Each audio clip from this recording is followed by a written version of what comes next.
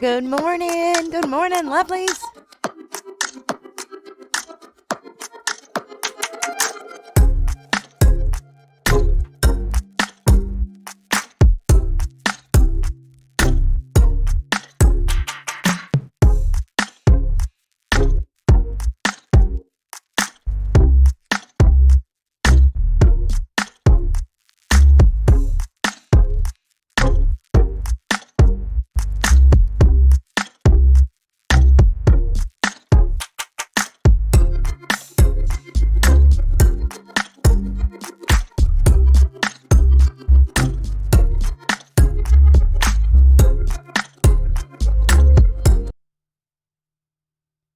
Good morning, YouTube. Happy Monday morning. It is Monday, April 3rd, 2023. Today is day one of the Gannon Stauch Justice, the road to justice for Gannon Stauch, and the trial in his stepmother, Leticia. I want to welcome everyone in chat. Hello to Shell and HJ are your moderators this morning. I want to say hello to everybody who's here, though. Carrie, I'm so sorry work gets in your way. How dare work get into your, entertainment and your hobbies and your personal time? I mean, talk to your boss about that, Carrie. Tell them that they're all going to laugh at you if you always have to work and miss everything that you want to watch. I don't know. Maybe it'll work. Maybe it won't.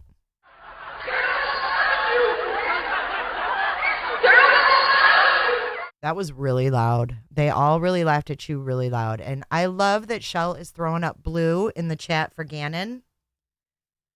Gannon's favorite color was blue. So we are filling the chat with blue this morning.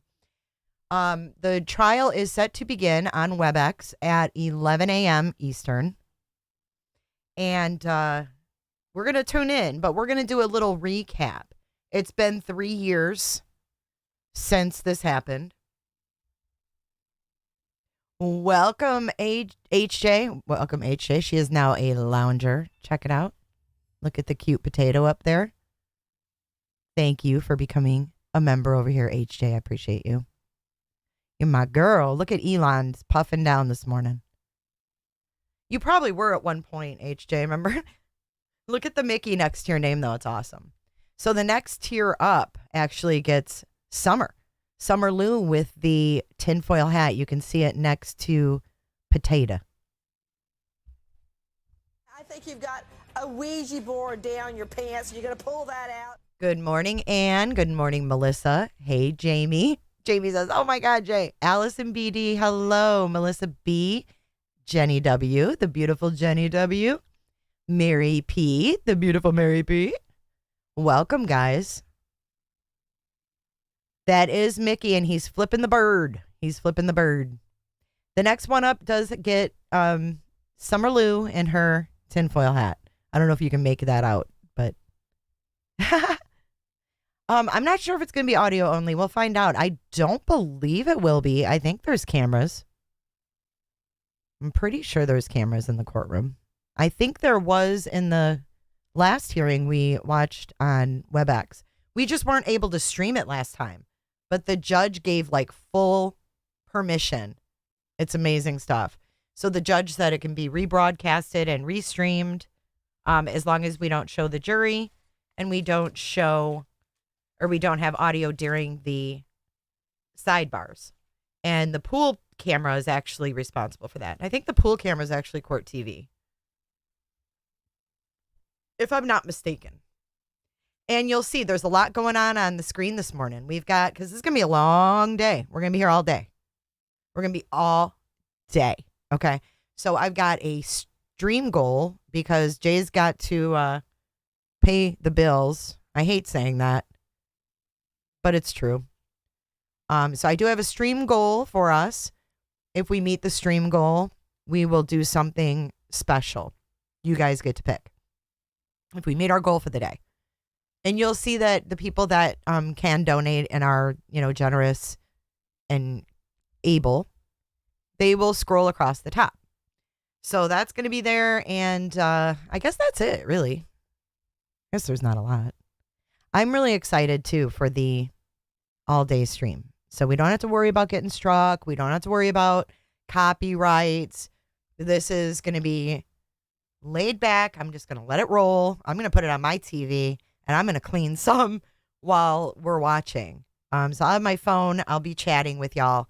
But I'll be in and out as well, getting things done. I understand you guys do the same thing.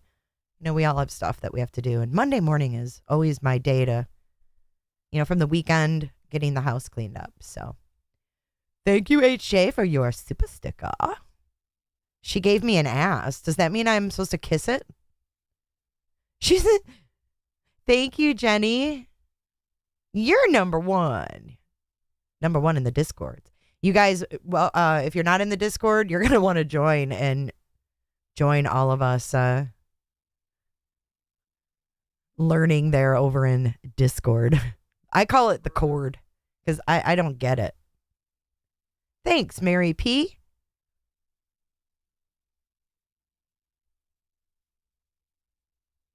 One Maiden Nut. Welcome back to chat. We've got Eddie.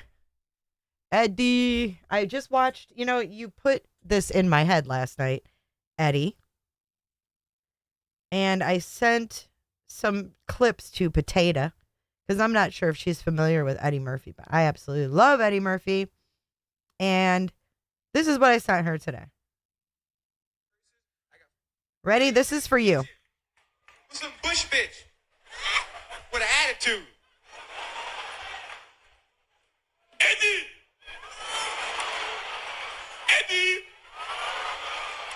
I want to talk to you.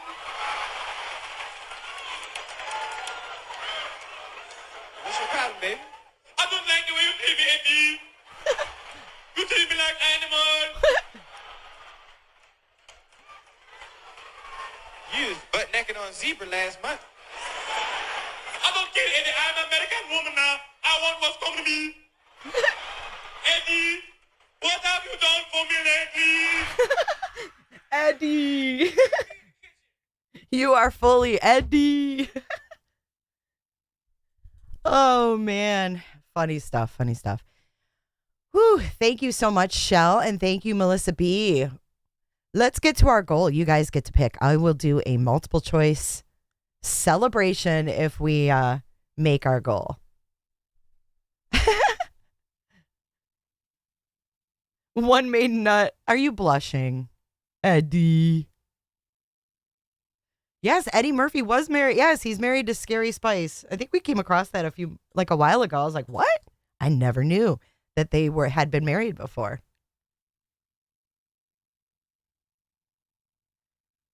What are you talking about, Eddie, South Dakota? All right, so with that out of the way, we broke the ice, and now we're going to get into this, and we're going to do a little recap. This is when they announced that Leticia was being charged. This right here that you see, this is Landon, and this is Gannon's biological mother. So let's take a listen. By the time this is over, we should be in the courtroom. Thank you for your patience as we work diligently to piece together what led to Gannon's disappearance. Our speakers today will be Sheriff Bill Elder, Lieutenant Mitch Mahalko, FBI Denver Division Special Agent in Charge, Dean Phillips, District Attorney Dan May, and Senior Deputy District Attorney Michael Allen. We will not be taking any questions at the conclusion of the press conference. However, I will be reading a statement from Gannon's father, Al. Landon may not speak. Please respect the family's request for privacy as they begin to absorb and process the devastating news they have received today. Sheriff Elder. Thanks, Jackie. Welcome, everybody. Today marks 5 weeks since the investigation into the disappearance of Gannon Stauch. We're holding the press conference to update you on some significant developments. While we've yet to locate Gannon, this morning, just after 8 o'clock a.m. East Coast time, Leticia Stauch was taken into custody in Myrtle Beach, South Carolina without incident by law enforcement officers from the El Paso County Sheriff's Office, the Denver and Columbia divisions of the FBI, the Myrtle Beach, South Carolina Police Department, the Horry County, South Carolina Police Department, and Sheriff's Office. Leticia will be held without bond in the J. Reuben Long Detention Center in Horry County, South Carolina, where she will remain until she's extradited back to Colorado Springs on the following charges. Charge 1, murder in the first degree of a child under 12 years of age by a person in a position of trust. Child abuse resulting in death. Tampering with a deceased human body, and tampering with physical evidence. I cannot stress enough what a difficult time this has been for Gannon's family. Like Jackie said, they've provided a written statement, but they will not, and they won't be providing any interviews at this time, and I ask that you protect their privacy. This has been a rapidly developing and highly complex investigation, and it underscores the importance of teamwork in the law enforcement agents in our community. While our hope is always that tragic cases like this never happen, it is precisely why the extremely close relationships we enjoy with our local, state, and national law enforcement partners becomes the most important. The list of people from around the country that have worked many, many long hours and invested themselves so deeply in is long and impressive. I offer my sincere thanks to each and every one of you for all that you've done in the investigative efforts so far. The safety of the citizens of this community is the top priority to all of us standing before you today. We'd like to thank the thousands of members of this community for your compassion, your kindness and your thoughtfulness, your generosity, and your support while we've taken on the tireless search efforts over the past 5 weeks. On behalf of the Sheriff's Office, all of the investigators, the staff, the volunteers involved in this investigation from all over the United States, we'd like to express our deepest sympathies to Gannon's family and friends. There is no way to express the depth of our sympathy, and our hearts break for you. But I make this promise: this team will continue its work. These partners will remain steadfast and diligent until the conclusion and final prosecution of this case. We will not stop, and this investigation has only begun. Leticia's arrest photograph will be made available to the media as soon as we can following the press conference. Jackie will have the details, and now I will turn the microphone over to Lieutenant Mitch Mahalko.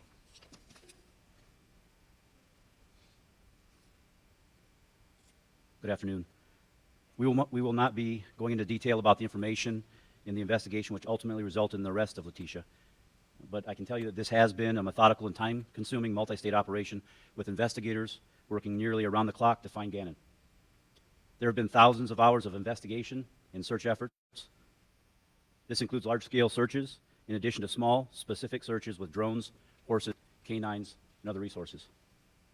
While we have not yet found Gannon, information has been developed that is helping us narrow our search. As you can see from the arrest, sadly, we do not believe Gannon is alive.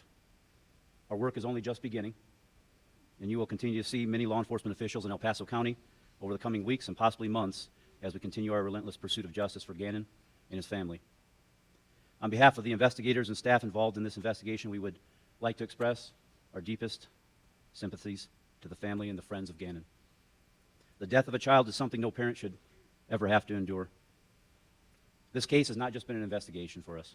This case has become very personal and will forever remain in our hearts. We will continue to work closely with the 4th Judicial District Attorney's Office, the FBI, and other partners to the conclusion of this investigation.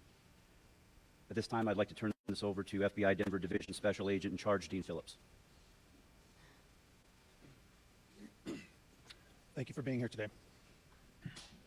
On behalf of the men and women of the FBI, all the special agents, investigative analysts, support staff, and our task force officers, we express our deepest condolences to the family, the friends, and the loved ones of Gannon Stauch. To the press, I also ask that you give the family space and time in order to process the information that they're dealing with now. To the community, thank you for your patience and understanding, for your assistance, and for the support you provided to the law enforcement community as we've worked through this investigation. The law enforcement community, I want to recognize, in particular, the El Paso County Sheriff's Office, the Colorado Springs Police Department, the Douglas County Sheriff's Office, our partners, our task force partners in Pueblo, the Pueblo PD, Pueblo County Sheriff's Office, and the Colorado State Patrol.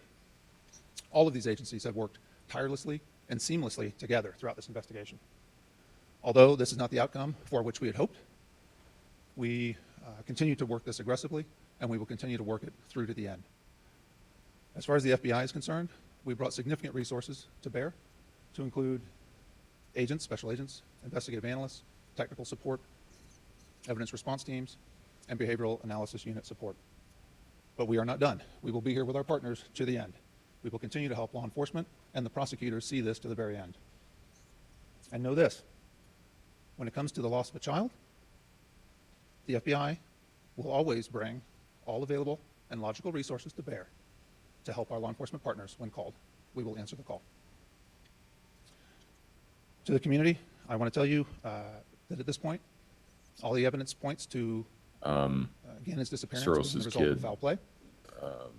We have no reason to believe that there is information or intelligence. And he also talked with the detective about spending 5 weeks searching for Gannon. So that would be juror 6 in the We have a seat hot mic. today. Yo. Prosecution. You have a position.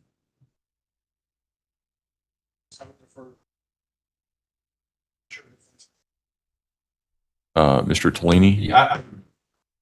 Yeah, I intend to excuse him. So so that's juror number 6. Then juror, should I turn this off? the person who is in currently seat number 9. She called and says it's a work issue. She works 3 12-hour shifts Thursday through the weekend, but she's off on Friday, so I guess it would be Thursday, Saturday, and Sunday, and says she does not believe she can maintain that pace for 6 weeks. Request to be released. Prosecution.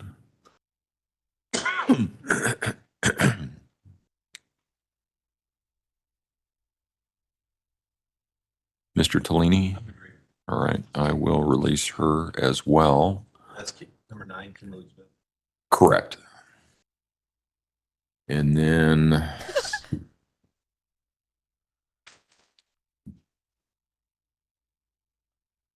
Yeah, this is And my then juror ASMR, number- Anne. 18. There's no video right now, so I don't know if we're going to get video, guys. I think we're okay, actually. Did she have any further follow-up? No, she did not. The only issue that you may need to be aware of, she contacted us asking about court care. And I think it was last week that we didn't have court. But guys, I'm the only one in I'm the only one in the WebEx with these two guys. It kind of makes me a little bit nervous. Then juror.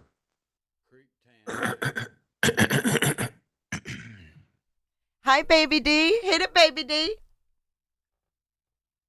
Then juror number 23.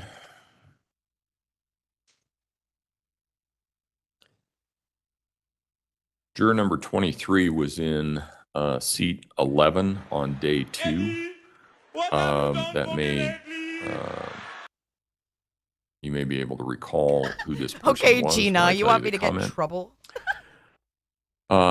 He had concerns over the DA questioning on beyond the reasonable doubt and the 1 + 1 = 2 example.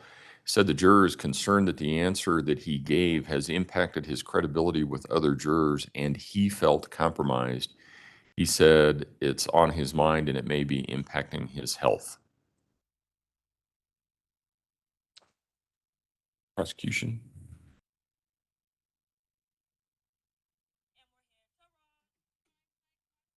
I believe he was one of the engineers. Because I think I remember the follow-up question of, well, what if the integer is a -1? So if you want a minute to think about that, that's fine. Supersonic. You have all the information. I'm not holding anything back. These are just voicemails that were left with us. And that's all he said. I can follow up with him and ask. And see what you want to do after that. Okay. All right. I can do that. Um,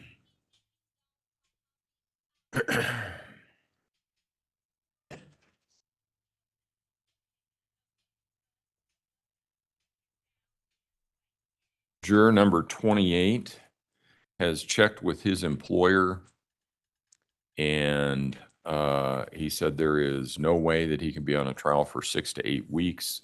He will not get a paycheck during that time. 6 to 8 weeks? I intend to excuse him. That's a long time. That's Juror 2 months. 28. Holy.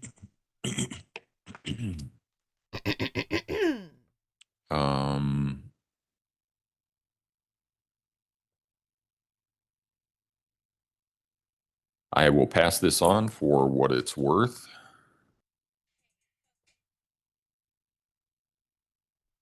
Again, I'm just reading the comments that I have gotten from the jurors. I'm not editing, so. 1085.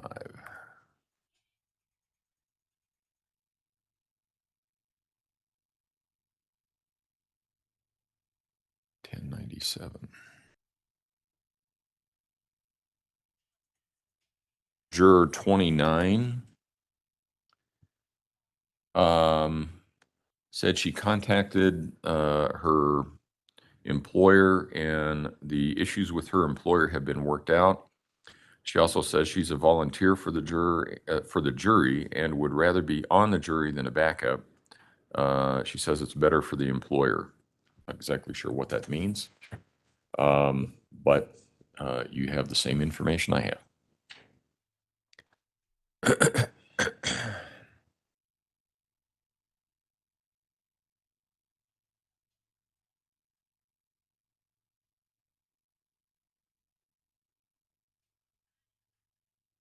Juror 32 says she's a teacher who has actual class on Thursdays, and the other 4 days is like she's a tutor online for, or she's in school. HR says if the juror works Thursday, then she's responsible for students all week. It's difficult for her to be in court 4 days a week, being responsible for keeping up with students. 4 days of jury service would be paid. However, if the juror does not work on Thursday, she's not paid for that day.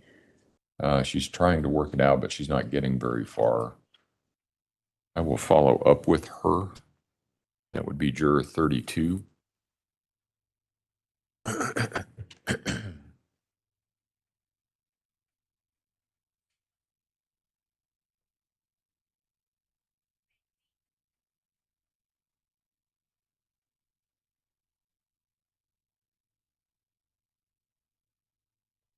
They have picked jury members. I Juror think 53. they're having issues. Juror 53. I think I recall this person. She is a little bit older, and she says she contacted our division about medical issues. She has sciatic pain on the left side, and sitting aggravates it. She wants to stay active and help the pain. I think because of the sitting, she's concerned, and she requests to be disqualified. Prosecution, 53. Somebody get him a cup of tea. Yes, I wonder what she would say if she's reminded. I'll ask her. Okay. Juror 41. And I recall this woman because there's something else I wanted to put on here. This was the woman whose son is in DOC, and she described that it caused her some degree of anxiety when she came into the courtroom. And she says she cannot do this day after day. She says court is an unpleasant experience.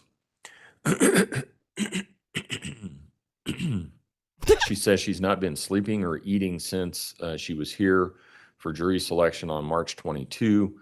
And she feels that if she's in trial she will have a breakdown. I have to admit that when we got to the end of that day and she saw that she was coming back, I remember her being in tears on that day. Why is So no one I else am here? That's inclined what to I want to release know. her. Prosecution. Guys, why am I the only one in here? It's 3 minutes to trial. What's going on?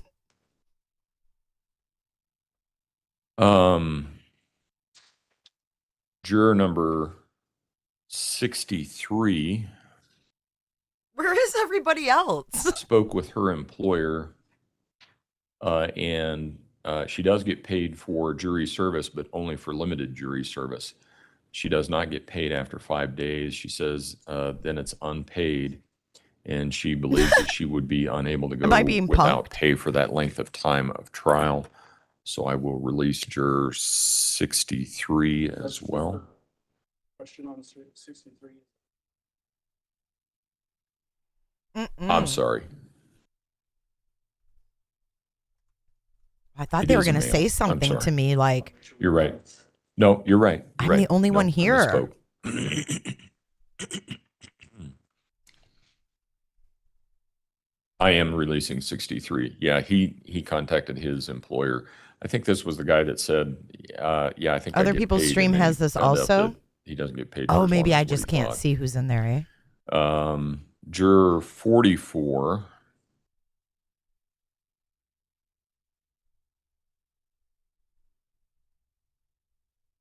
Oh, this was the guy that called about, because he has a large truck, and I think we've got that figured out. So I will follow up with some of these others. I guess I can't see the other participants, which usually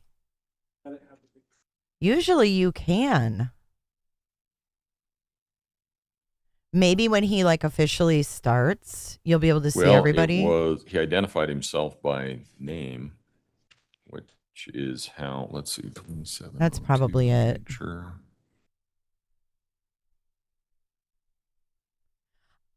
No, I'm definitely muted. I'm not pulling a duty Ron talking about Christmas memberships. Oh, we have. Uh-oh. He's going to be like, who is J this for is- J? Yeah, he's not in seat. Yeah, except that. Oh, got it. Yeah, right. Who's he talking Wrong to? chart. Okay, he is in seat. Wouldn't that be funny if someone sent him tea? He is. Duty Ron, my Where'd he go? Bluetooth died and I'm talking about Christmas memberships. I have 2702 as juror. Oh, there he is. He's in seat I don't 17. know, Mary. They've never done that. It's always, I think when they officially open up court, 11.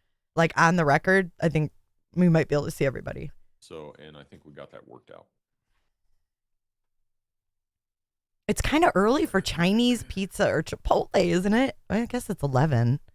I'm already on the Coke Zero. I woke up at like 3 a.m. and started drinking coffee. So when I woke up again at like 8, I was like, oh my God, I drank 1 cup of coffee and I was done. Bong rips in your PJs. Oh my gosh. Remember Vape Lady for the Morphew?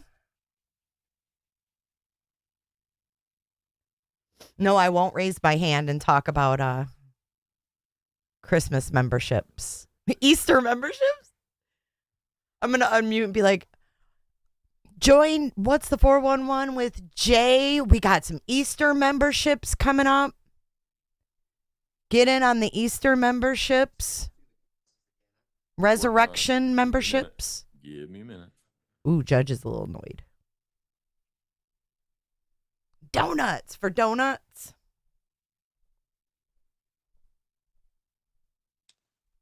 For donuts?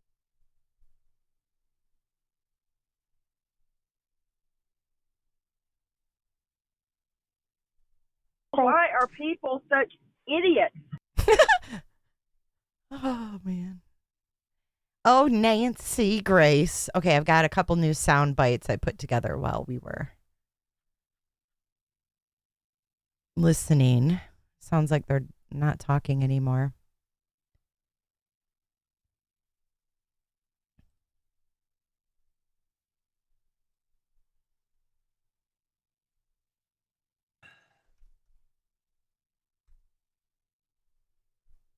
Is Baby D still here?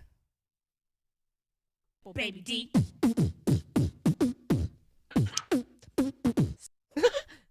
Wouldn't that be funny if the judge heard that? He'd be like, who's beatboxing?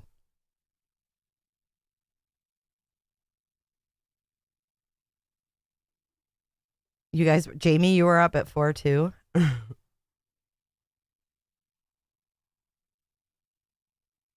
Who's G? G's having trouble getting the sound though. What?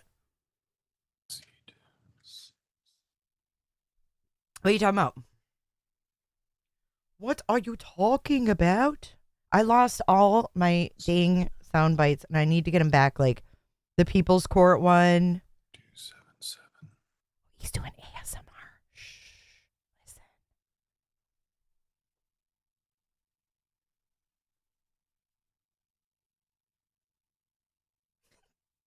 Sylvia, that is perfect. Sylvia.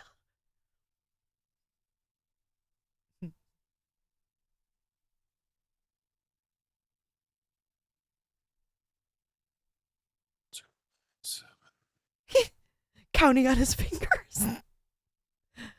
Oh my God, I'm going to get banned for being a smartass. Hey, Mandy. What's up, baby girl?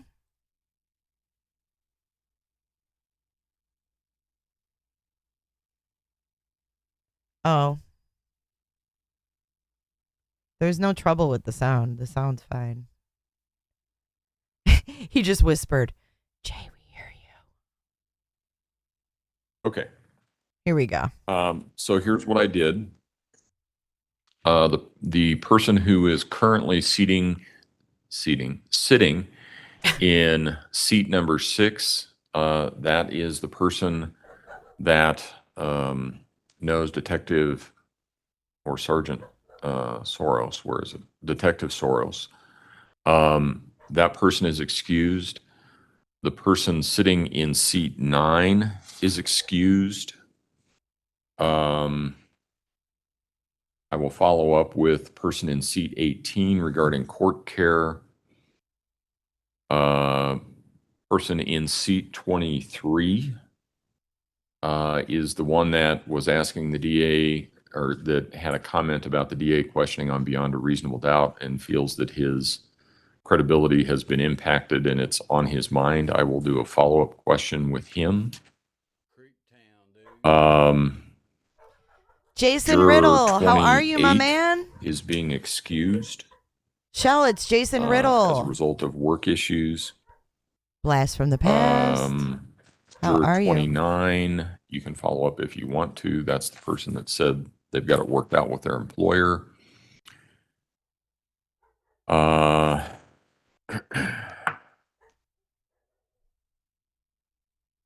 will also follow up with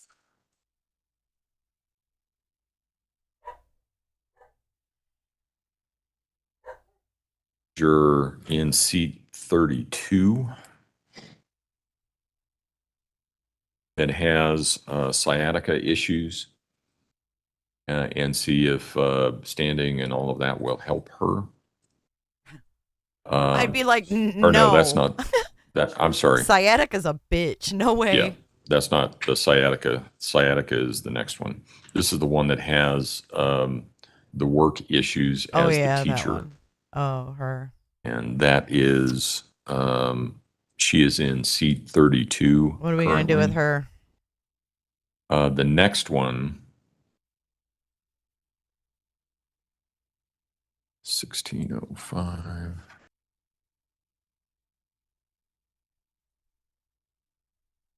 Juror 53 is the one with the sciatica issues. Oh my God. I'll follow up with her. Juror 41 is being excused. And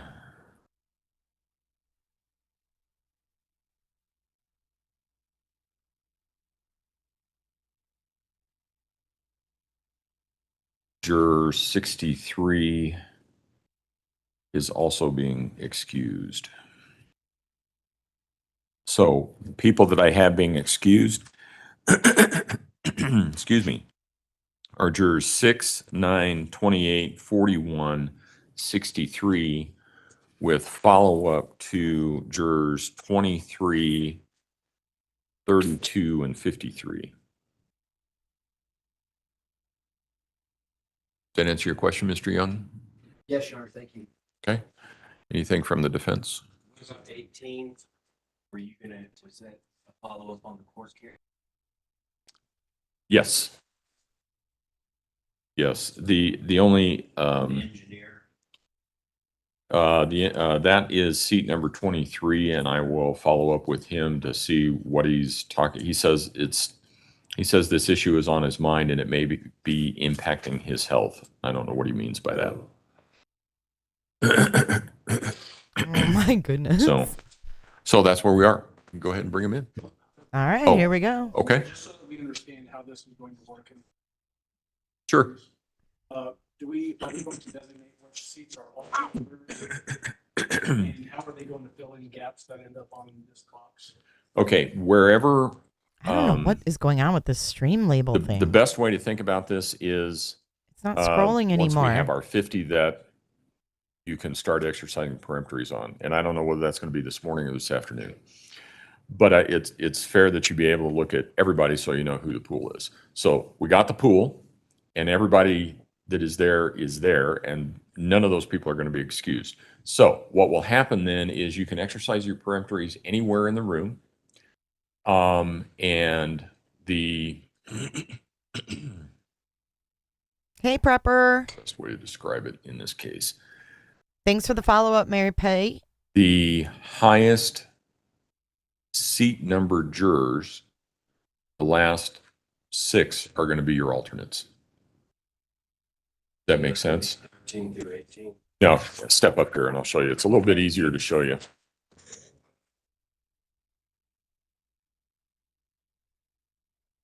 Okay. So let's assume everybody is here. 'Cause we have,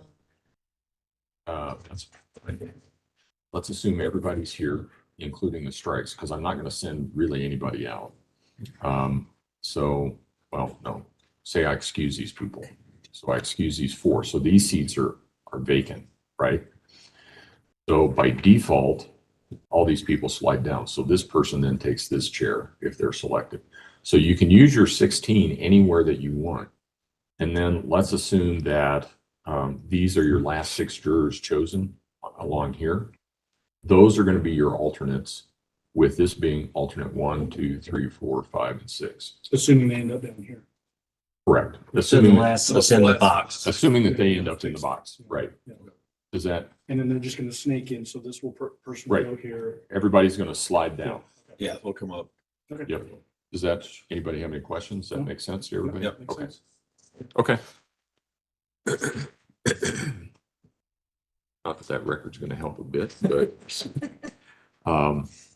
we had it and they had the diagram. So there we are. Okay. Is there anything else that we need to take up from the prosecution? I'm sorry, Judge. Anything else we need to take up? I don't know if you want to do this now or when we get before we do opening. But While I whip this out. dismiss count 3, which is child abuse count. And so for we charge this case Right. with child abuse. Knowing first degree child under 12 was originally count 1. Child abuse resulting in death was Now, count why 2. isn't this? That was done before Gannon's remains were found. Once Gannon's remains were found, and we got more evidence on the scene. And then count 3 doesn't really fit. So we'll be dismissing count 3 going forward on counts 1 and 2. Let's do that before openings. That would make more sense. Yeah. Nope. I appreciate that. Anything else from the prosecution? From the defense, Mr. Tellini or Mr. Cook? I have no idea what I'm doing with this thing. I do have a motion regarding I'm maintaining my position regarding the changes. I can either do it now or. Let's wait until after. What is he We'll talking do it about? just before opening statements. Will that work? Okay, all right. All right, let's go ahead and bring him in.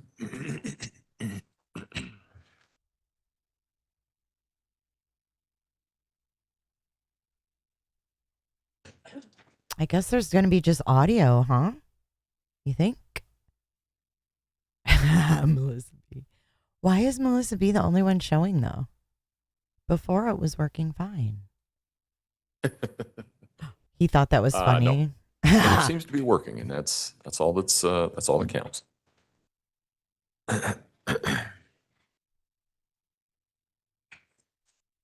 It's so quiet. This is going to be a snoozer if I don't get up and move around once it starts. I just want to see, like, are they going to turn on a camera? And maybe they do have us on a separate feed this time, because I saw everyone before. And it was really actually quite bad, because people were laying on their couch. They were all inappropriate, smoking weed, rolling joints. God knows what else. I'm just kidding. They probably were, though. And I have no idea. This was working fine for me before, and now it's all jacked up. I'll keep working on it, though. Look at it now, guys. It's on crack.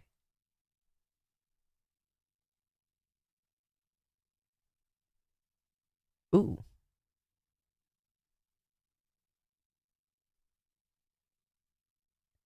You remember what one, Olive? Hey, Olive.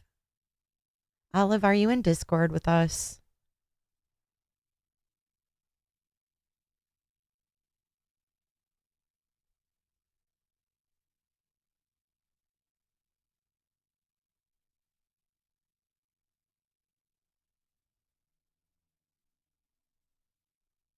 Did you guys just hear my stomach?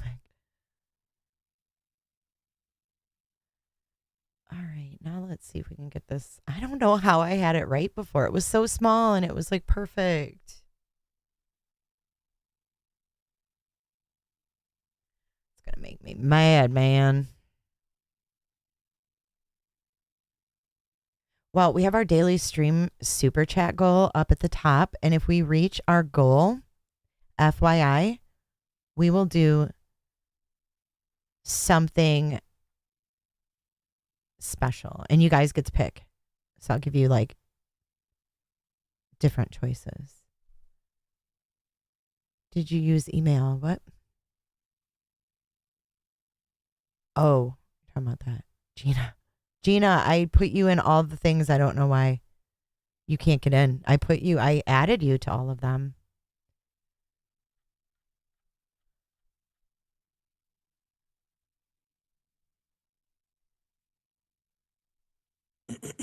Oh my God. Let's see if this works. Yeah, okay, that part works. Instead of the benches. Where's Lala been? I haven't seen Lala in ages. Because you're a liar.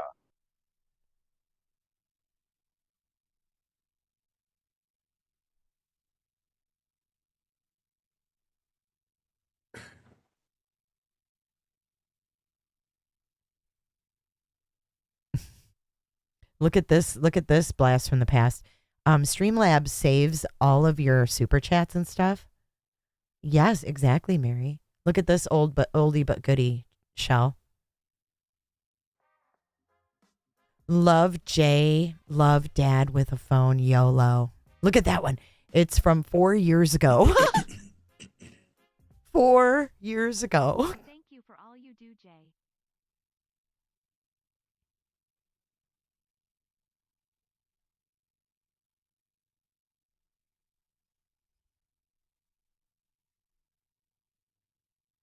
Why does it take them so long to bring them in? Like, what exactly is going on here?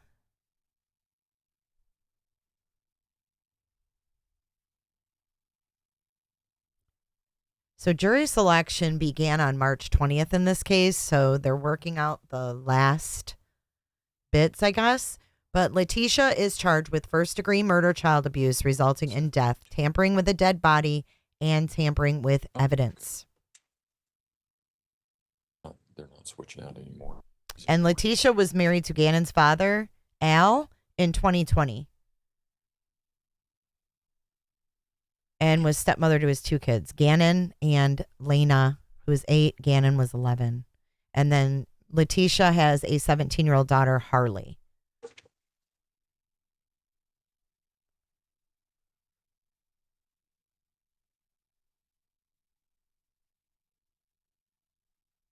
So again, Google searches got her in some trouble. On the Nintendo Switch, or on the Google search, she asked, "Can Nintendo find my Switch?" And then she told Gannon's school that her stepson would be absent on January 27th of 2020. And she told her husband that Gannon had been up most of Sunday evening with a stomach problem, and that she would give him an excuse to work, at work and stay with him. And then she texted her employer that morning saying her stepfather had been hit by a car and killed, and she would be unable to come into work that day.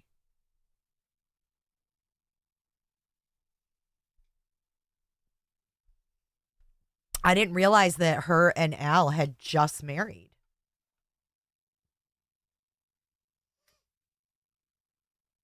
Well, we've got Lori Daybell starting today, too. And we're going to be following Nate Eaton. He's going to be going live every night at 7:30 on East Idaho News. And he's going to be recapping the day. And then he also has a blog he's going to be doing during the day with updates. So this week will probably be pretty slow with the jury selection. But we'll see how all of this goes and who's going to be the best one to follow. And then we can do updates either daily or like every other day, or, you know, depending on how fast the trial moves along. We might be able to get away with like a couple days of trial and then doing the update, but we'll have to just wait and see how things go. Because you never know with Lori Vallow. It could go any which way, right? But speaking of Vallow, I'm curious, do you guys, the ones that follow it, do you think that Melanie Gibb is still going to testify against Lori?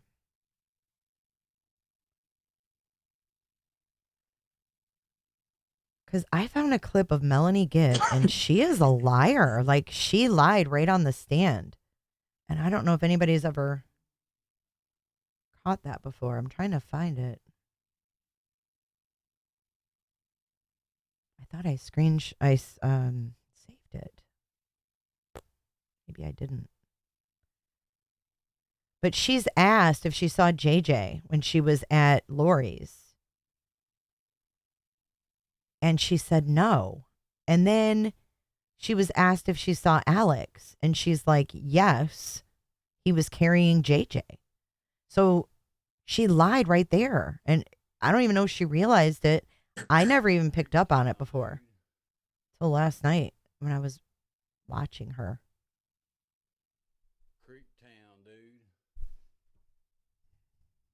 Let me see if I can't find it. Oh, well, we're at a standstill here. This is going to be a long day. I can already tell. I can already feel it.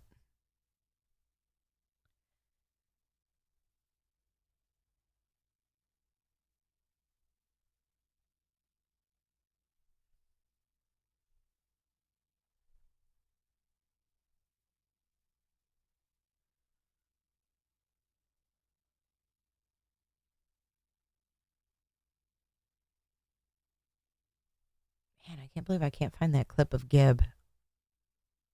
I was like, what?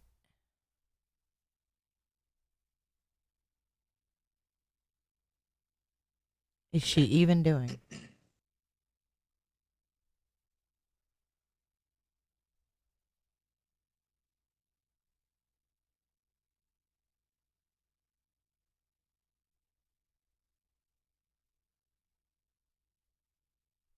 crazy, I tell you. And then I was watching like. That's what's I'm sorry, Judge. I didn't hear you, Judge. throwing me. Oh, okay. Yeah, because we still got that one. Oh, all right. This row. It's okay. I won't tell.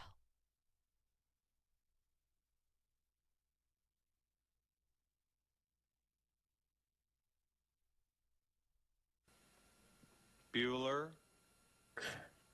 Bueller. Bueller.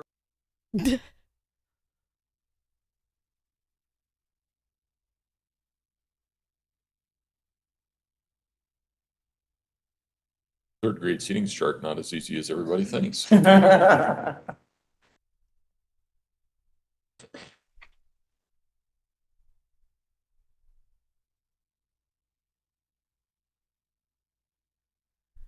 gonna have to find that Melanie Gibb thing. I can't find it right offhand. Hey, is that Mrs. Kurt? Hey, Mrs. Kurt. The judge likes you, Mrs. Kurt. Why isn't my stream thing working? My stream label.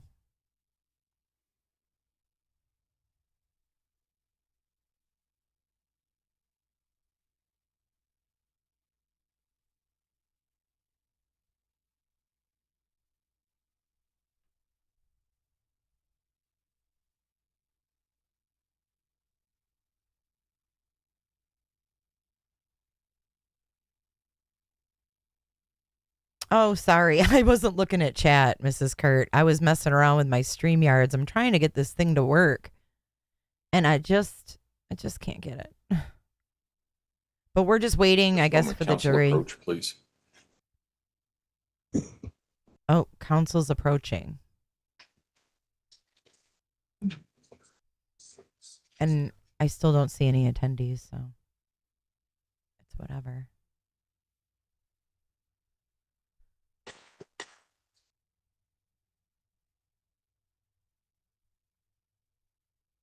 But yeah, I mean, join today and get Easter memberships, rather. Easter memberships for everyone today. Leo, Easter memberships.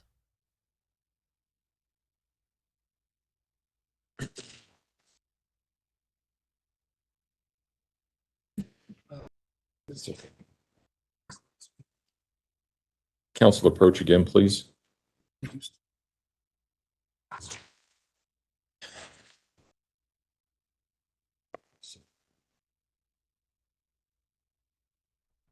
Hey, Mrs. Kurt, I found a pretty cool video for you. I thought of you. He said 60, 60. Let me show you. So Oh, 46. somebody else is coughing in there. COVID.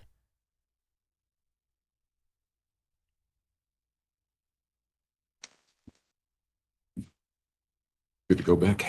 Okay. Court will call.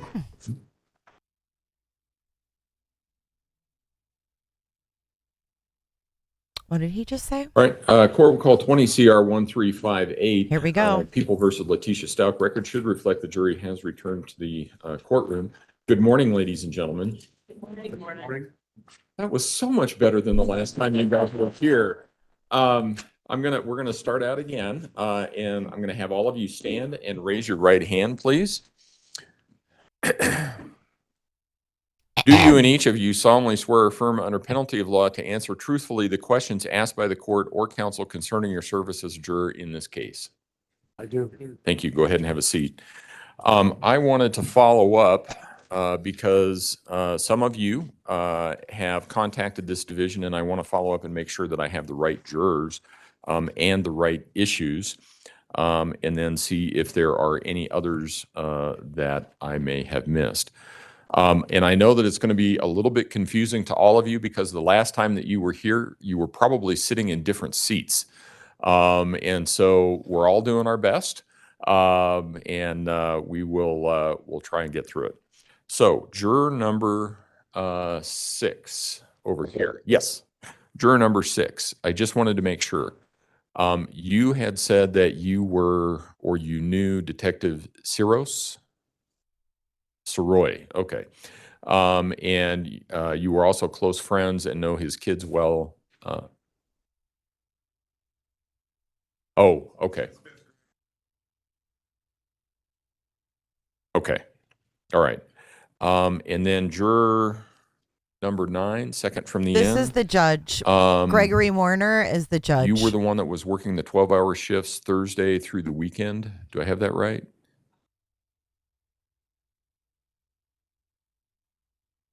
We don't Right. know about JJ's Okay. grandparents yet.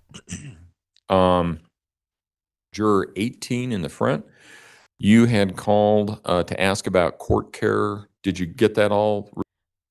Just to give you an update on that whole situation with the Daybell thing.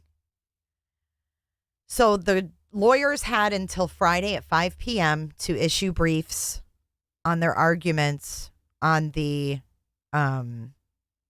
issue. So I'm assuming that today the judge will rule on it when they do their jury selection. So we might hear early. Ma'am? Yes. that would Earlier be than you. later, I would Juror think. 23, did you contact the court? Oh, whoops. Yep, you're right. Juror Oh my 23. God. I knew that. There we Did go. All right. Did the Juror judge 23. just say whoops? You had contacted the court and said that you had some concerns. You said Thank that you for after joining, the questioning in the court that there was something that was on your mind, and you said that it might be impacting your health. Can you tell us a little bit about that? It's aluminum, bitch. It's big guy in a little coat with a small Coke can.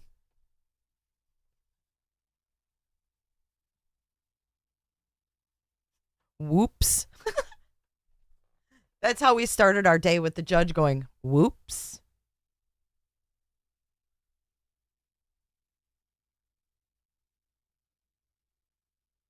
Oh, got some breaking news. McDonald's temporary shuts U.S. offices, prepares layoff notices. Do you think that was as a result of being here and some of the stress that you were under here? Per the Wall Street Journal. Okay.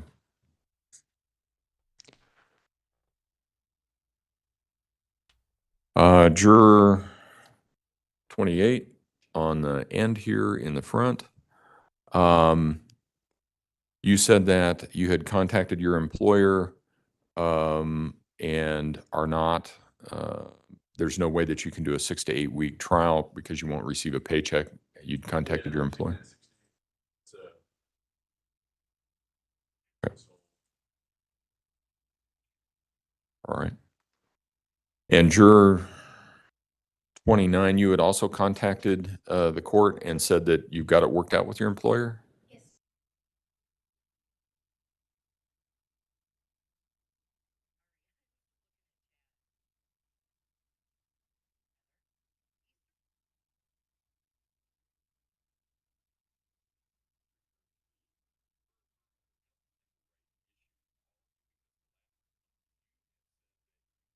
Won't be that way. The way an alternate works is that you're here the whole time.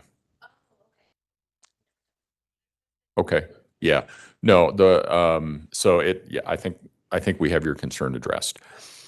Juror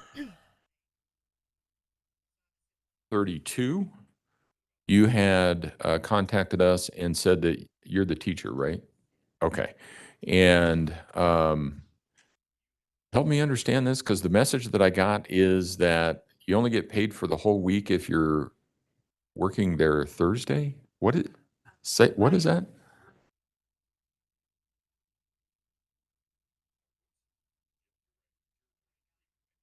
Okay.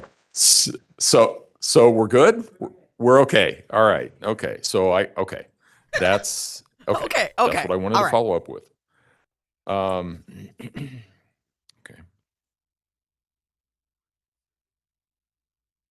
And juror 16.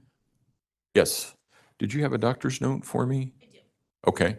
If you would hand that to Mr. Combs, please, and I'll get to that in just a moment.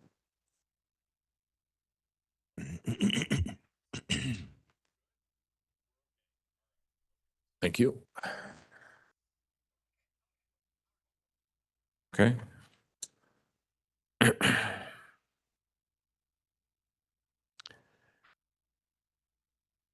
And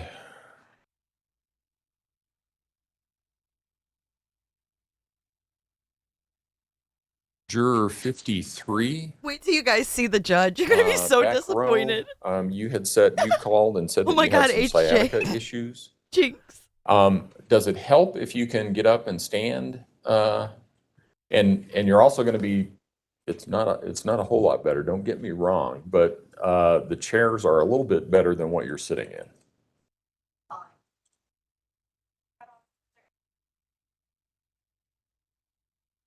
Okay.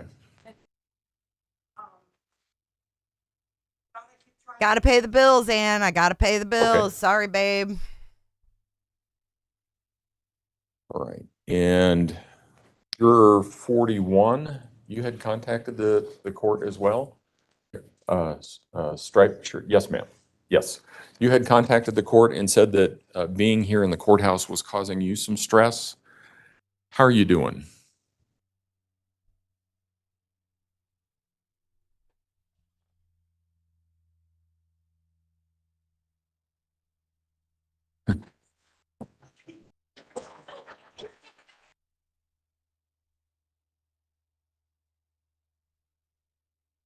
I'll share it. Hold on. Well, I remember when you got the card Be that studious. had your report back. I remember that you were a little teary when you got that. So it was, and it sounds like it's not gotten better. Okay. And juror 63. Let's see. Something's not right here.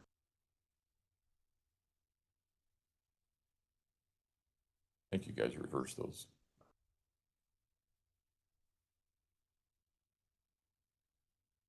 Something's not right here.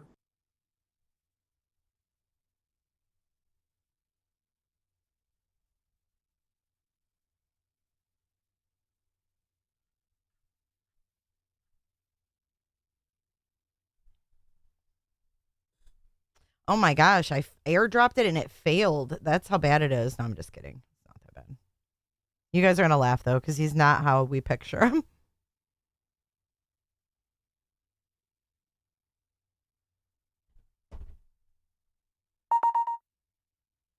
Yeah, he wears glasses. Hey, Leo Tech. Welcome to the lounger. Welcome to the tinfoil hat club, Leo. Why does it keep failing? Why am I whining?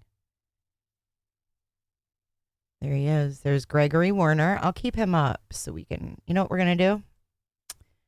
We're going to put the judge's picture. Since he's not going to show us his face, we'll put him there.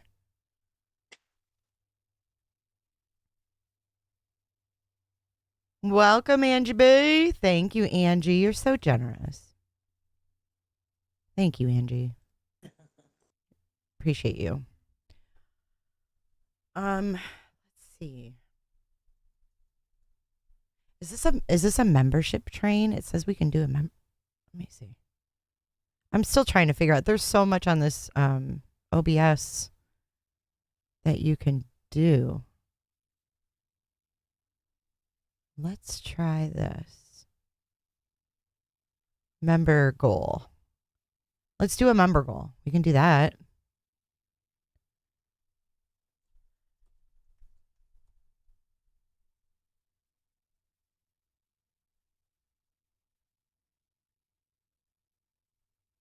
Let's set a goal of member goal.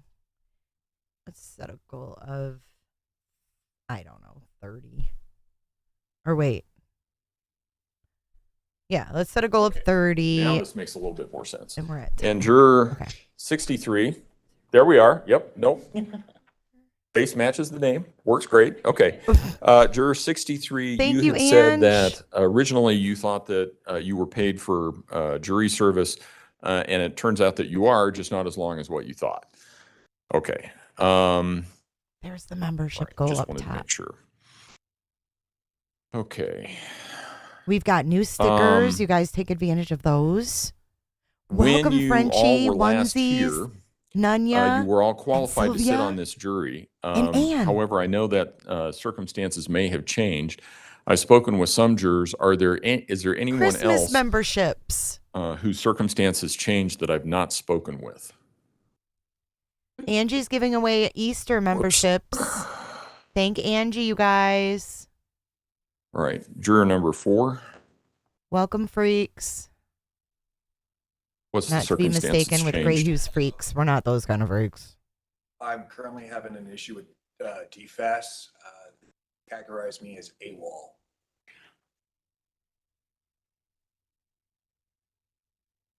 Okay, so what is the issue? So they categorize me as absent without leave, and so I'm not getting paid, and I have to go to the finance department that's only open Monday, Tuesday, Wednesday, and Friday to get it fixed, and I have to sit there and talk to them.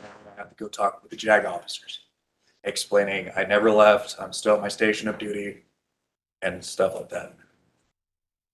Okay, we've had other military people. I think we may still have some military people on here. Why? What is different about your circumstance? So DFAS controls pay. Okay. And I'm not getting paid because they put a blockade on it, and I have to go to them to get it fixed so I can start getting my pretty much my payback, all my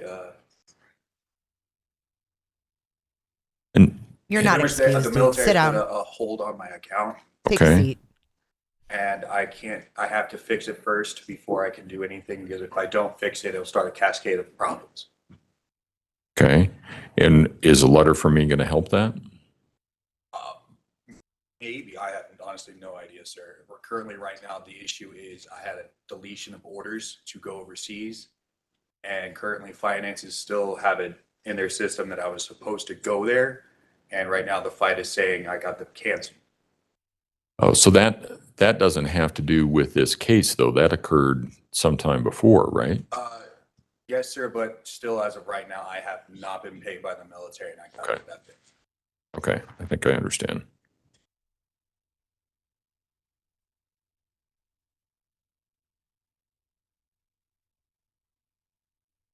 Anyone else in this group? Juror number 15. I've had a dental emergency over the weekend. That's what this is. It's going to require a root canal. Oh my God. I haven't scheduled that. Or it's okay. But I don't know what's happening. So if it happened over the weekend, it sounds like maybe you haven't spoken with the dentist yet? No, I went in to see him on Friday. Okay. And he gave me antibiotics just to stop the progression, Okay. schedule a root canal. Okay. Okay, let me think about that one. Anyone else in this front row on the Oh my end, God. juror 10? These people and their excuses.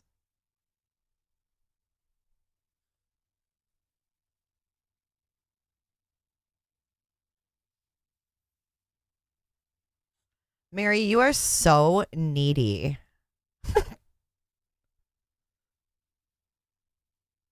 Anyone else in this group here? Anyone else in this group? Juror 24?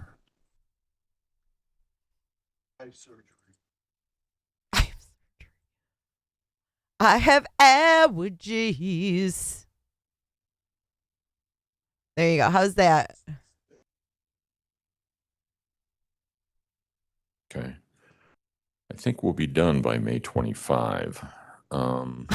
I hope so. Shit. Okay, anyone else in this group over here?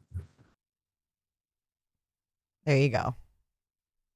He's Juror labeled. 39? Juror 39? Yes.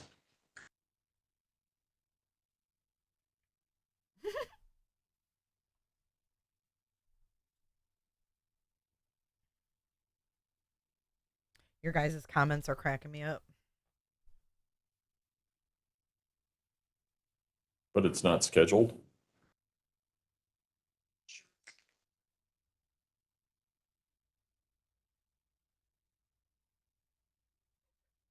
Okay. Anyone else in this group over here? Juror 40.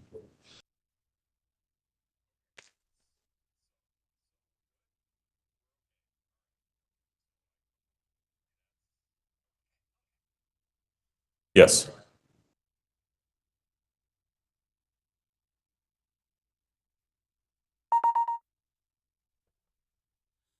I What kind can't of peer work is it? pressure you into that, HJ. I'm a bad influence.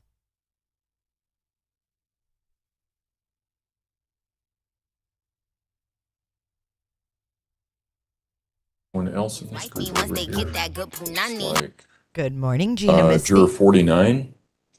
Yes, sir.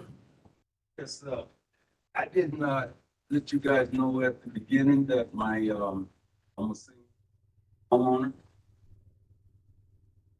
Only pays me 3 days of, Eagle 8's going over.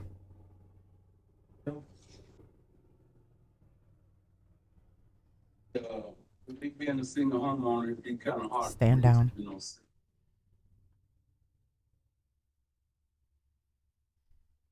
I don't know how the court system pays. Right. Right. Anyone else back here? Juror 54.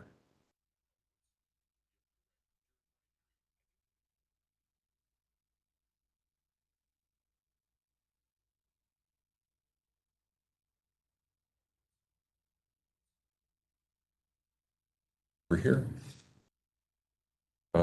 Juror 30.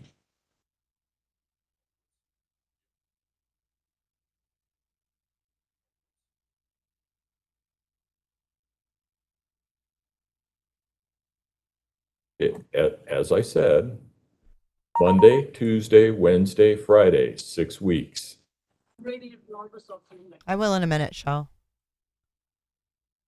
I'm getting some sound bites together.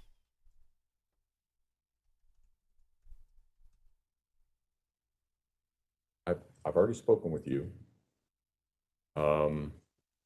You're 45, I believe it is. Yes.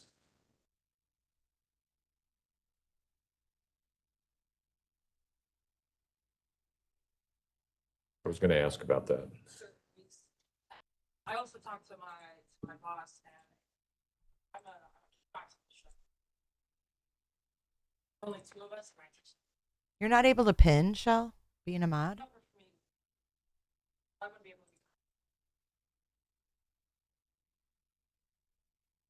I just want to make sure I understand this right.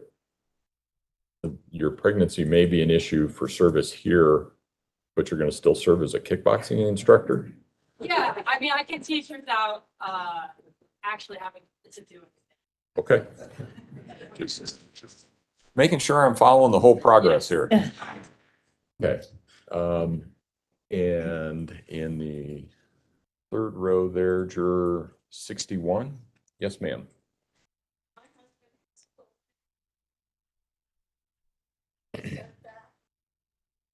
Scheduled several appointments. Put off 6 weeks. I myself have come down with the back.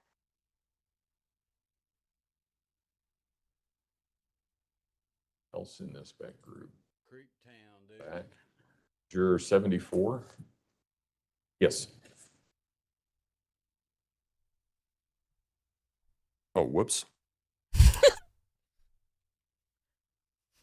That's the best. Oh, whoops. Okay.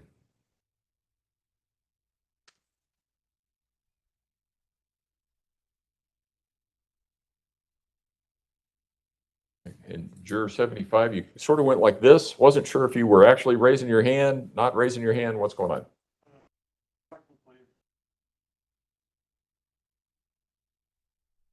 Roro causing Pawpaw. Roro. Who was Roro?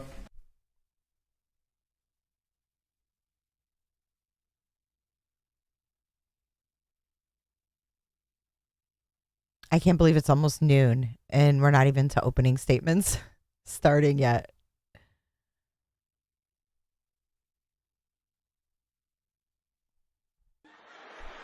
Eddie, What have you done for me lately? Yeah, what was that girl talking about? Kickboxing. I would love to get called for jury duty. I never have been. And then I always hear these people like making excuses because they don't want to do it. All right. The last time that we were here, we had also talked about the publicity this case has received. Those of you who are here all said that you could put the publicity and other people's opinions aside and decide this case based only on the evidence presented in the courtroom. We also talked about the need to guard against exposure to publicity and anyone's opinions regarding this case from the time you were last here to now. Is there anyone who believes that they have been exposed to any opinions or stories since we were last together, and you don't think you could put those opinions and stories aside and decide this case based on the evidence you hear in the courtroom? Please raise your hand. Response? Do some checking here. Give me just a moment.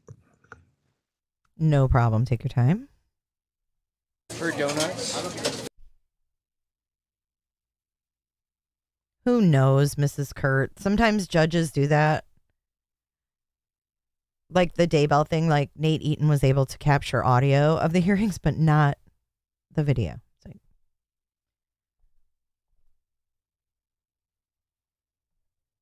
doesn't make sense.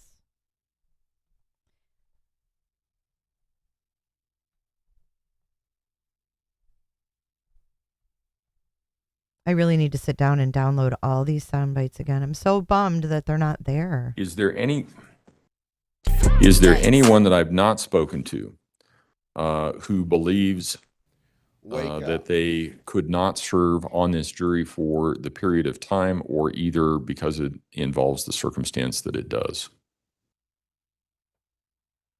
No response. The people who have returned to this courtroom were all selected to return in this case because you all agreed that you could decide this case in a fair and impartial manner. Has anything occurred since we were last together that causes any of you to believe you could not continue to serve in a fair and impartial manner? Please raise your hand. Oh, whoops. No response. All right.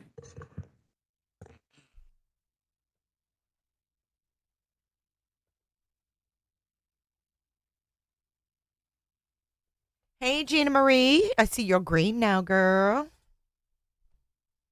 Hi, Jennifer. Counsel, approach, please.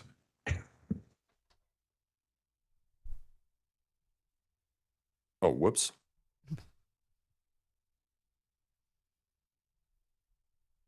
Did I ask them to do that?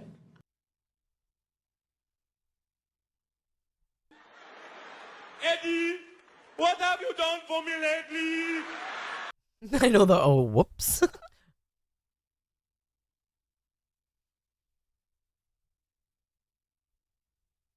Oh, whoops. It's perfect.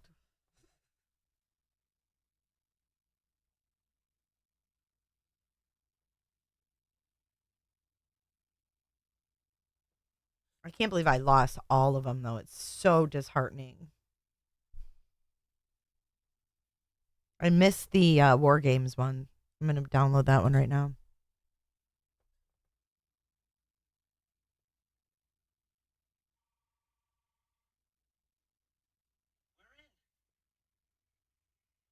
It thinks I'm Falcon. Yeah. Excellent. Long time. Can you explain the removal of your user account on June 23rd, 1973? They must have told it he died. People sometimes make mistakes. Yes, they do. Oh, whoops. How can I talk? It's not a real voice. This box just interprets signals. No, this is a movie I'm playing. Shall we play a game? I got it. I got it. This is what I have to do to find it. Welcome to J is for Justice behind the scenes. How can I talk? It's not a real voice. This box just interprets signals from the computer and turns them into sound. Shall we play a game? No, we're not playing War Games.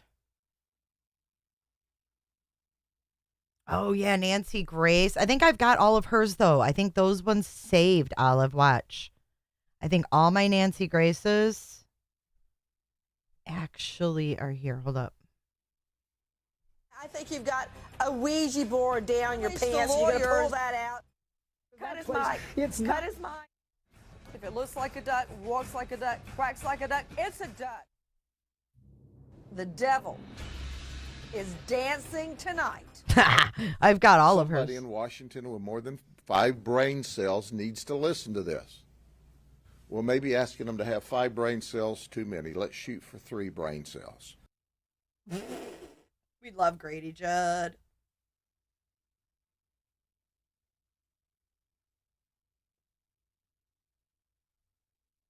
Let me see if I can get the link for iPhone for you, BB.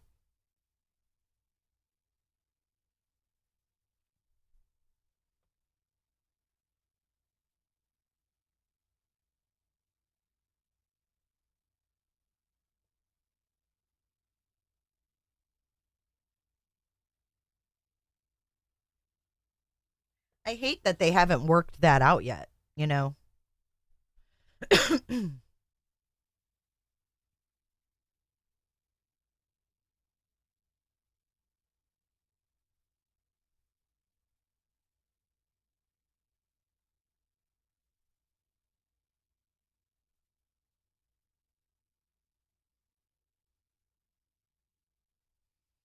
Mm.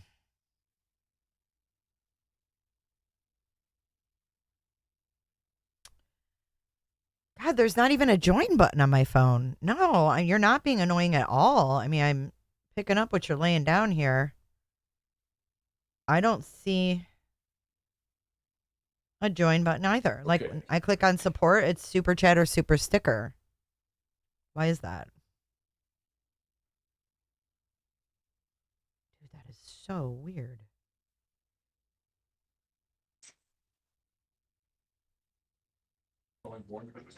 Excuse you, stay in your seat until we get to the end.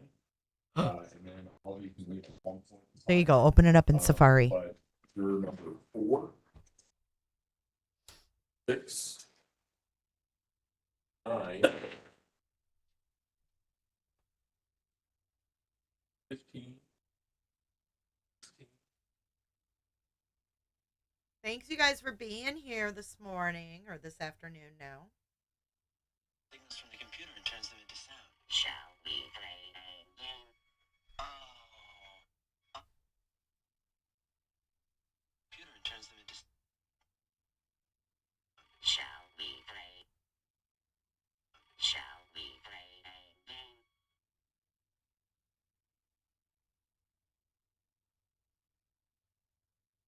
No, it's not you at all. I don't understand, but try it on Safari and see if that works.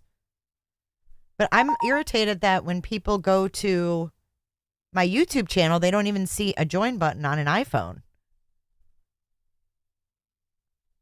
I don't see any C perks. I don't see anything on my phone. And I'm logged in as another, like my J is for Justice, and I'm here as like a watcher.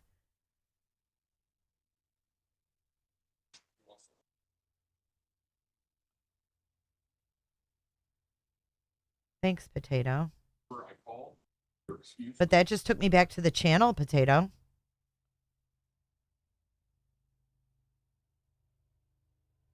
It didn't take me to a join at all.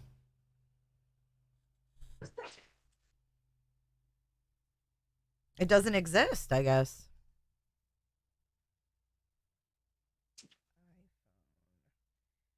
YouTube member.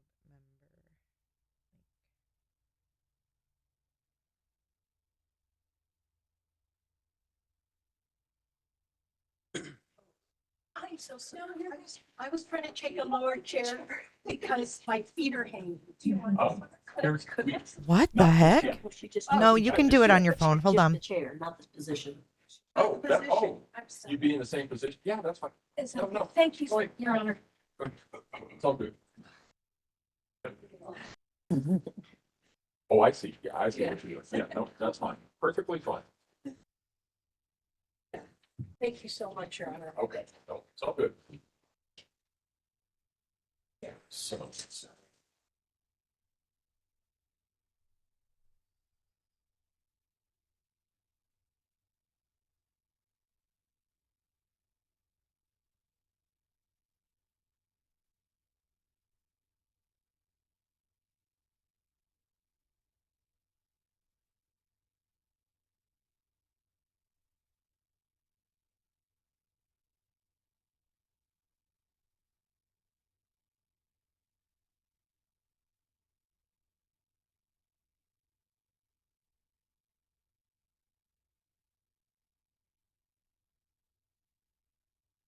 Yeah, it sounds like it's some kind of glitch because they're saying use the link.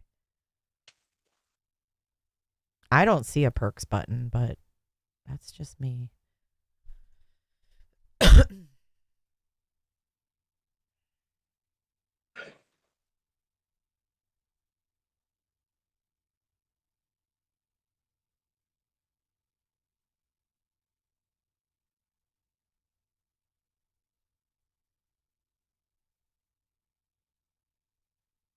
I'm trying to get it from my back area here.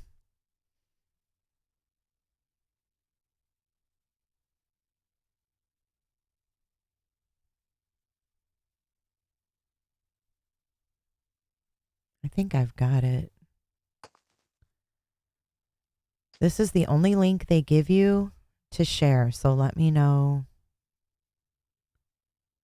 Yeah, you see perks once you become a member.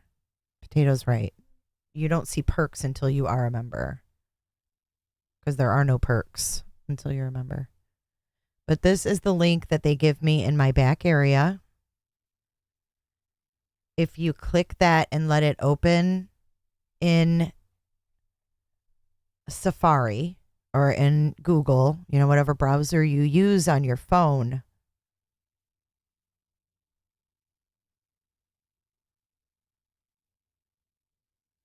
Prepper.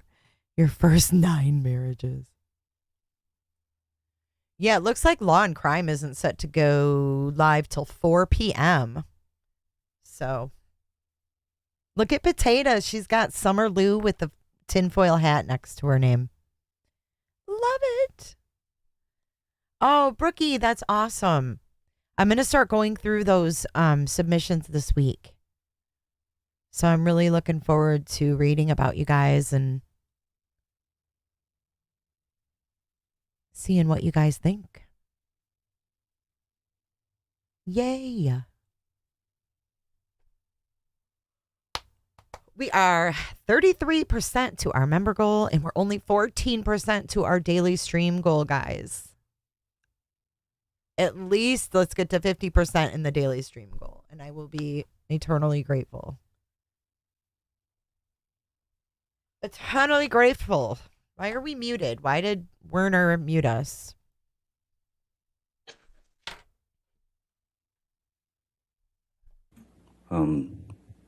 Sure.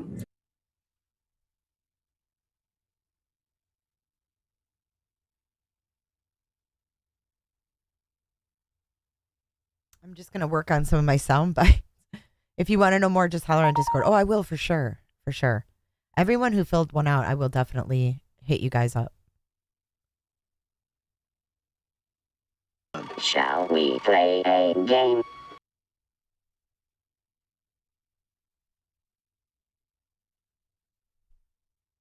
That was Depp. Yep. Funny how I managed to keep that one on there.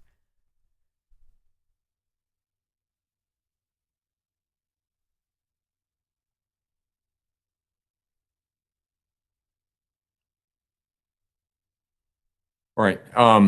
Is there anything, is there any reason why anybody believes that they could not serve as a fair and impartial juror in this case if selected to serve? Please raise your hand.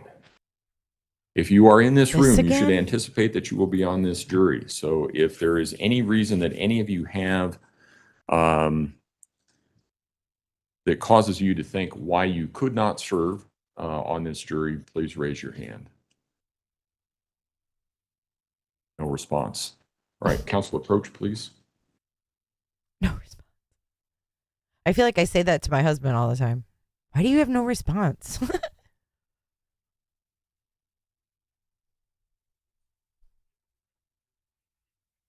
Okay. So we're good? We're okay. All right. Okay. Okay. That's okay. Okay. That's another soundbite, guys. That's not live. That's soundbite. Is it live or is it Memorex?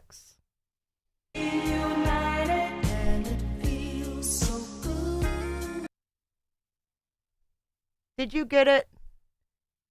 Did you get it, BB? And where's Tato going? She thinks she got to go to work or something. Bye, taters.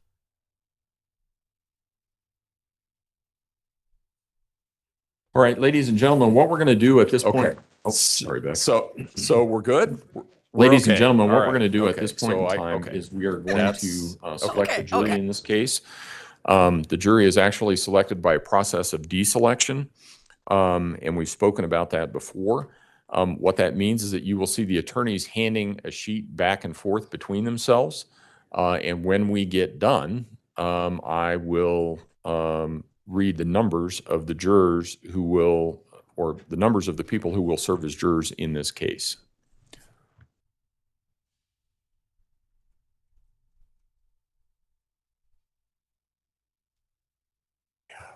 Okay, let's check.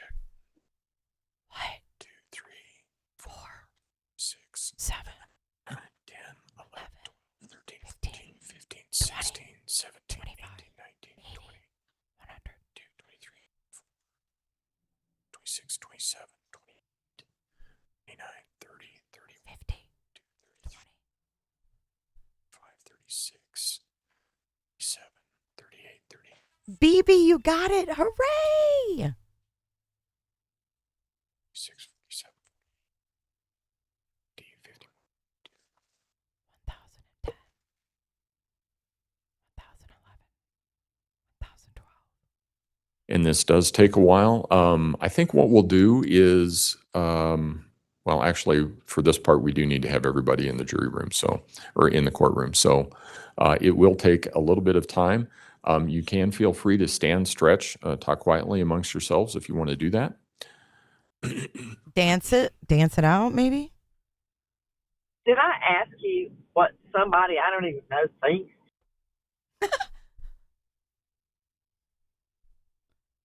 I guess this is going to be a long process, guys.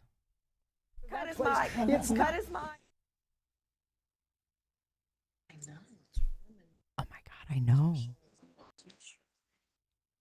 What are you talking about? Grizzly got booted from what? From WebEx? Yes, he is. Mandy. I don't have an innocent. Mickey, are you kidding me? I heard a voice somewhere. Oh, Wasn't me. hold on. It wasn't me. It was not me, dude. 20, yes, ma'am. No Easter memberships over here.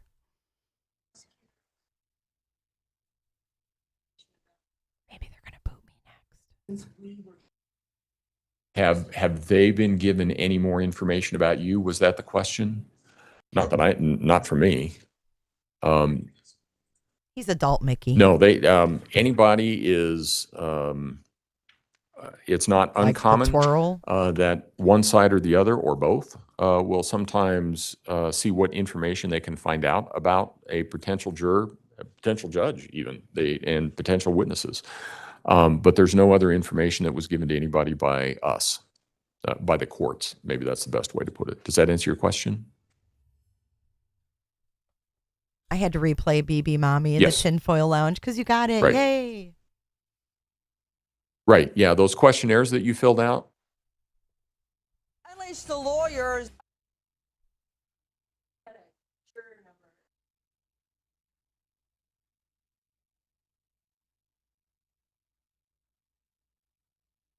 Right. No, remember the comments that I made was that the court staff, the attorneys, and their staff will know who you are, but nobody else does. Because constitutionally, they're entitled to know that information. No one else is. Does that answer your question? Okay.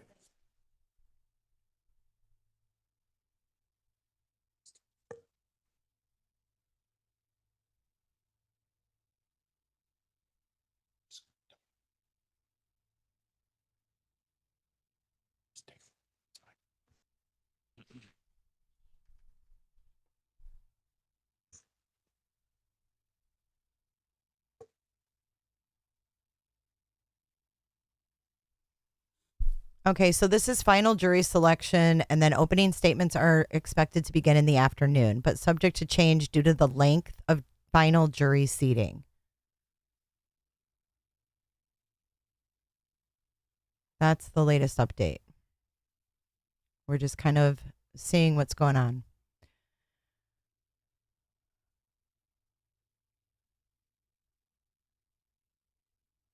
Here is the latest on the Vallow trial from Nate Eaton. Around 36 people are in the overflow room at the Ada County courtroom as jury selection is about to get underway. We're told proceedings will begin each day at 8:30, and Judge Boyce wants to dismiss the jury around 3:30. Breaks will be short to keep the trial moving. So they're going to go 8:30 to 3:30. I think it's Pacific time. And there's no video yet of Lori arriving. So when that does come in, I will roll that beautiful bean footage.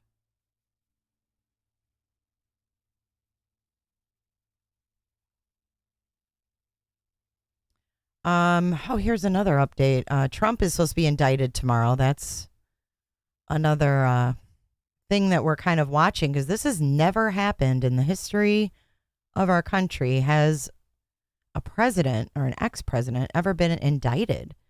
So how they're going to handle this is going to be going down in the history books, because it's something we've never seen. And we have a live look out at Mar-a-Lago. I'm going to show you.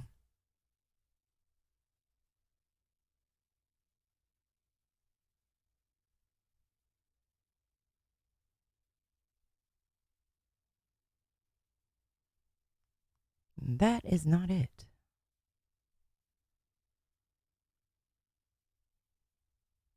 Let me shrink this down. So this is going to be final jury selection, and then openings will start after that, depending on how long this actually goes. And I will have another window over here for breaking news and, things going on, so I can just show you guys if they're talking and I can't interrupt. So there's a lot of supporters out there, it looks like.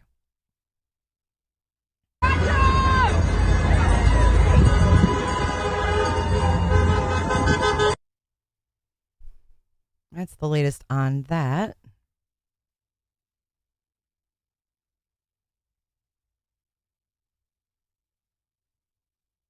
Justin Lum says the jury pool has been narrowed down already, but today's focus, this is in Vallow, will be on jury selection. No telling how long it will take.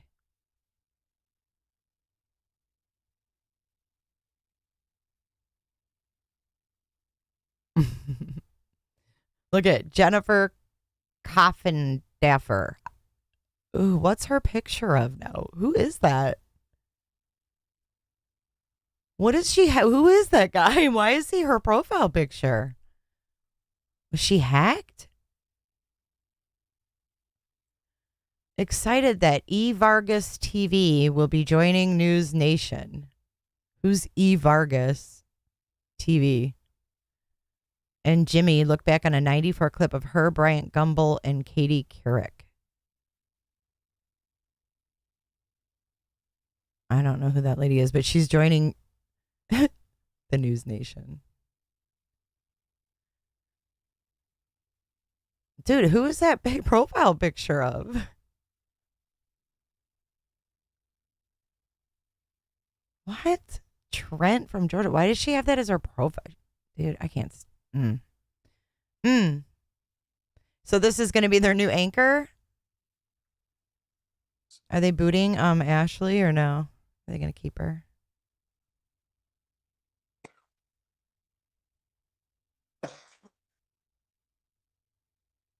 Here's a live look at the Ada County Courthouse. Elon Musk. Freight train derailed in northwest Montana 20 hours ago. This is still happening. It seems like every day. I don't know why. Trent Laycamp.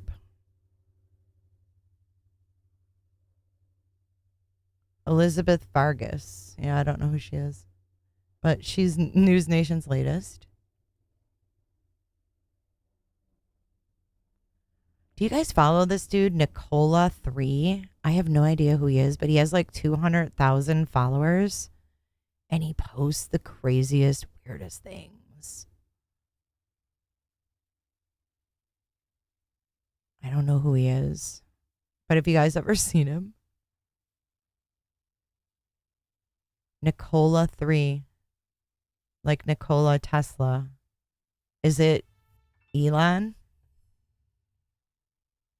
Look at this stuff he posts. Look, we are in great danger. Look at this. What the hell? This is scare tactics right here.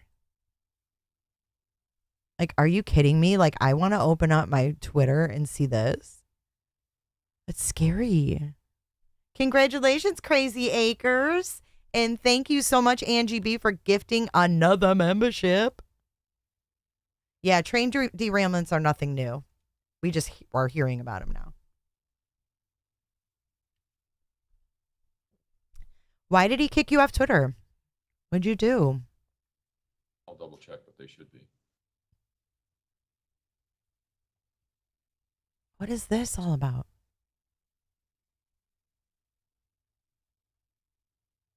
Yeah, it's AI. That's what they're saying because Elon just came out with like this urgent thing. Stop producing and doing AI for 6 months because it's getting out of hand. This says me waiting for someone to explain what the hell gravity is.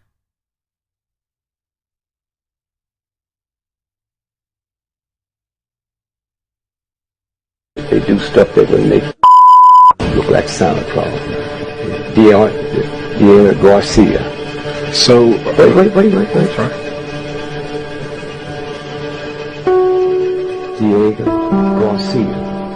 That's where that first Malaysian plane is. That's where it landed. It had 4 scientists on it. 20 scientists, but 4 had filed for patents. It was Malaysia, but they worked out of Austin, Texas, for Texas Instruments. And the ones behind that plane was Texas Instruments, the government, and Boeing, who made the plane. And everybody was stupid enough to believe that a plane almost a block long can just disappear. With the electronics we have, all the technology we have, so we got 4 of those top scientists that had filed for patents worth $400 billion. So if 1, 2, 3 of us and your brother, 4, we filed for patents. And then here's a friend of yours who's with us. So 5 of us filed for patents. If we die before the patent is granted, then your brother, who wasn't on the plane with us, he owns them all. So those 4 scientists, and the 5th person was the Carlisle group. They own them all now. The patent was granted 3 days after the plane was listed. Okay? And so what I'm saying is, this is a game, and if you can't follow that thread, then you don't see it. That's crazy. Huh? What were the patents for? Well, the patents was, you heard people talk about they're going to one day inject you and can control you. Well, these guys come up with something, they don't have to inject you. They just put in this room and you come in and you smell it. That's what they were for. And it says maybe you couldn't understand the possibility of this before.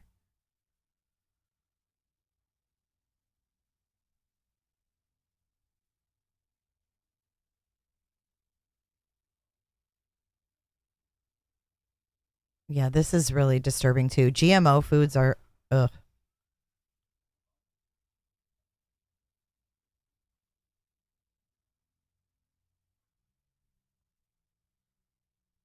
Climate change is making migraines, strokes, and dementia more severe and more common. What hole have I gotten into?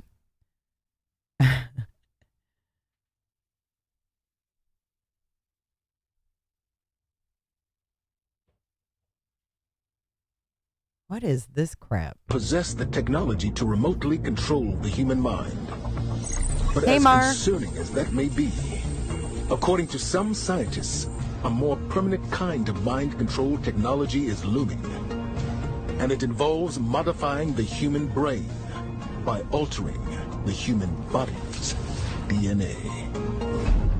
The future of mind control, and the future being right now because these experiments are being done, is using gene editing tools. And one of them would be CRISPR. The way it works is take the CRISPR, which are these short alternating repeats of DNA. You put that together with an enzyme called Cas. And so you take the CRISPR that you want to use, and you put these pieces together that can be injected and insert this DNA to certain areas of the brain so that we can change brain cells and turn you into something you wouldn't otherwise be. So in this way, gene editing technologies like CRISPR really form a definite basis for future mind control. Here's another one. Burgers contain rat and human DNA. Study finds. Ew.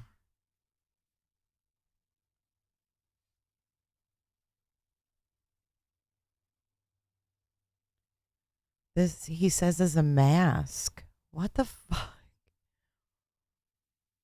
Is this altered?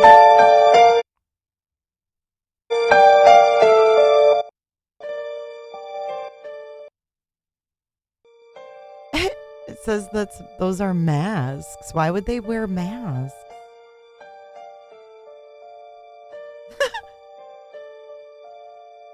This is why all these people are so crazed about these conspiracy theories. This one lady I ran into in my neighborhood, she was like, none of those people are real. None of the politicians are real. I was like, what are you talking about? Now I see what they've been watching, shit like this. That is so altered. I can't. Okay, back to cases. Let's see what's new in cases. Justin Lum. I want to know more about cell phone data at the Daybell property after JJ and Tylee were last seen and any potential DNA evidence on Lori. John Pryor is there observing. So Chad's lawyer is sitting there.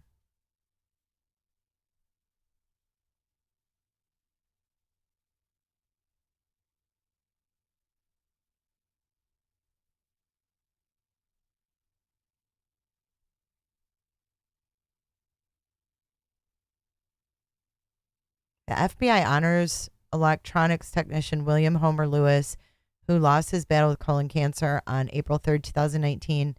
His illness was linked to his work at the Pentagon in the aftermath of September 11th, 2001. You know what today is the actual anniversary of? The day that the Unabomber was apprehended is today, April 3rd.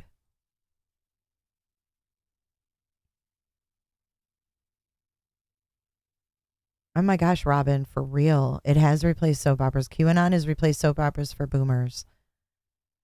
They're so scared of everything. I don't think there's humans in our burgers.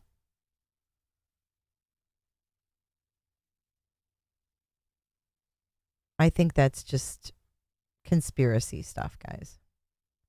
But what happened with the WebEx? Are we still...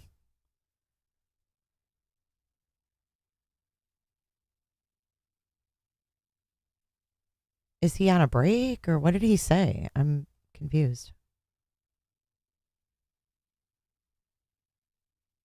Did he say he was stepping away or? I have a question.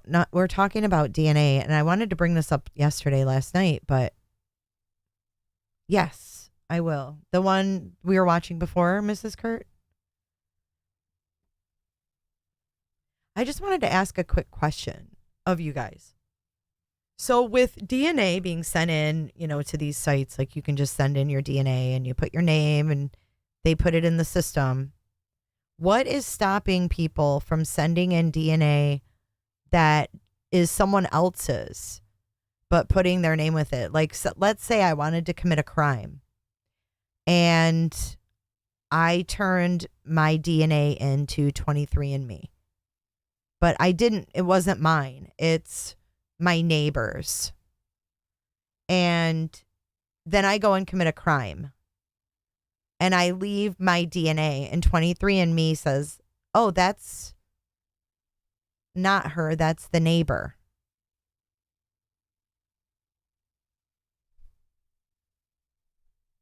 Like when they matched Brian's DNA to his dad's, how do we know that Brian didn't send in his dad's DNA?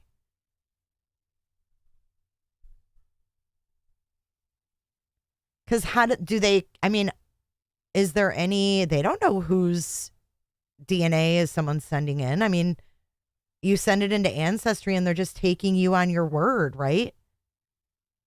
They're taking you on your word that that is your DNA. But what happens if people start doing that? How do you know who's who? They can't be taking, see, no, I'm not a supporter of them taking DNA from Ancestry or 23andMe. I just think that's bullshit. LE should have their own database, in my opinion. I don't think it should come from randos because anybody can just send it in. How do we know that's his real dad? We don't. I think it was touch DNA. Yeah. It's just weird that they wanted his dad so bad. They can't use it in court, but they can sure freaking arrest him with it. They can arrest him with it and they can put him in the media and try him in the media before he even goes to trial. And that's bad enough. I don't like it. Because someone could send my DNA in and go commit a crime and get me busted.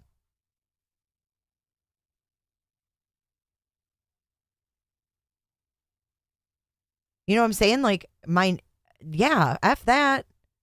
So they send it in. They're like, oh, I didn't do it. So the person didn't do it because it doesn't match. And then, but it matches me.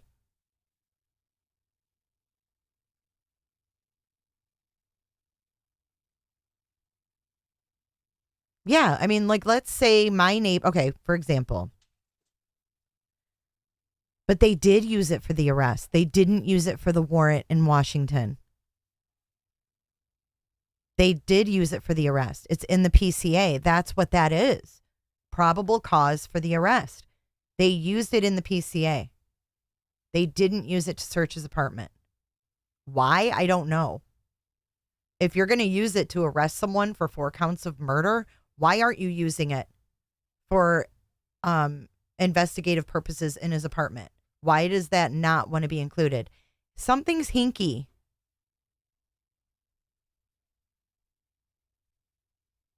Right, Mary P. They would know you don't match and they'd be like, oh, she's innocent. The DNA doesn't match. It's not hers.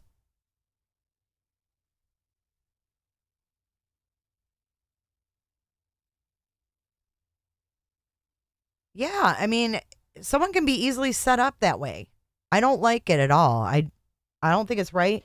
I think that LE should have to rely on their own DNA system. I don't think that they should be relying on consumer systems. I think it's sketchy, and I think that it could get someone wrongfully convicted because we all know all it takes is an arrest for most of America to convict you.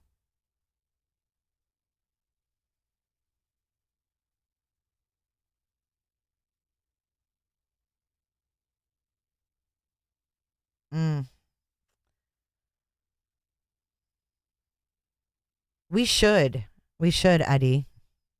That's a good idea. Do we know what the status is of this thing we're connected to? Eddie, What have you done for me lately?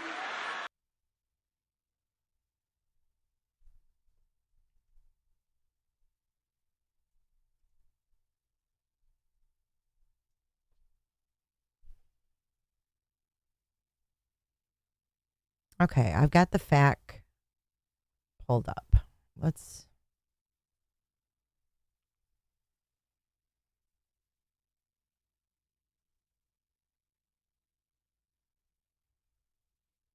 Do we have any news on this court thing we're connected to? Because I don't know what's going on.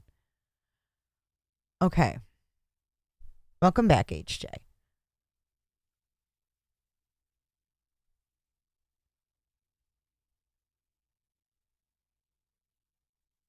What do my results tell me? Your results include information about your genetic. We all know that. Your DNA may hold information. I always thought this was a setup. I never liked when they came out with this DNA. I don't think anyone should be sending their DNA to anybody. I wouldn't give my DNA to anybody. I don't need to know that badly if I'm of European descent. You get someone sketchy up in these companies and they be taking DNA and shit. I don't trust it.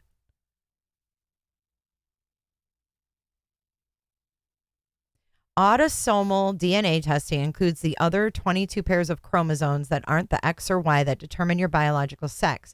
Autosomal testing allows you to find family across all lines in your family tree. That means both men and women can take the test, and the results are not limited to the direct maternal or paternal lines.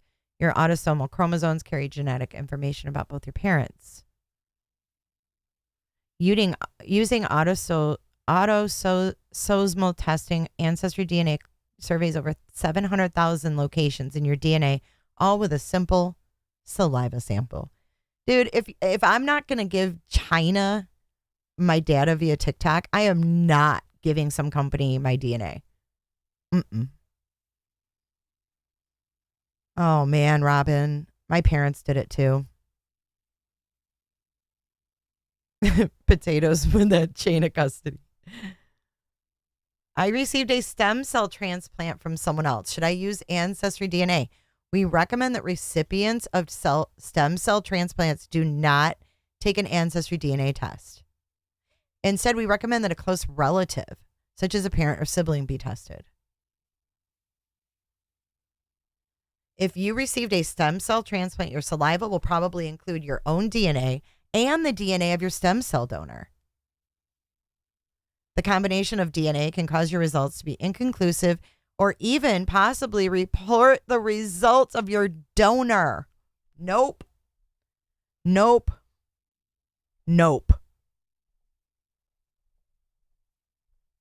If I had an objection button, I would hit it right now. Do you hear this? Why are people such idiots?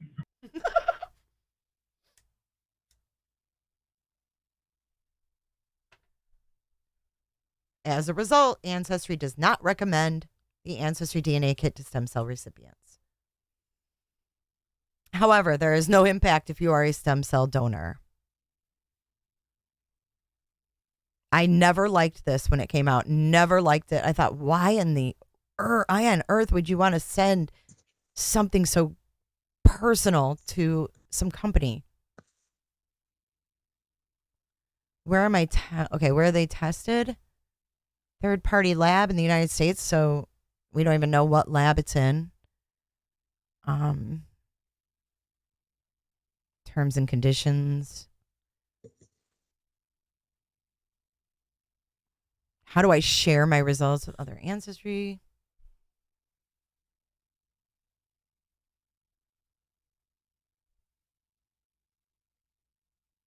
Then they can match you on Ancestry with people that have the similar DNA. Downloading your DNA data.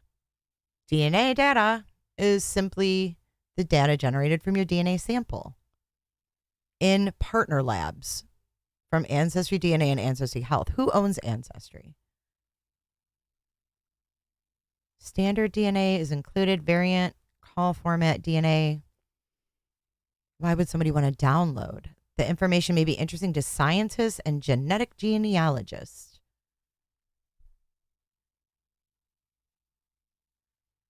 But they don't want you to use the downloaded DNA data that's yours with third-party databases.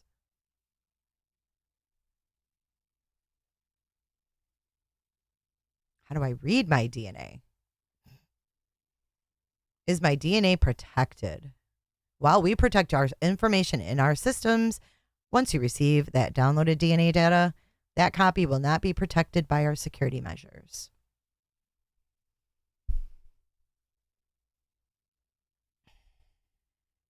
While we cannot guarantee that loss, misuse, or alteration of data will not occur, we use reasonable efforts to prevent this.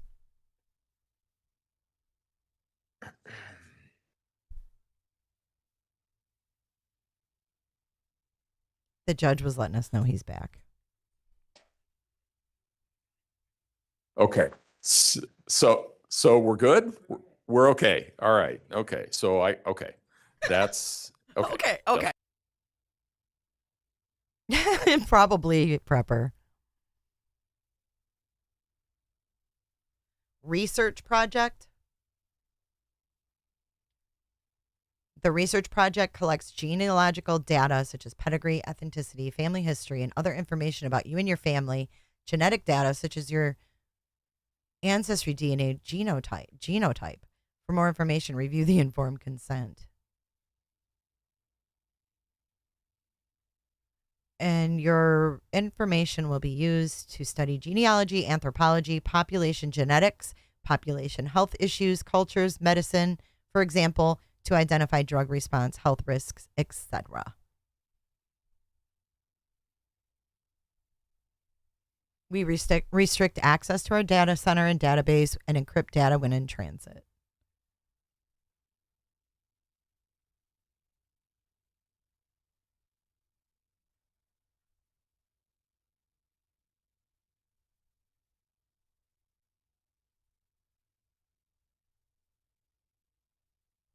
No guarantees.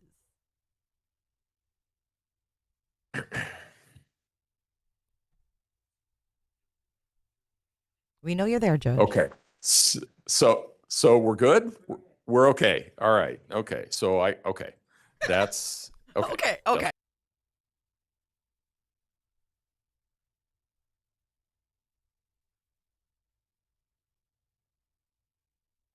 You agree to let Ancestry provide your data sample and DNA to other companies, extract DNA from your saliva, perform genetic tests in the United States on the resulting DNA, compare your DNA with other DNA in the database, disclose to you and others you authorize the results, store your DNA, store your saliva and any extracted DNA in the United States, or destroy any remaining saliva or DNA.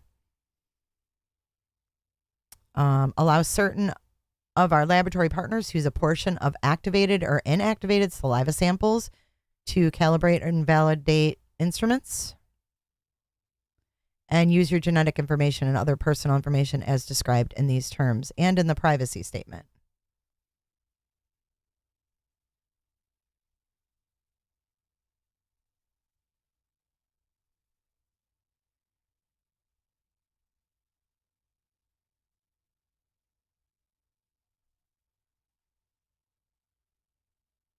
I don't know. I'm not about sending no biological samples to this company, that's for sure.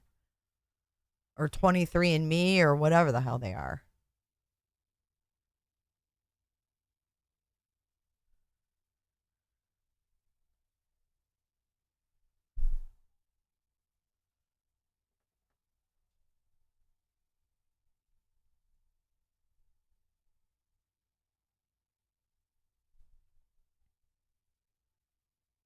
What is all of this? DNA empowered health?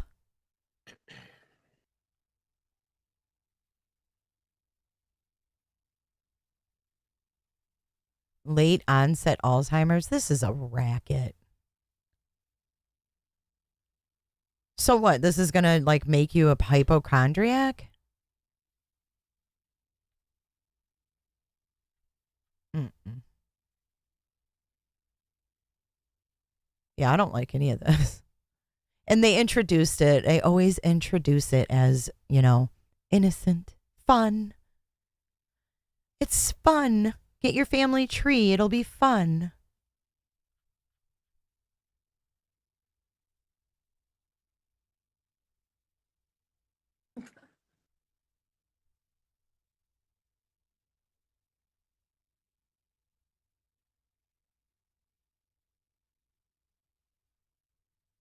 There's just way too much information on their website. No one could ever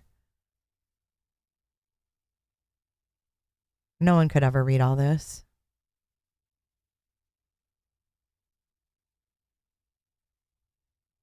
Five myths. Let's see what their myths are. Myth 1. If your sibling took a test, you already know what your results will be. We get 50% of our DNA from each parent, so only identical twins have the exact same DNA. Myth 2. Like all DNA tests, Ancestry requires a blood sample. Myth 3. If you know your family history, an Ancestry DNA will not surprise you.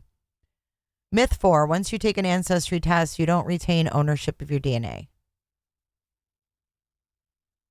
Myth 5. An Ancestry DNA test will only uncover your ethnic mix.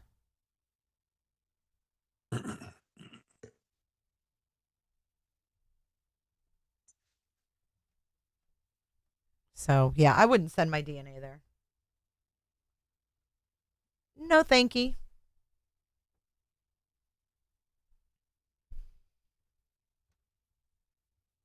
Why do we need to do DNA tests for health? So we can get a doomsday warning that we're going to have frickin' Alzheimer's? Let's go back and play the video we were watching of Landon for Miss Kurt.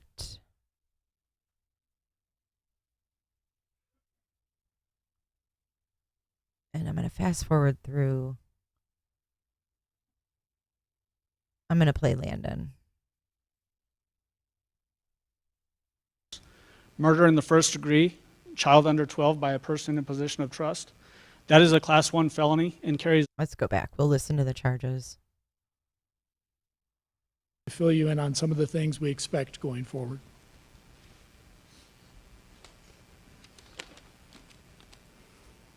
I want to let everybody know that the affidavit in this case supporting the arrest warrant remains sealed. We do understand why this case has drawn the attention it has from across our community and also across our country. But we want to do everything we can to make sure we achieve justice for Gannon. So we're not going to talk about the facts of the case going forward. We want to make sure that we protect these criminal proceedings. Anytime a child goes missing, it's natural for people to want to help out. And we encourage people, if you have credible tips, to still report those tips to the Sheriff's Department. Yes, bio dad and bio mom. And really, it's a two-pronged investigation at this point, or process, I should say.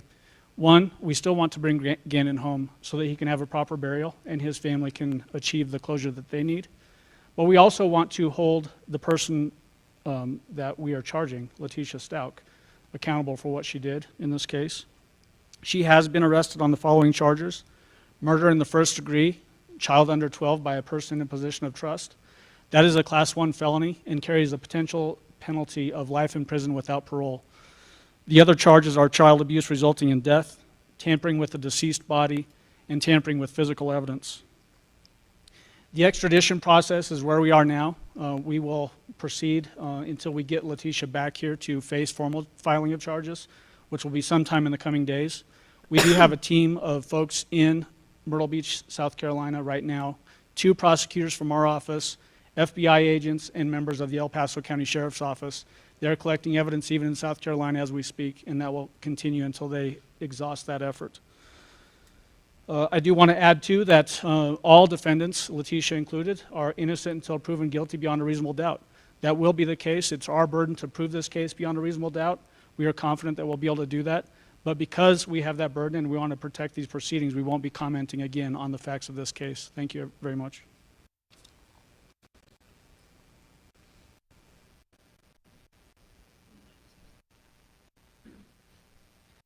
really am not in the correct mindset to be even standing up here, but if I had to say one thing, that when he said Gannon is no longer with us, I'd have to say Gannon is with us.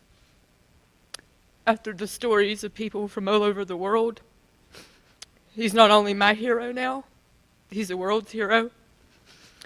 So I think the community, the positive support from a state that I've never visited other than 2 or 3 times, I'm astounded by the amount of love that's not come from me. It's came from my boy.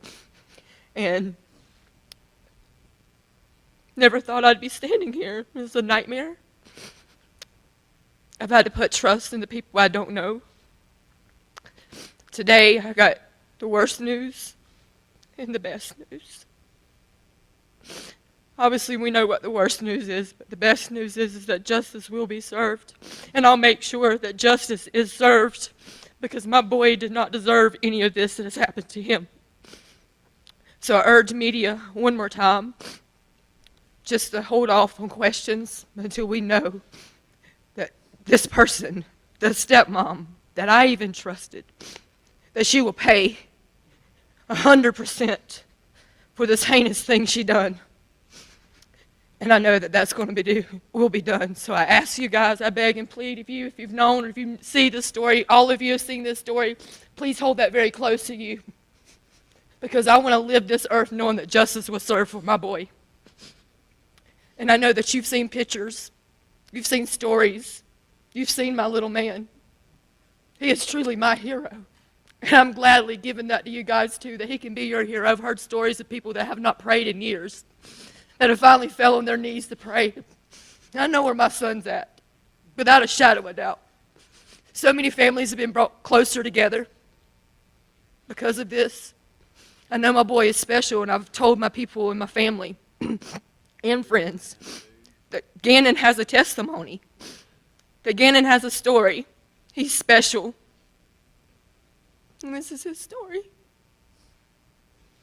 So make that story magnificent, who my child is. And I'm putting my trust into you guys to do that. So thank you for allowing Gannon to be your hero and sharing him with us.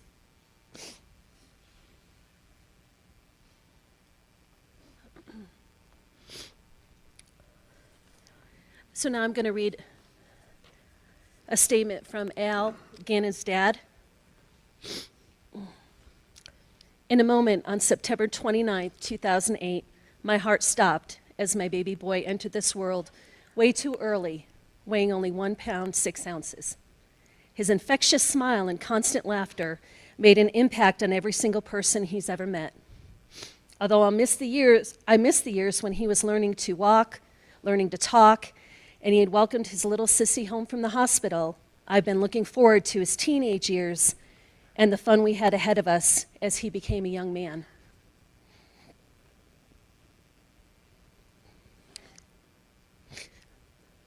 In a moment, on March 2nd, 2020, my heart stopped again with what we have heard up to this point. My little boy is not coming home.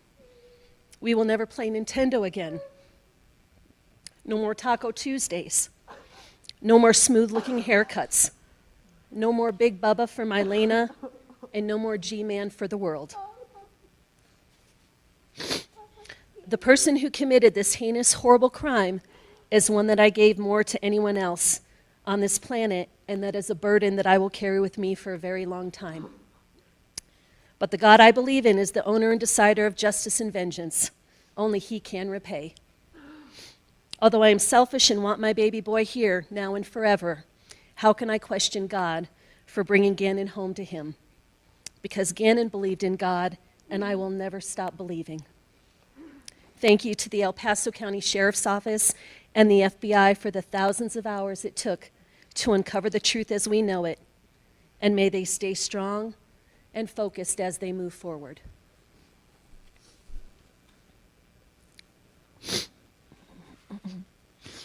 The mugshot for Leticia will be available on our social media platforms as soon as she is formally booked into the Horry County Sheriff's Office detention facility. I do have press. Yeah, I don't know, man. I'm not trying to be a bitch here, but he married her, and I've got to say that Leticia probably had shown her craziness a time or two before this.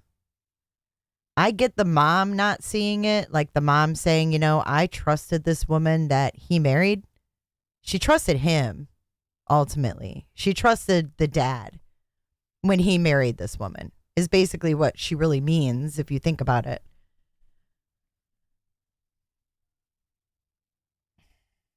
Hi, Northern Light. I just feel like he should have read that. If Landon could get up there and speak as mom for Gannon.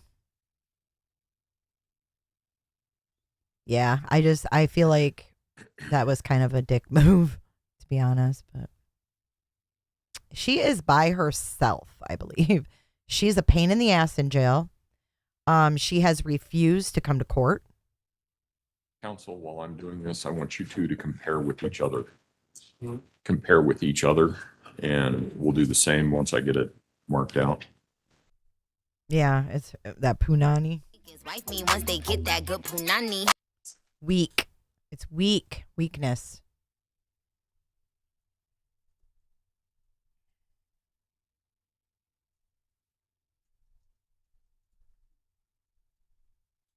I mean, people can put their fake on, but like,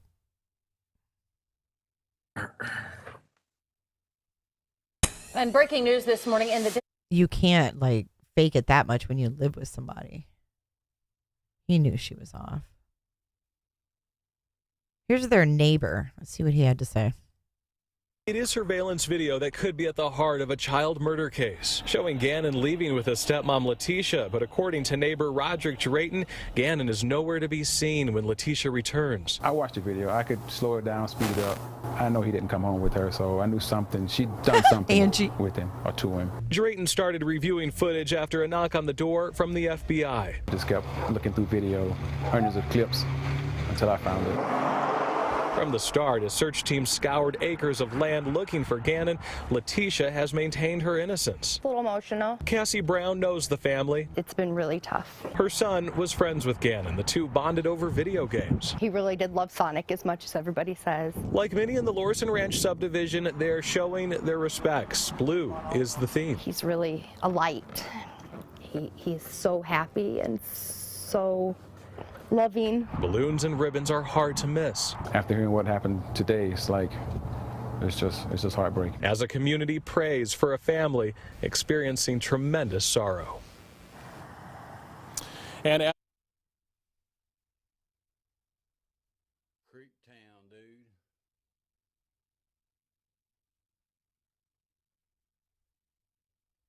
Where's that interview that Leticia did?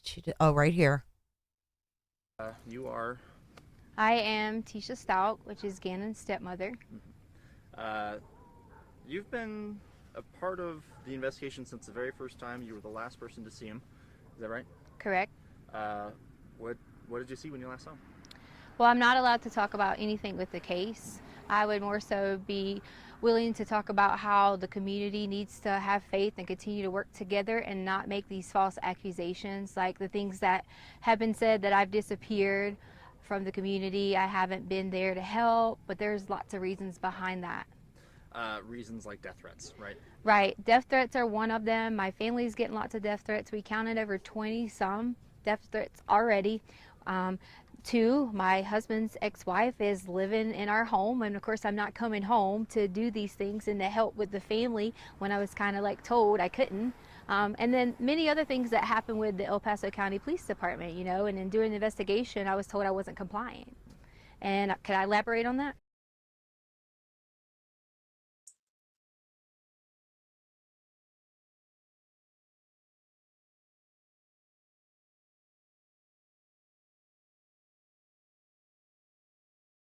From the community, I haven't been there to help, but there's lots of reasons behind that. Reasons like death threats, right? Right. Death threats are one of them. My family's getting lots Sorry, of death I was threats. We muted. counted over What was she talking about? Landon living with them? She's like, his ex-wife living with us? Did she Counsel come? approach, please. Did she come there like when he went missing and stay with them, Landon? And she's bitching about it?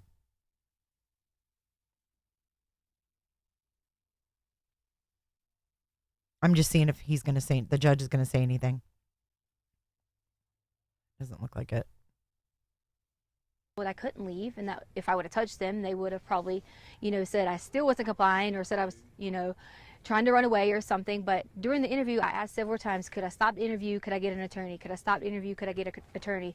I was denied. I was told I couldn't get nothing to drink. I couldn't go to the bathroom. I mean, it was continuously that my constitutional rights were violated.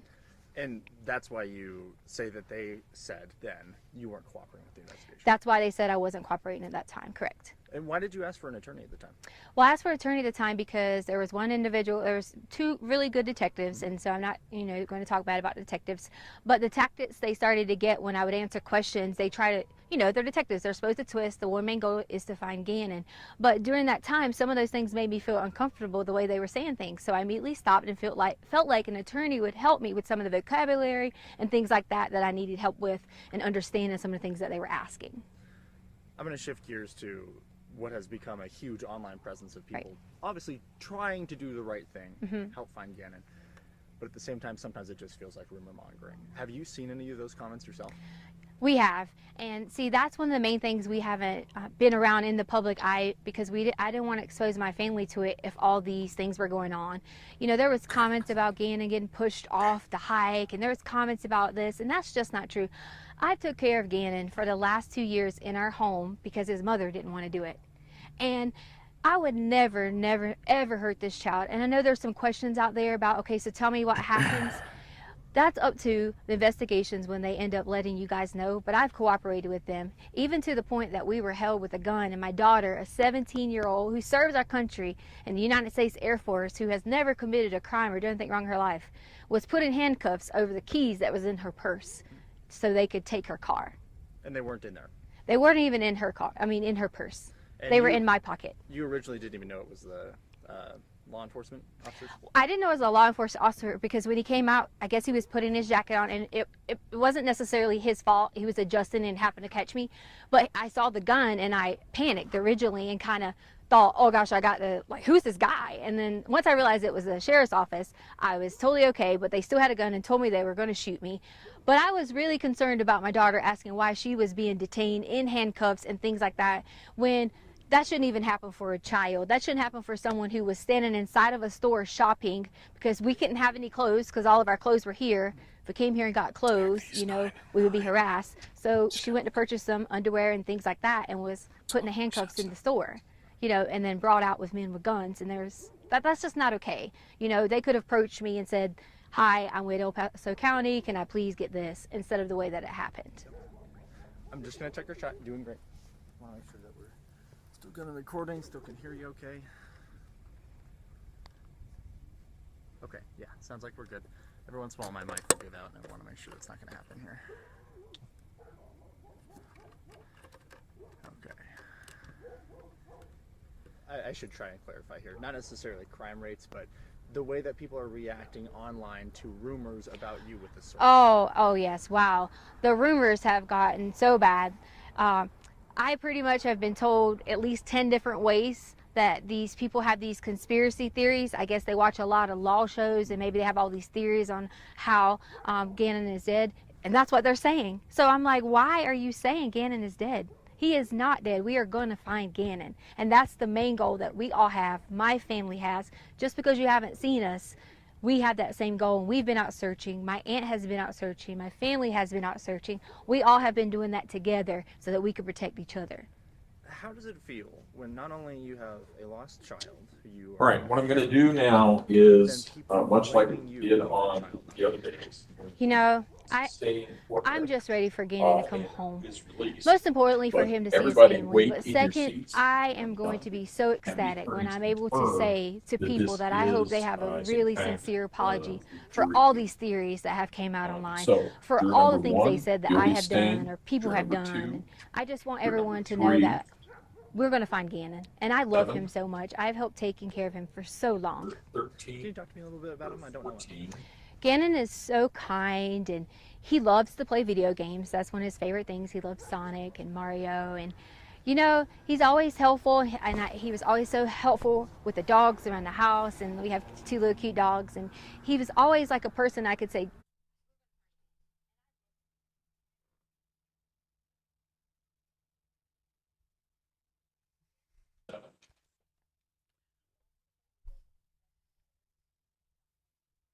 Now they're going to stop talking? Fucking kidding me? I run back here to mute this bitch, and now they aren't even talking.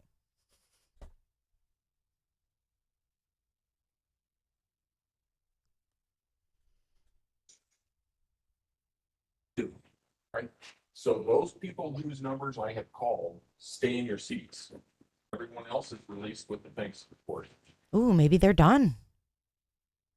We can continue that on a break.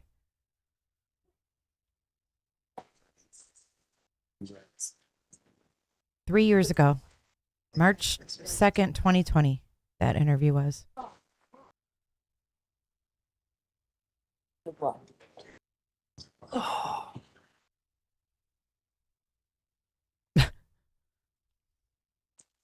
Let's see. Are we going to begin?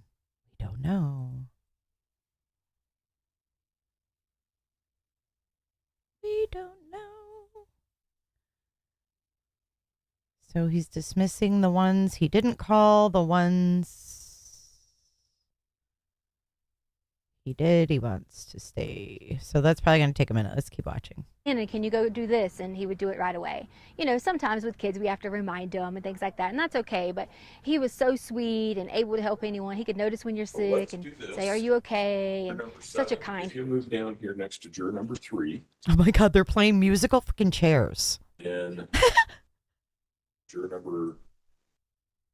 Thank you, Angie B, for all your membership gifts today. 14, if you'll take that seat right there. 13, if you'll take the seat in between.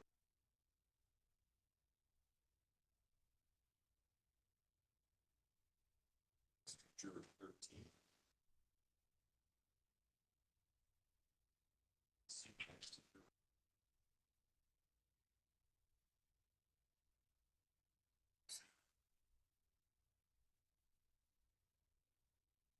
This judge is a big tease when it comes to whether we're going to start or not. Seat. Follow her.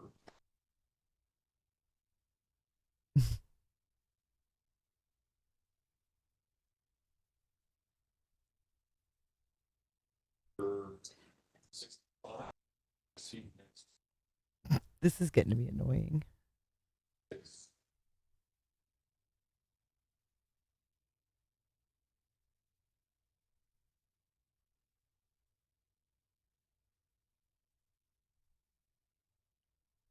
Just follow him.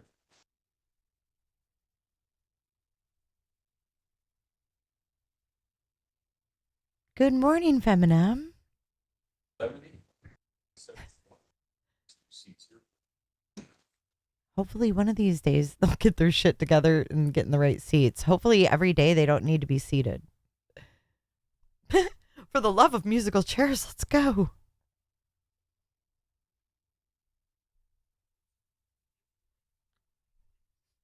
Okay. So we're good? We're okay. All right. All right. Okay. Here's what we're going to do. We're going to take about Okay. Oh my God, it's really him too. 15-minute recess. Oh my God, are you What's kidding going me, to happen Judge? is that Mr. Combs and Mr. Sproul are going to show you where it is that you meet, because now things change. What will happen is you'll come into the courthouse. Mr. Combs will meet you at a place. He'll talk to you about that, about how to get into the courthouse. He'll bring you in, and you'll come down the back hallway instead of the front hallway. And there's 2 rooms back here that we have for you, actually. So they'll go through that process. He'll explain how to get back there, what it is that you need to do to contact him. We also will have some juror buttons for you. We'll have a sort of a tablet that has some notebook paper and some pens and things like that. Whoops. And if I can, before we go much further, if I can have everyone stand and raise their right hand, Because you're a character, please. Gina. Because you're a character. Do you solemnly swear or affirm under penalty of law that you and each of you will well and truly try the matter at issue between the people of the state of Colorado and Letecia Stauch, the defendant, and render a true verdict according to the evidence? Yes. Go ahead and have a seat. Now that you've been selected as jurors, there are some rules that you must follow. These are the same rules that jurors have always had to follow in every case. During the trial, this courtroom is a place partially isolated from the outside world. Your decision must be made inside this place, and you must follow its rules. You must decide this case based only on the evidence and the law presented in the courtroom. You must avoid any other information about the case from any other source. These rules are designed to make sure that this is a fair trial. There are two basic rules. First of all, you must not communicate with others or among yourselves about the trial as it is going on. You cannot discuss the case while it is pending. You can talk about all kinds of things back there, just not the case. And I know it's a natural reaction that, what did you think about that witness's testimony as soon as you get back there? You simply cannot do that. In addition, you must not do any independent investigation or research about this case. I want to go over these rules in some detail because they are very important. In addition, if I learn that any of these rules have been violated, it may be that we have to start trial all over again on a new date in front of a new panel, and we have to go through the whole process again. So these rules are very, very important. Please follow them. You must not discuss this case among yourselves in any way during the course of the trial. You may not discuss the case among yourselves until after you have heard all of the evidence and you begin to deliberate on a verdict. That's when all of the evidence is done. I've given you the instructions and you've heard the closing arguments. In fairness, you must keep an open mind throughout the trial, and you should reach your decision only during your deliberations at the end of the trial. Do not permit anyone else to discuss this case with you or near you. If anyone, including one of your fellow jurors, attempts to do so, please report that fact to Mr. Sproul or Mr. Combs immediately. You are permitted, however, to explain to family, friends, and employers that you are on a jury, and you can inform them of how long the trial will last. You cannot say anything else about any aspect of your experience until you are released from jury service. Do not communicate with anyone else in any way, including in person, by telephone, cell phone, computer, the internet, or any internet service.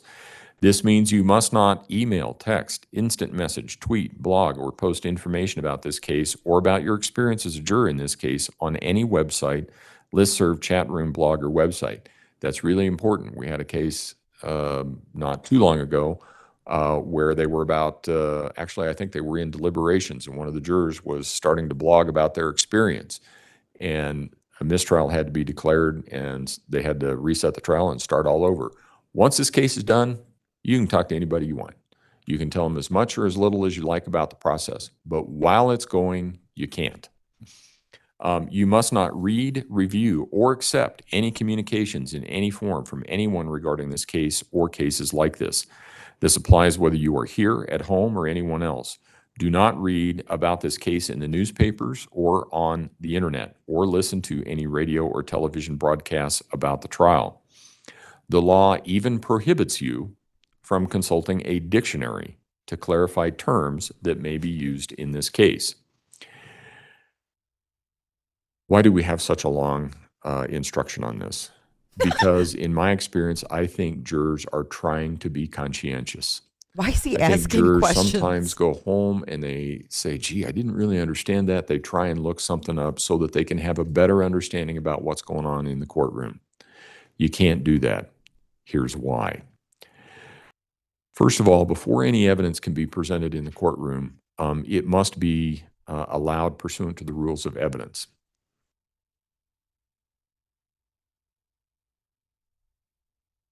This book.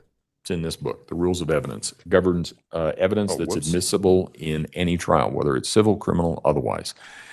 And those rules are in place to make sure that the evidence that you're looking at is reliable and it's admissible. And you may be looking at something on the internet, on the news, or whatever. He sounds like our and I DJ. can Welcome to fairly WNIC. guarantee you that that does not meet the rules of evidence for admissible Welcome to evidence in a Lane. courtroom. In addition, before you receive evidence in this case, as I said, remember, nothing that the attorneys say ever is evidence. Evidence comes from somebody who comes up here, swears to tell the truth. You won't see the attorneys do that. You won't see anybody on the news do that. You won't see anybody on the internet do that. So they Did I come in, ask them to first of do all, that? they swear to tell the truth. Secondly, they're subject to questioning and cross-examination by both sides. And that's, it's referred to sometimes as the crucible of cross-examination, to make sure that the information that you get is truthful or is accurate. And if you're looking up things or you're talking with somebody else, neither one of those are going to apply. So make sure that you don't do that. In addition, if you were to do that, I've told you that you can't discuss this case among yourselves. You can't discuss it with anyone else. If you had done that, no one would know that you had done it.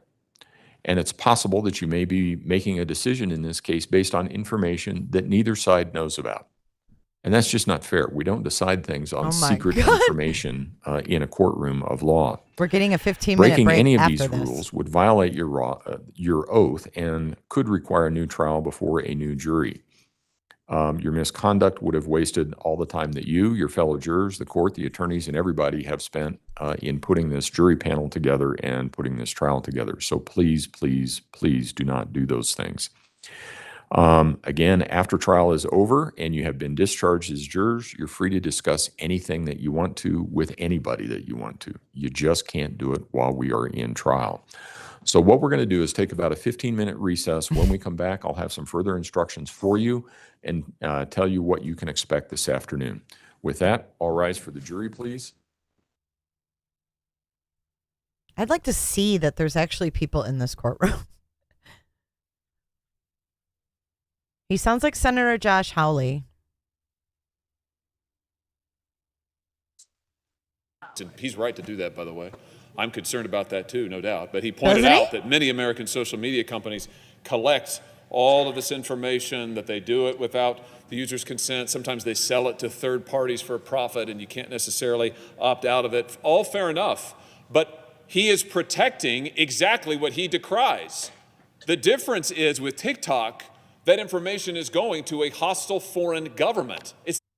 Thank you. You may be seated. Record should reflect the jury has left the courtroom. So the plan is when we come back, I'll go through the preliminaries of what the jury can expect this afternoon as far as opening statements, those sorts of things.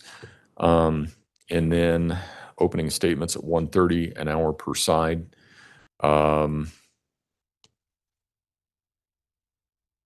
I'm not going to require evidence. If you have some that you want to put Candy on, if you're Crush. not ready to put on evidence until tomorrow, that's fine. I told you that you didn't have to do it today, but we're a little bit farther ahead than what I thought we would be. Let's get So- started, Judge. Damn.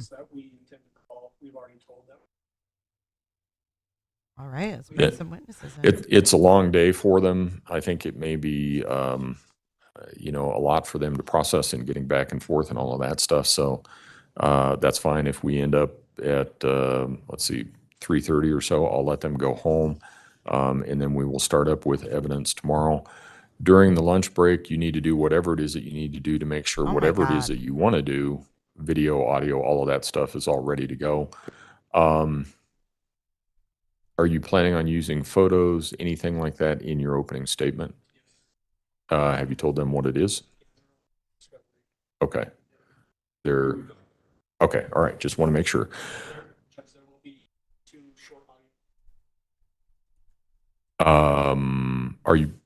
You're playing it from your laptop? Yes. Okay, yeah.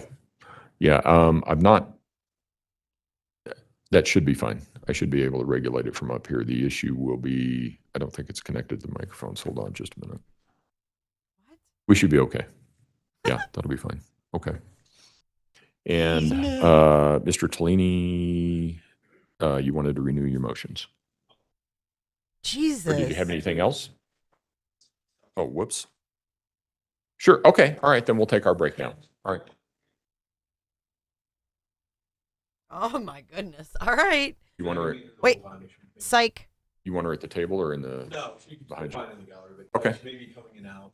Bring the subs in here and the chips. I'll take some. You will need to let security know who that is, because everybody else, I've said everybody aside from staff and people that are associated with the case, once they leave, they don't get back in until we take a break. So just let them know who it is. All right, court will be in recess then. Christ, already. Ah! Say 11:20. All right.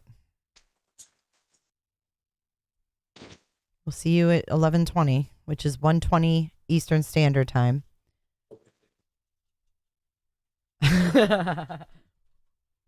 Oh, whoops. All right, you guys want to watch Leticia? Let's go back to, I'll go back a couple minutes here. All right, let's pick that up where we left off.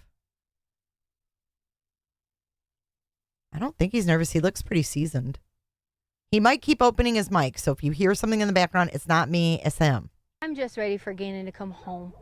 Most importantly, for him to see his family. But second, I am going to be so ecstatic when I'm able to say to people that I hope they have a really sincere apology for all these theories that have came out online, for all the things they said that I have done or people have done. And I just want everyone to know that we're going to find Gannon. And I love him so much. I've helped taking care of him for so long. Can you talk to me a little bit about him? I don't know him.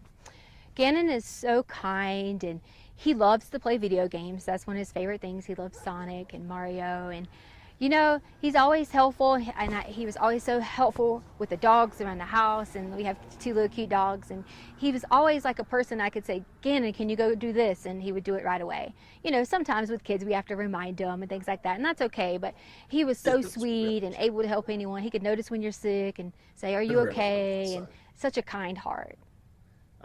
I know you just said that you can't say anything about the investigation, so you can just say so again if you can't answer this, but is there anything we can hear about the hike? Was there a hike? That just seems like rumors right now. You know what?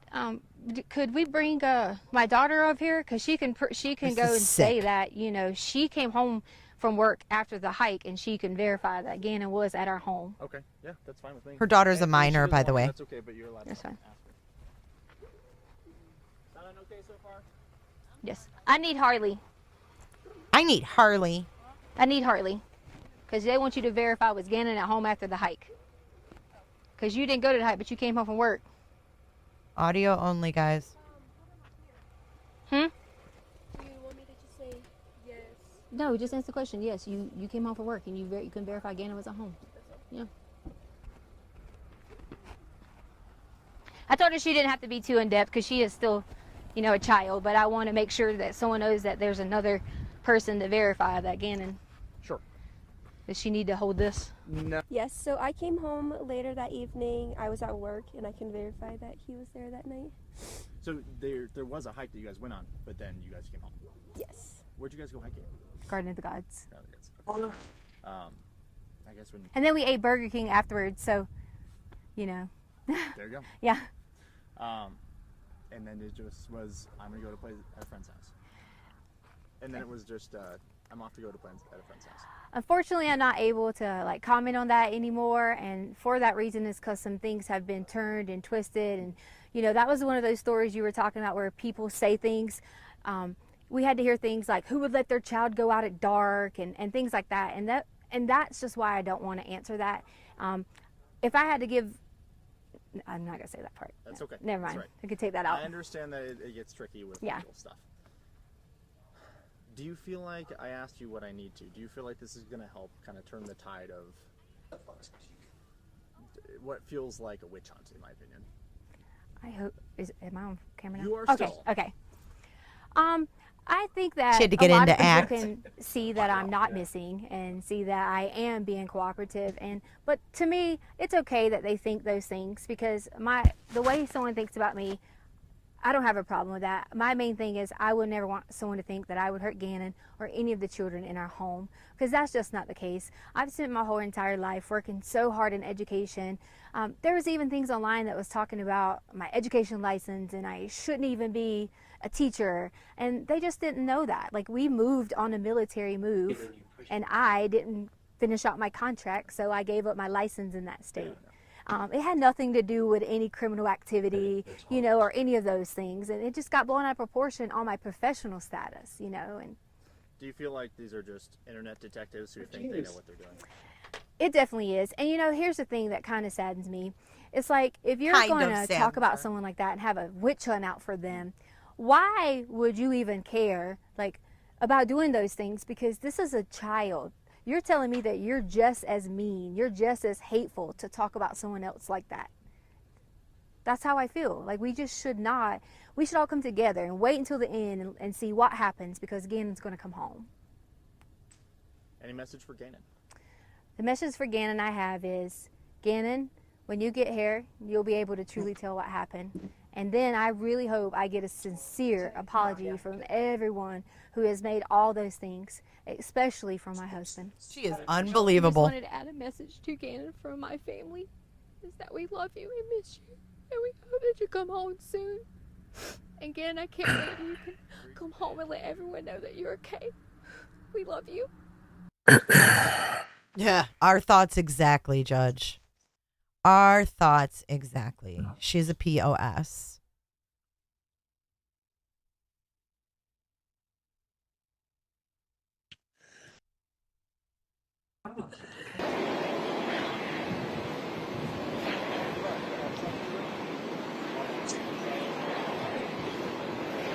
This is happening right now, folks.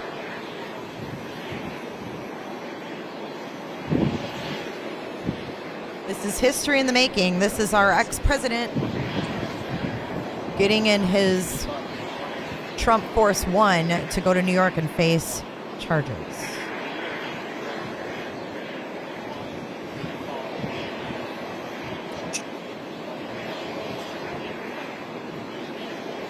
Okay. I have more. No, I have more. Did you spill coffee on that one? Smarted myself. Spill coffee. Oh my God. So it's easy enough to do. No, it's easy. It's easy enough to do.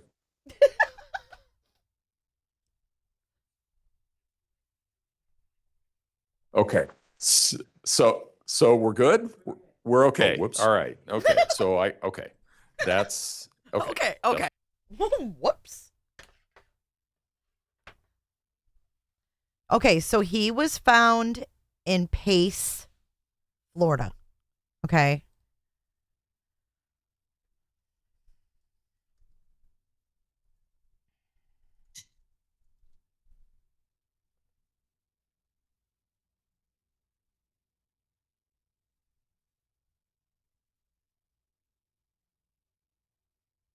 Stepmother was killed with multiple weapons. A pretrial hearing today revealed those difficult details as we continue covering the search for justice for Gannon Stauch. The Lorson Ranch fifth grader disappeared last January. KRDO News Channel 13 Sydney Stell joins us live outside the courtroom with everything she learned in that courthouse today. You don't sound a whole lot better.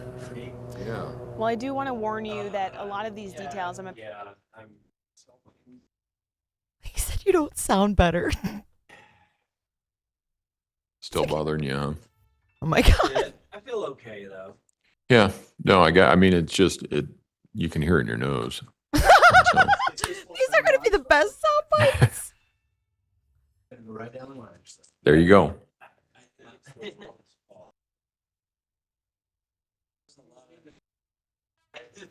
That's why I stay away over here. There's a lot of sick kids out there right now. And there is a vicious stomach bug. Vicious stomach bug. I think you're more, when you still have kids in school, you're more to what's going on.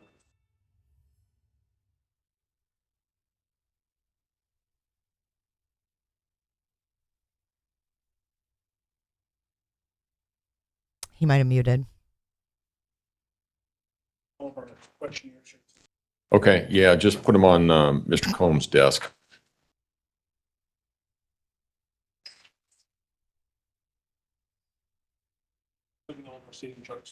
Okay. Thank you. Just mics. Video. I can hear it in your nose, Pardon? man. You mean the screens? No, the, Oh, Do you want us? no, I might start it when they come back. Well, yeah, because there's not a way to, we're not set up for it right now. So I'll start the video after lunch, yeah. We're getting video, guys. Whoop whoop. I just want to know when we're live streaming or not. We're That's fair. live. Yeah, I'm trying to pick my What?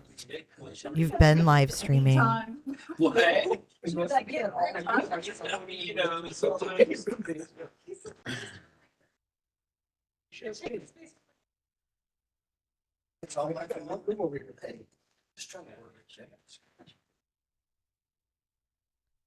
What's totally sus?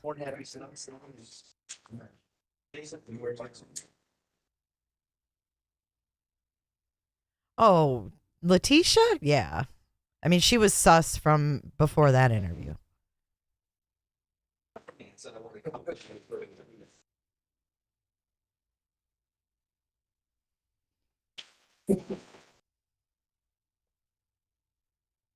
He said he was going to be back at 1:20, 11:20. It's 11:23.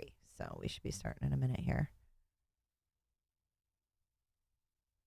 I'm going to try to finish this video. To share with you are pretty hard to hear, but today we learned that Gannon was shot, stabbed, and had his skull fractured before he was found under a bridge in Florida weeks after he vanished.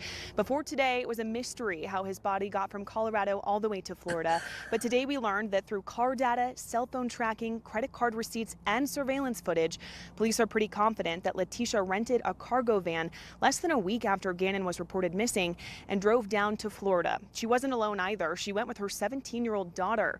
The two stayed roughly 3 miles from where Gannon's body would be found weeks later in a suitcase dumped over the side of a bridge. His level of decomposition pointed to the fact that he had likely been in that suitcase for at least a month. Leticia's daughter is not facing any charges right now, and an FBI agent testified today that there is no evidence she was involved in his actual murder, although it's unclear if she had any role after Gannon died. She was at work when investigators believe Leticia violently murdered her stepson Gannon. Today's hearing was a chance for the prosecution to Yeah, so there's the gist of it.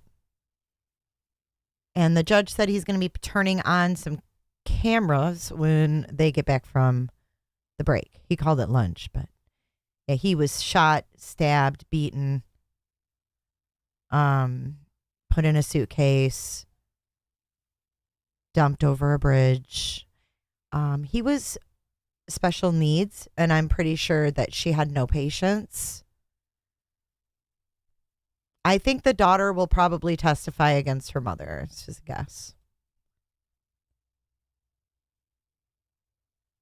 And we're just waiting for them to come back. They should be back momentarily. Say it, Angie B.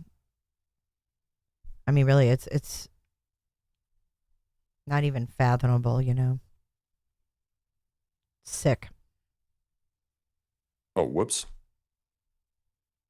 Oh, the suitcase lady in Florida, that's the one that played hide and go seek with her boyfriend. Ready or not, here I don't come. And she left him in there and he suffocated and he died. And now she's on trial.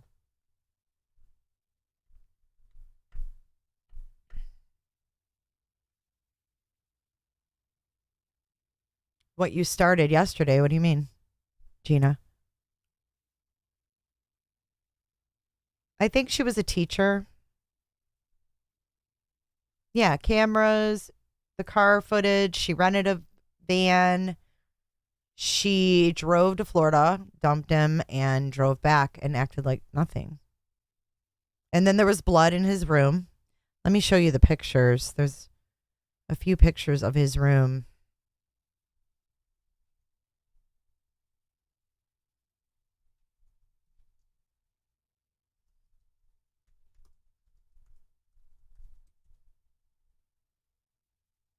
Oops.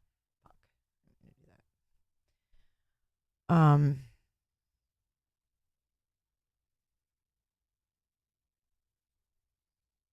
Remember the wax, guys? That was on the floor or whatever? She said it was wax.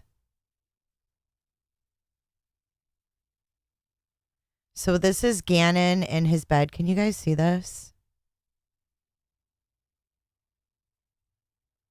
This is Gannon in his bed on the morning. She said he was sick and he didn't go to school. He was found deceased. This is January 27th. And he was found March 18th.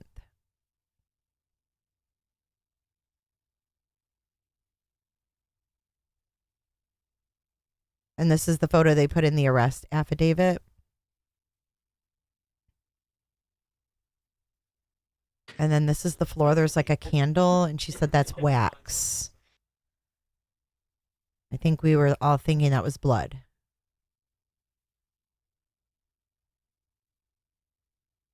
But she said that was a candle.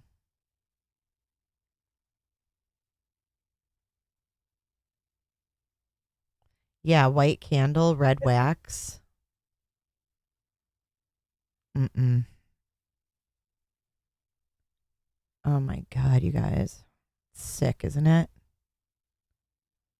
It's not wax. And I think that the judge just scared the shit out of me. Oh my God, I can't handle his hot mic. Oh.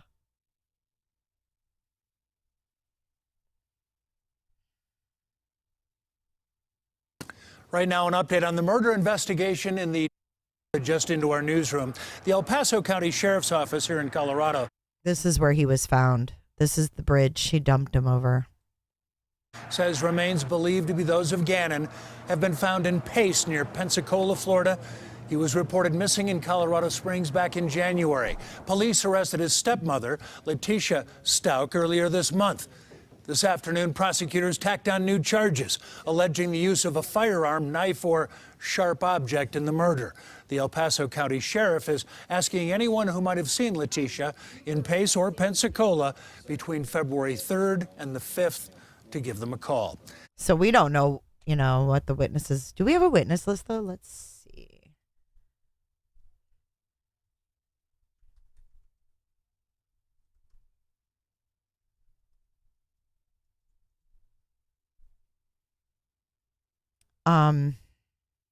Mary, I'm going to give you a link right now to her entire docket. It's in the cases of interest on the Colorado site. But there you go. There's the court. Excuse me. That'll take you right to the complete docket. Okay. Sure. First off, Your Honor, I am Okay, we're back. affirming my motion for a change. For what? Just a I second. would tie this to the last. 5 minutes. Yeah. 5 minutes. Okay. 5 minutes. I can't with all the. This is ridiculous. 1:30. I was like, oh, I'm going to turn it on. I'm going to go clean. I'm going to get shit done. I've got nothing done. Go ahead. I would tie this in with the last motion that I filed in the confirmation box. So I've already expressed a preconceived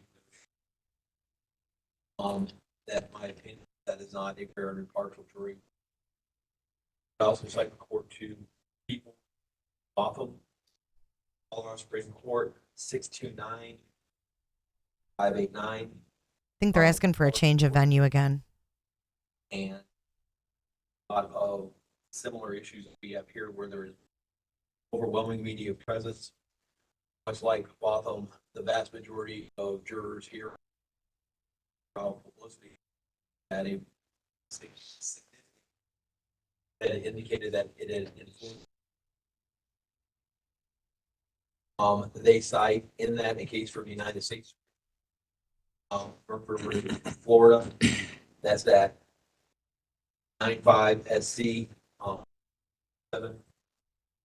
Quote is, in a community where most veneer men will admit to qualifying prejudice, liability of other protestations may be drawn into question. Or is it more probable that they are part of a community deeply hostile to the accused? More likely they may unwittingly have been influenced. And so on that I would rest on my motion. Okay. Denied. Prosecution.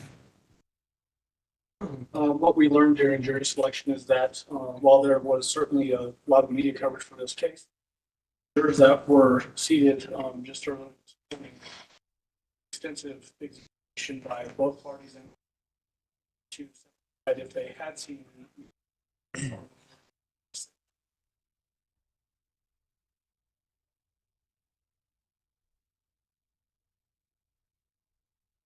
are able to information and trust and respect what we do in the criminal justice system and know heard of media coverage in this case based on what happened. I think they've asked for a change of venue like 4 times. That we ended up seeing a sworn in. All understood those. Still 2 other motions out there. Okay, hold on just a moment.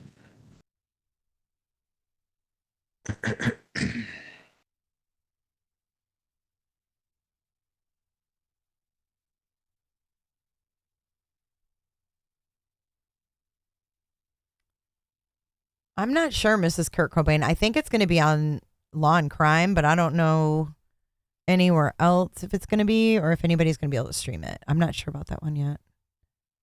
I'll let you know, though, because I'm doing an update on that one this week.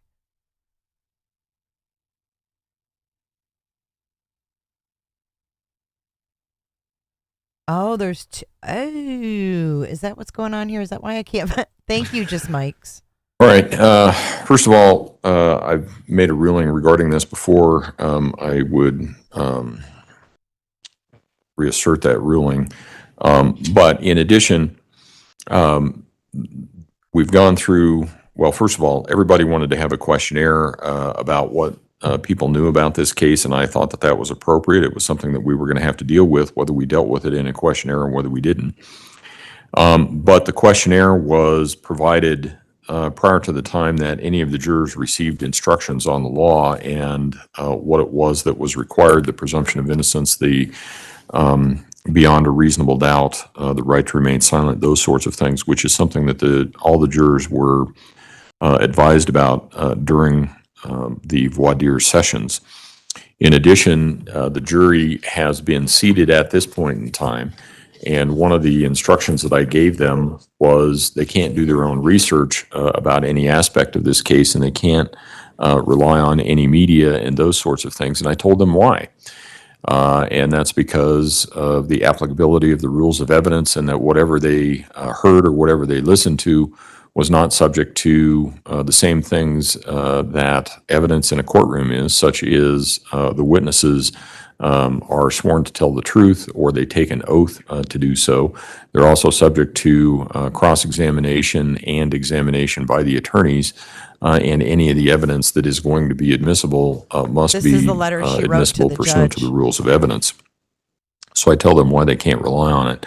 I think that it goes against common sense to say that because someone has an opinion about something means that they have to be disqualified per se. In People versus Drake, 748 Pacific 2nd, 1237, Colorado, 1988, the court said that the test to be applied in determining whether a prospective juror should be dismissed for cause is whether the person would be able to set aside any preconceived notion and render an impartial verdict based on the evidence adduced at trial and instructions given by the court. And all of the jurors in this case have said that they can do that. They all seem to understand the court's instructions.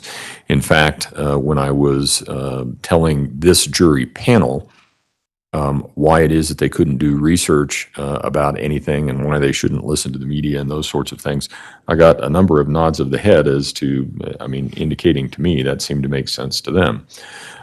So that the motion for change of venue is denied. In addition, it would be difficult for, essentially, I think it was Judge Schwartz that had the story about he moved a case to, I believe it was Durango, based on pretrial publicity. And then the Sunday before they were supposed to start jury selection, the local newspaper Josh ran a Benson. story about everything that was in the case.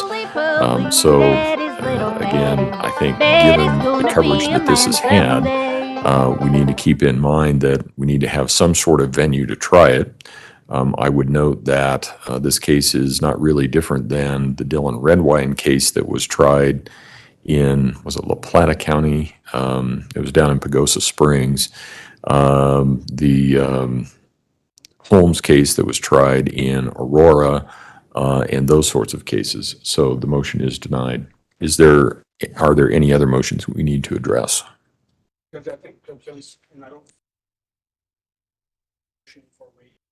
Oh. All right. Defense?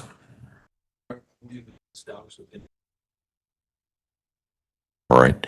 And just so that the record is clear, Ms. Stauch, you wish to waive a jury and have this case tried to me?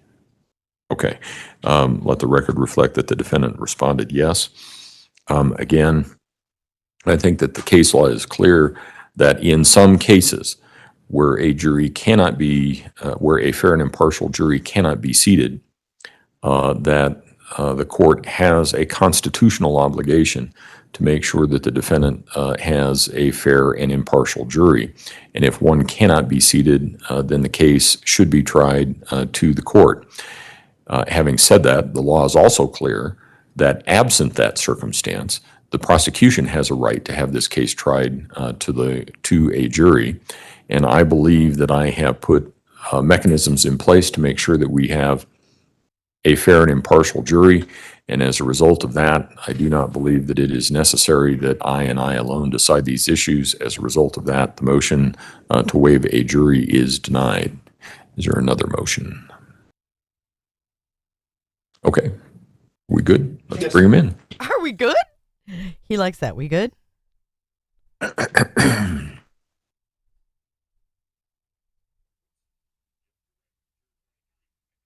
Okay. So we're good? We're okay. All right. Okay. Okay. That's okay. Okay. And just so that you guys know, now use the front hallway. Use the front hallway when you're coming in. So it's just flipped from what we did before. For donuts. Do I finally get to mute? Are we finally going to get on this? And each side will have a reserved pew, I guess, behind them. A pew. Yeah, that bench behind you, that first bench is reserved for the defense. That first bench reserved for the prosecution. In the name of Jesus, Father God, Lord. That's the DA's problem. And you can let them know that if there are issues that I need to address, I will address them. Ooh. Another one bites the dust.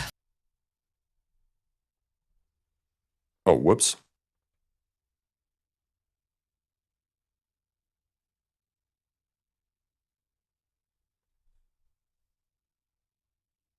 This is a handwritten letter to the judge from Leticia, whatever.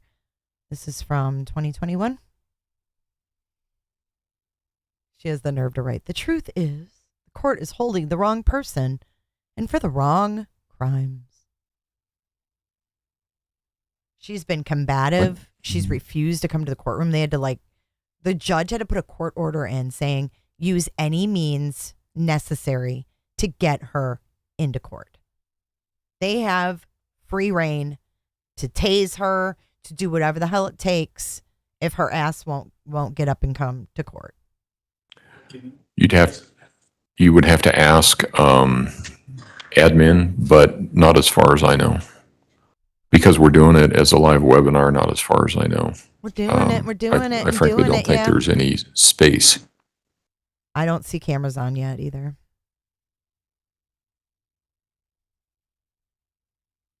I am left with no other choice but to represent myself. All rise for the jury, please. Her and her bubble writing. Okay, let's get back to this. I'm going to close that out. Hopefully he turns on the cameras as soon as the jury is seated. That would be wonderful.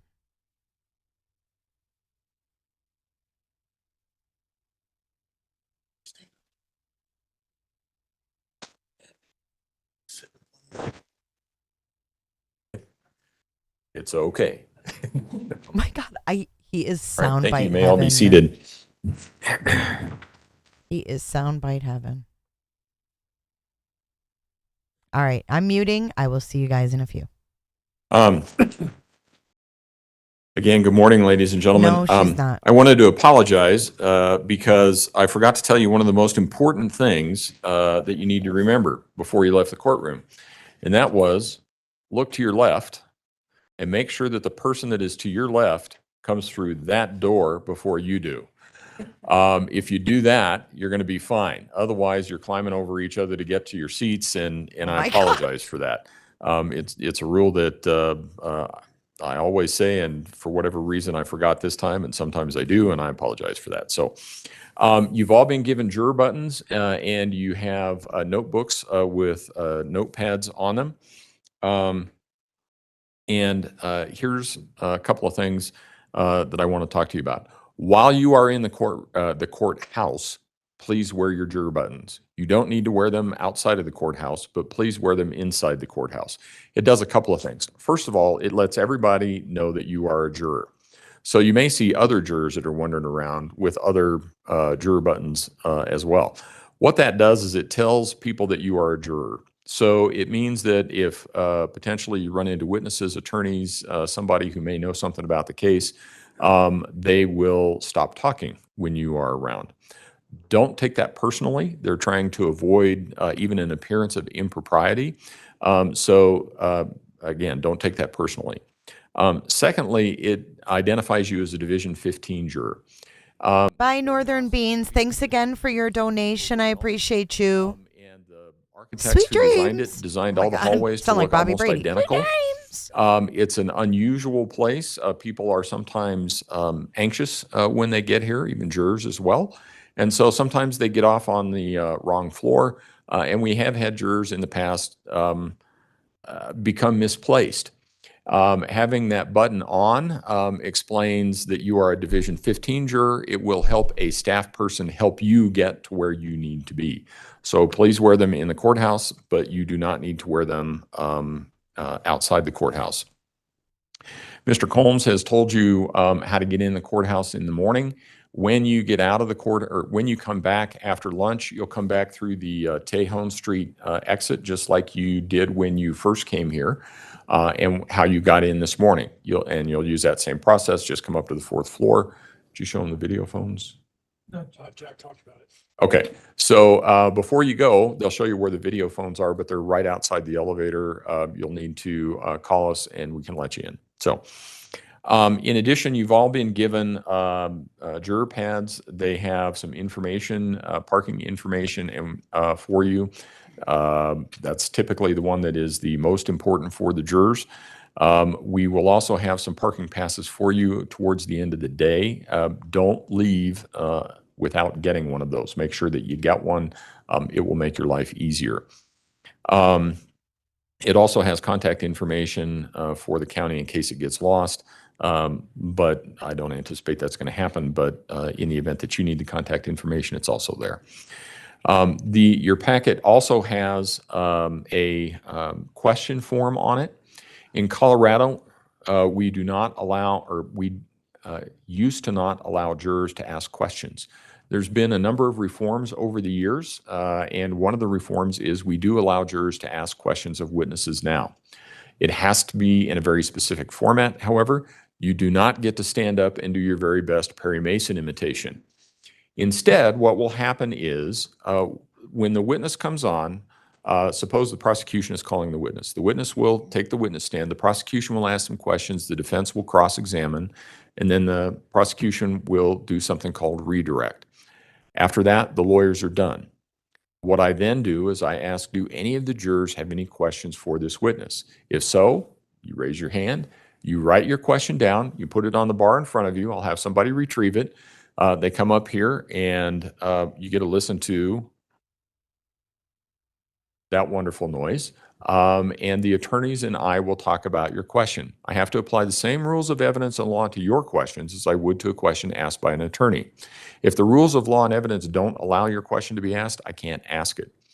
I can tell you that over the years, I've asked probably better than 95% of the questions that are submitted. If I don't ask a question, it's not a reflection on the juror, and you should think nothing of it. In addition, you shouldn't guess or speculate as to what the answer to that question may be. In addition, you've been given notebook paper. You can take notes. The notes are purely and entirely for you and you alone. Once this case is done, those notes are immediately destroyed. Nobody reads them. We don't grade them for penmanship, accuracy, anything else like that. So whether you want to take notes or not, it's entirely up to you. I am going to read a couple of instructions that may help you going forward. One of the instructions is you may have to decide what testimony to believe. You should carefully consider all of the testimony given and the circumstances under which each witness has testified.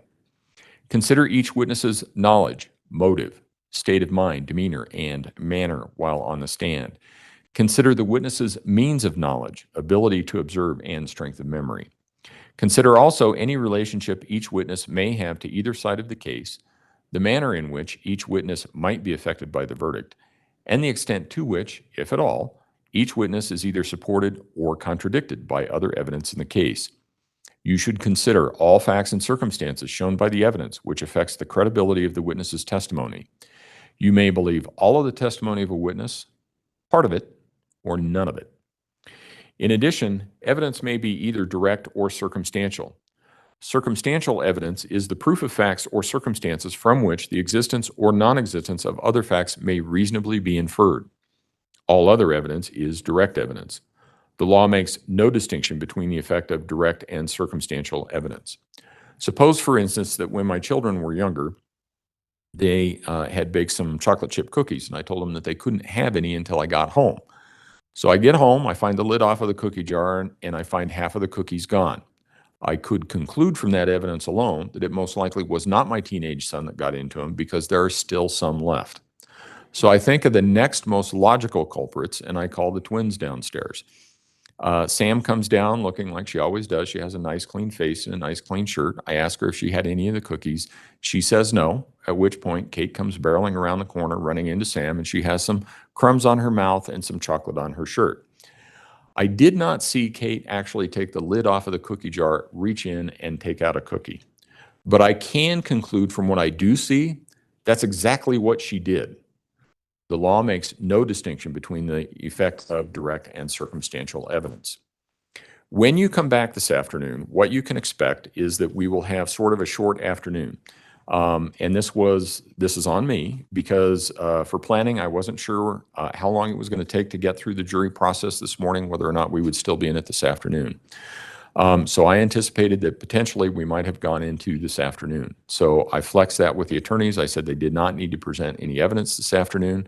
Evidence will start tomorrow morning at 9 o'clock. But when we come back this afternoon, what will happen is the prosecution will start their opening statement, and I've limited each side to an hour. So the prosecution goes first, then the defense goes. Then we will take a break for the day. I'll send everybody home. I'll have some further instructions for you at that point in time. When you come back this afternoon, feel free to bring in some water, some pop, some coffee, anything like that you would like to. If you want to drink something in the jury box, that's okay. Generally, I can't allow food in the jury box. If somebody is diabetic or has an issue with respect to that, let me know because there's a way that we can deal with that. So let us know if that's an issue. You can feel free to stand, stretch. Those seats I know are not the most comfortable. I get it. I sit in one that's similar to that a lot. So I understand that. In addition, don't think we have that juror, but in addition, for any of you who are vertically challenged, sometimes you'll find that the seats don't go down low enough. And if that's the case, we have something that you can rest your feet on so you're not feeling like a 5-year-old in a barber chair. And we got one. We got you taken care of. So we will get one of those, and that should help. The other thing is that feel free to bring in a jacket or something like that if you want to. It always feels warm in a courtroom to me, but that's essentially because I'm wearing a blanket all day long. But if you get cold or something like that, just feel free to bring in a jacket. Again, as you know, most of the eating joints are north on Tejon. There are a few south on Tejon. And your day this after going forward, your court days will look like this. We need you to be in the place you need to be to meet Mr. Combs in the morning, and he'll get you here so you're here at 9 o'clock. We will start at 9 o'clock. We'll have about a 15-minute recess or a little bit longer than that, somewhere between 10 and 10:30 every day. We'll take a break at noon. We'll come back at 1:15, 1:30, something like that. And we will go into the afternoon, and we will have about a 15 or 20-minute break somewhere between 3 and 3:30 in the afternoon. Then we will stop at 5 o'clock. When we stop, you will be free to return home. Again, you can go on about your business, do anything that you would normally do, except talk about this case or do anything with respect to this case. If you have questions or issues, contact Mr. Combs or Mr. Sproul. They will let me know. And I think that covers most everything that we need to cover. So if we can have everyone back in the jury rooms a little bit before 1:30 so that we can start on time, we should be able to do that. Sounds like it's a beautiful day outside. If you want to go for a walk, that's fine. And we'll see you back at 1:30. All rise for the jury, please.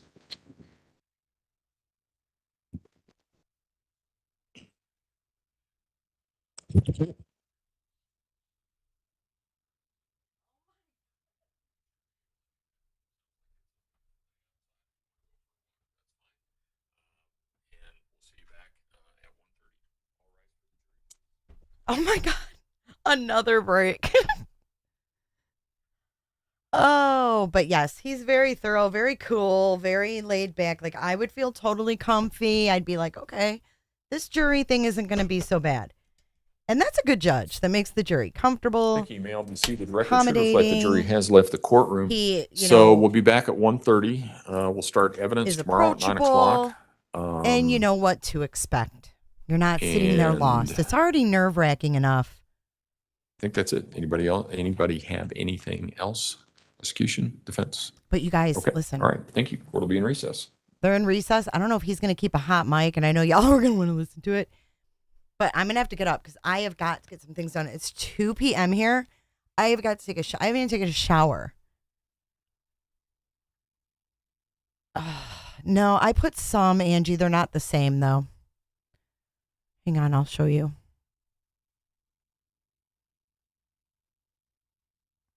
I think I can show you.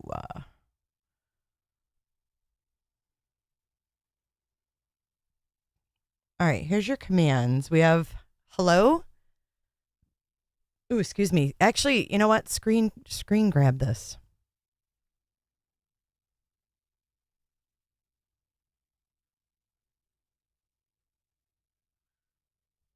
The ones that have the green mark. So there's hello, mods, support, what, socials, and buy. That's all I have right now. I need to get my Amazon in there.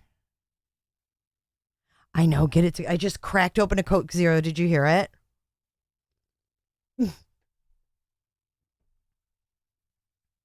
Oh my God, Gina's like, I haven't brushed my teeth yet.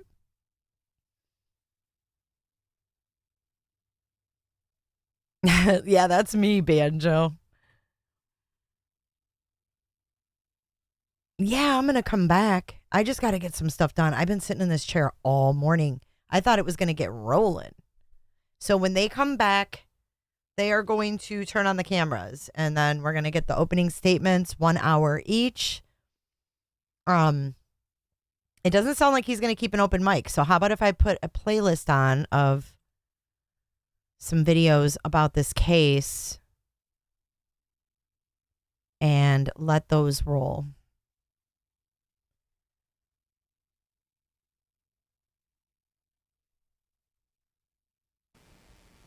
Thank you for coming today.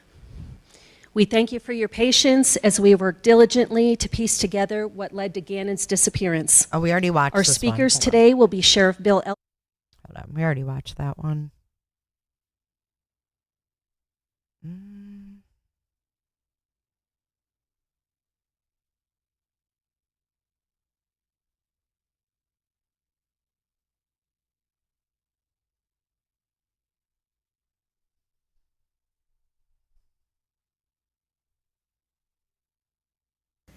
The case against the woman accused of killing her stepson near Colorado Springs will be moving forward. It's one of our top stories on CBS and Denver. A second evaluation found Leticia Stauch competent to stand trial for the murder of 11-year-old Gannon Stauch. The first evaluation back in September also found her competent. But following that ruling, her defense team requested another evaluation. Her next court date is now set for March 11th. Gannon was reported missing in January. His remains were found 3 months later in Florida. The court also understands that this is an emotional case for a lot of people. Almost all cases involving a charge of first-degree murder are. The judges in this district handle a number of first-degree murder cases all the time. This case is governed by the same rules of law, evidence, and procedure that apply to all of those cases. In addition, please remember that audible comments and emotional displays or outbursts are strictly prohibited. If at any time during the proceedings you feel that the onset of an emotional reaction that may violate the court's order, please quietly and discreetly exit the courtroom. There is no in and out. Once you leave, for whatever reason, you will not be permitted back in. With that, filing charges, Mr. Allen. Thank you, Your Honor. We earlier today filed the formal charges through the court system, and I'm handing you a paper copy to the defense team now. Yeah, when did you do that? It was earlier this morning, Judge. I don't think it's made it out of the clerk's office. Okay, I can advise the court of what those charges are if you'd like. Yes, because it hasn't made it out of the clerk's office yet. So Okay. when you file it downstairs electronically, it takes roughly about a day or so for it to get to us. When we looked at it, it's, it just got filed. The magic of the digital age. Yeah. Because I looked at like noon and it wasn't there yet. So what I have is 4 counts, is that correct? That's exactly right, Judge. All right. Ms. Stroller. We have received that, Your Honor, and we have advised Ms. Stauch. Sorry. Okay. Of the 4-count complaint and information, wait further reading or advisement. Okay. All right. Oh my God, this was 3 years ago. I bet you she had COVID. She probably had COVID and didn't know it. March 11th, 2020. Listen to this lady coughing. He's like, are you feeling okay? And I think she had COVID. So what I have is 4 counts, is that correct? That's exactly right, Judge. All right. Ms. Stroller. We have received that, Your Honor, and we have advised Ms. Stauch. Sorry. Okay. Of the 4-count complaint and information, wait further reading or advisement. Okay. All right. And All right, I just found another video. This is a guy that I used to collab with on YouTube. His name was Dad with a Phone. And I forgot he talked to Leticia on the phone. So I'm going to put this up. This is going to be absolutely entertaining, you guys. This is great for lunchtime viewing. So Dad with a Phone, he is from Woodland Park, Colorado. He called. I'm going to put the chat up there because it's probably funny as fuck. And we're going to listen to DWAP call Letecia Stauch. Of Leticia Stauch, recorded by a Facebook user or recorded by a social media user. This is crazy. This is crazy. So I have never listened to this. Oh, wait. I don't know what it thought he it's called 39 minutes and 7 seconds long. Oh, that's perfect. It is recorded on an online app, so it does have a few breaks in it. I'm nervous. Are y'all as nervous as I am? I'm pretty freaking. My wife's in there cooking dinner, and she's nervous. So if you're just joining, thanks for joining Dad with the phone. We're about to push play on a phone call that's never been listened to online. This has not been publicly released. The cops have this phone call. Nobody else has this phone call. From what I understand, nobody's released it. I have permission from the caller. She sent it to Dad with the phone exclusively. Help us all. Here we go. Okay, so the person that Leticia's talking to is the one that sent him this call. I was wrong. He didn't call her.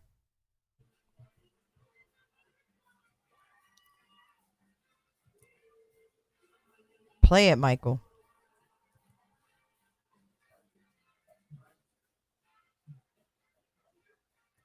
For the children's sake. And I did feel like I was left out. And this is not about me, but I did. I felt attacked of left out because she didn't help me. And it was hard. And it was hard when I didn't have anybody to find out something or, know how to fix something or something that she had all these years of experience. You know what I mean? And so I took anger to that because I'm thinking I, had helped so much and did so much. And then I didn't have her there. Because she basically banned not only me, but she was not her at all. Was that due to something like origin? There's a difference in abandoning your family, and there's an addiction to problems. She didn't even call her birthday until the day after. The fuck? Our relationship always protect her. Is it going really fast for you guys? Things that would have happened like that in the past. Did he have issues? Have her there.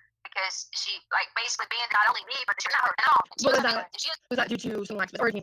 There's a difference in abandoning your family, and there's an addiction to problems. She didn't even call her birthday until the day after. And so our relationship always protect her. And said something, I have to be the one to be you're not going to talk to the kids. It's just not that personality. He's not going to let someone hurt us. He's not that personality. It's got to be him. Jump out there and say, you know what I mean? Right, he hasn't said anything, and that's what a lot of people are saying. Why is Al not said anything at all? He hasn't even really looked at the camera. And it's about dude, is that him or me? I closed everything else out. I have nothing open. Oh, it's the recording. Okay, Jesus. I thought my computer was going crazy. All of the because she's his mom, that everybody automatically flocked to her, of course. But why? I mean, what honest what was it? Just that? Was it just for lack of a better word, jealousy, or do you really honestly think she could do that to him? I'm like, what is going on? Hold on one second. I'm so sorry. Give me 1 second. Just trying to get back in the car because we had to move till. Sorry, hold on a second. Bye. Thank you so much. Bye. Okay. What did you say the question was again? I mean, do you honestly, did you say that out of spite, out of jealousy, or do you honestly think she could have done something to him, or had someone do something to him all the way from where she was? Was that really a thought you had? Okay, so it's not about all the way from where she was. There was always threats of things that would have happened like that in the past. Not necessarily of a threat of harm or taking someone, but a threat of doing something that could involve harm on the children. There was always those, And so, yes, I did think that. Not because I thought she would have hurt him. By no means. That is completely not what I would have thought. But because I would have thought to make it look unfit or like we did something wrong so that she could have them back. Because when moms are desperate, they do a lot of things because they want their children. Exactly. Yeah, and I get that. I mean, but that's another thing with her. She's allowed to have this. She's allowed to see the kids. You guys had a good relationship. She had custody, partial custody with you. So it's not like her. It's not like she wasn't a mom or she wasn't allowed to be a mom. So I just never understood the part of why would that even be a thought that would cross. Because I mean, if she was allowed to see the kids whenever she wanted. But you're not understanding. You're thinking aloud. You're not understanding that the Garden of Light took them from her. Who? So, sorry, the phone cut out. I didn't hear what you said. I said a Garden of Light took them from her. So this is, so that's, yes, it was, it is. What is that? I don't know what that was. Sorry, I don't know what that is. Well, that is where a person in the court evaluates the situation and says it's unsafe for the children to live with her or be with her and give her visitation. This is what happened. And you can take this as talking about. I'm not talking bad. That's truth. Yeah, no, I So, understand. so that is a thought that would be in someone's Okay, mind. see, no one knows because that. there are plenty of moms who've done that. See, from what we saw, like in that custody paper, like from your page, it looks like you guys have all joint shared equal custody. So no one thinks that there would be any type of reason for her to even do this besides, like the idea. Like I understand a mother being desperate when she can't have access to her kids. That makes a lot more sense. Right. But we made that out of the kindness of our hearts, as long as it was in her mother's care, who are absolutely amazing people. We agreed that that was why we leave those terms like that. Okay. The kids stay with us for the entire school year. Prior to that, they lived with just me while Albert was out of state and he was training and things like that. Just me. And she was allowed to come and get them as long as they were going to her mother's. Okay. That is Leticia talking to another girl on the phone, and he's playing a recording. I don't know why everyone's confused. Leticia's the one talking the most. The same one that was doing the video with their back to the camera. Okay. Okay. But so that's not. Were you That's guys not in me Alaska being mean. recently? That's telling you the truth. Were you guys in Alaska though recently? In Alaska? Yeah. Did you guys live? You guys live there? But we live in South Carolina. Oh, so you guys never lived in Alaska? So Albert lived in Alaska, but the problem is Alaska to South Carolina, back and forth. Landon always wanted us just to remain in South Carolina because it made the situation easier before shit hit the fan, basically. So to make it easier in life, that would have been an easier approach. But Albert could not. I mean, who is going to pay all the bills because that's Albert's career? You see what I'm saying? Right. And I mean, yeah. he signed up for this. Yeah. Right. So the point is, I said, hey, I'll keep the kids in South Carolina. I'll put them in school, take them to school every day. Her mother or father was to pick them up, which they did because they didn't have a home. They didn't have a lot of things. And that's not just on Landon's fault. That's on people that live with Landon. I'm not going to, say any names. You can put two and two together. Yeah. Well, he's acting absurd yesterday, too. People are not a fan of that either. Right. So yes, in my mind, did I think that for a second? Absolutely. Not that she was physically going to do the harm. Never would I have said that because I know better than that. It was that the intent or the thought process of I don't know what he would have been capable of. Criminal activity. I don't know what kind of people like she had going on because we never knew any of that. And you want to know why Albert never has said anything? Because he knows damn well that everyone around him in his circle knows better, knows that what we had to go through to ensure the safety of those children for years. So did I think that? Honestly, absolutely, and I would not change my opinion on that. No, I do see where you're coming from with the aspect, with that. I mean, with you explaining, she did get told she's not supposed to have visitation except under certain circumstances. And I mean, people are not necessarily, I don't want to say dangerous, but dangerous is a good word for it, I guess, if you don't know their intentions. And some people have bad intentions. So if he was a bad influence on her, then no, I guess the kid shouldn't have been there. That makes sense. But no one's knowing that. The way it looks now is supposedly you guys were all okay, and then all of a sudden he just went missing, and now you hate her. No, that's not the case. So, her mom had even written a letter that said all the times that she tried to go rescue the kids out of these situations, and it never happened. Her mom wasn't successful, because people are going to do what they want to do regardless. You might get suggestions from your mom and things like that. Let me just say, her mom and dad are absolutely wonderful people. Never any concern, never a worry at all because they're amazing people, So that was why we were able to have an agreement that we were able to do those things because we knew if anybody bothered those children under their watch, they wouldn't survive the next day. You know what I mean? Yeah.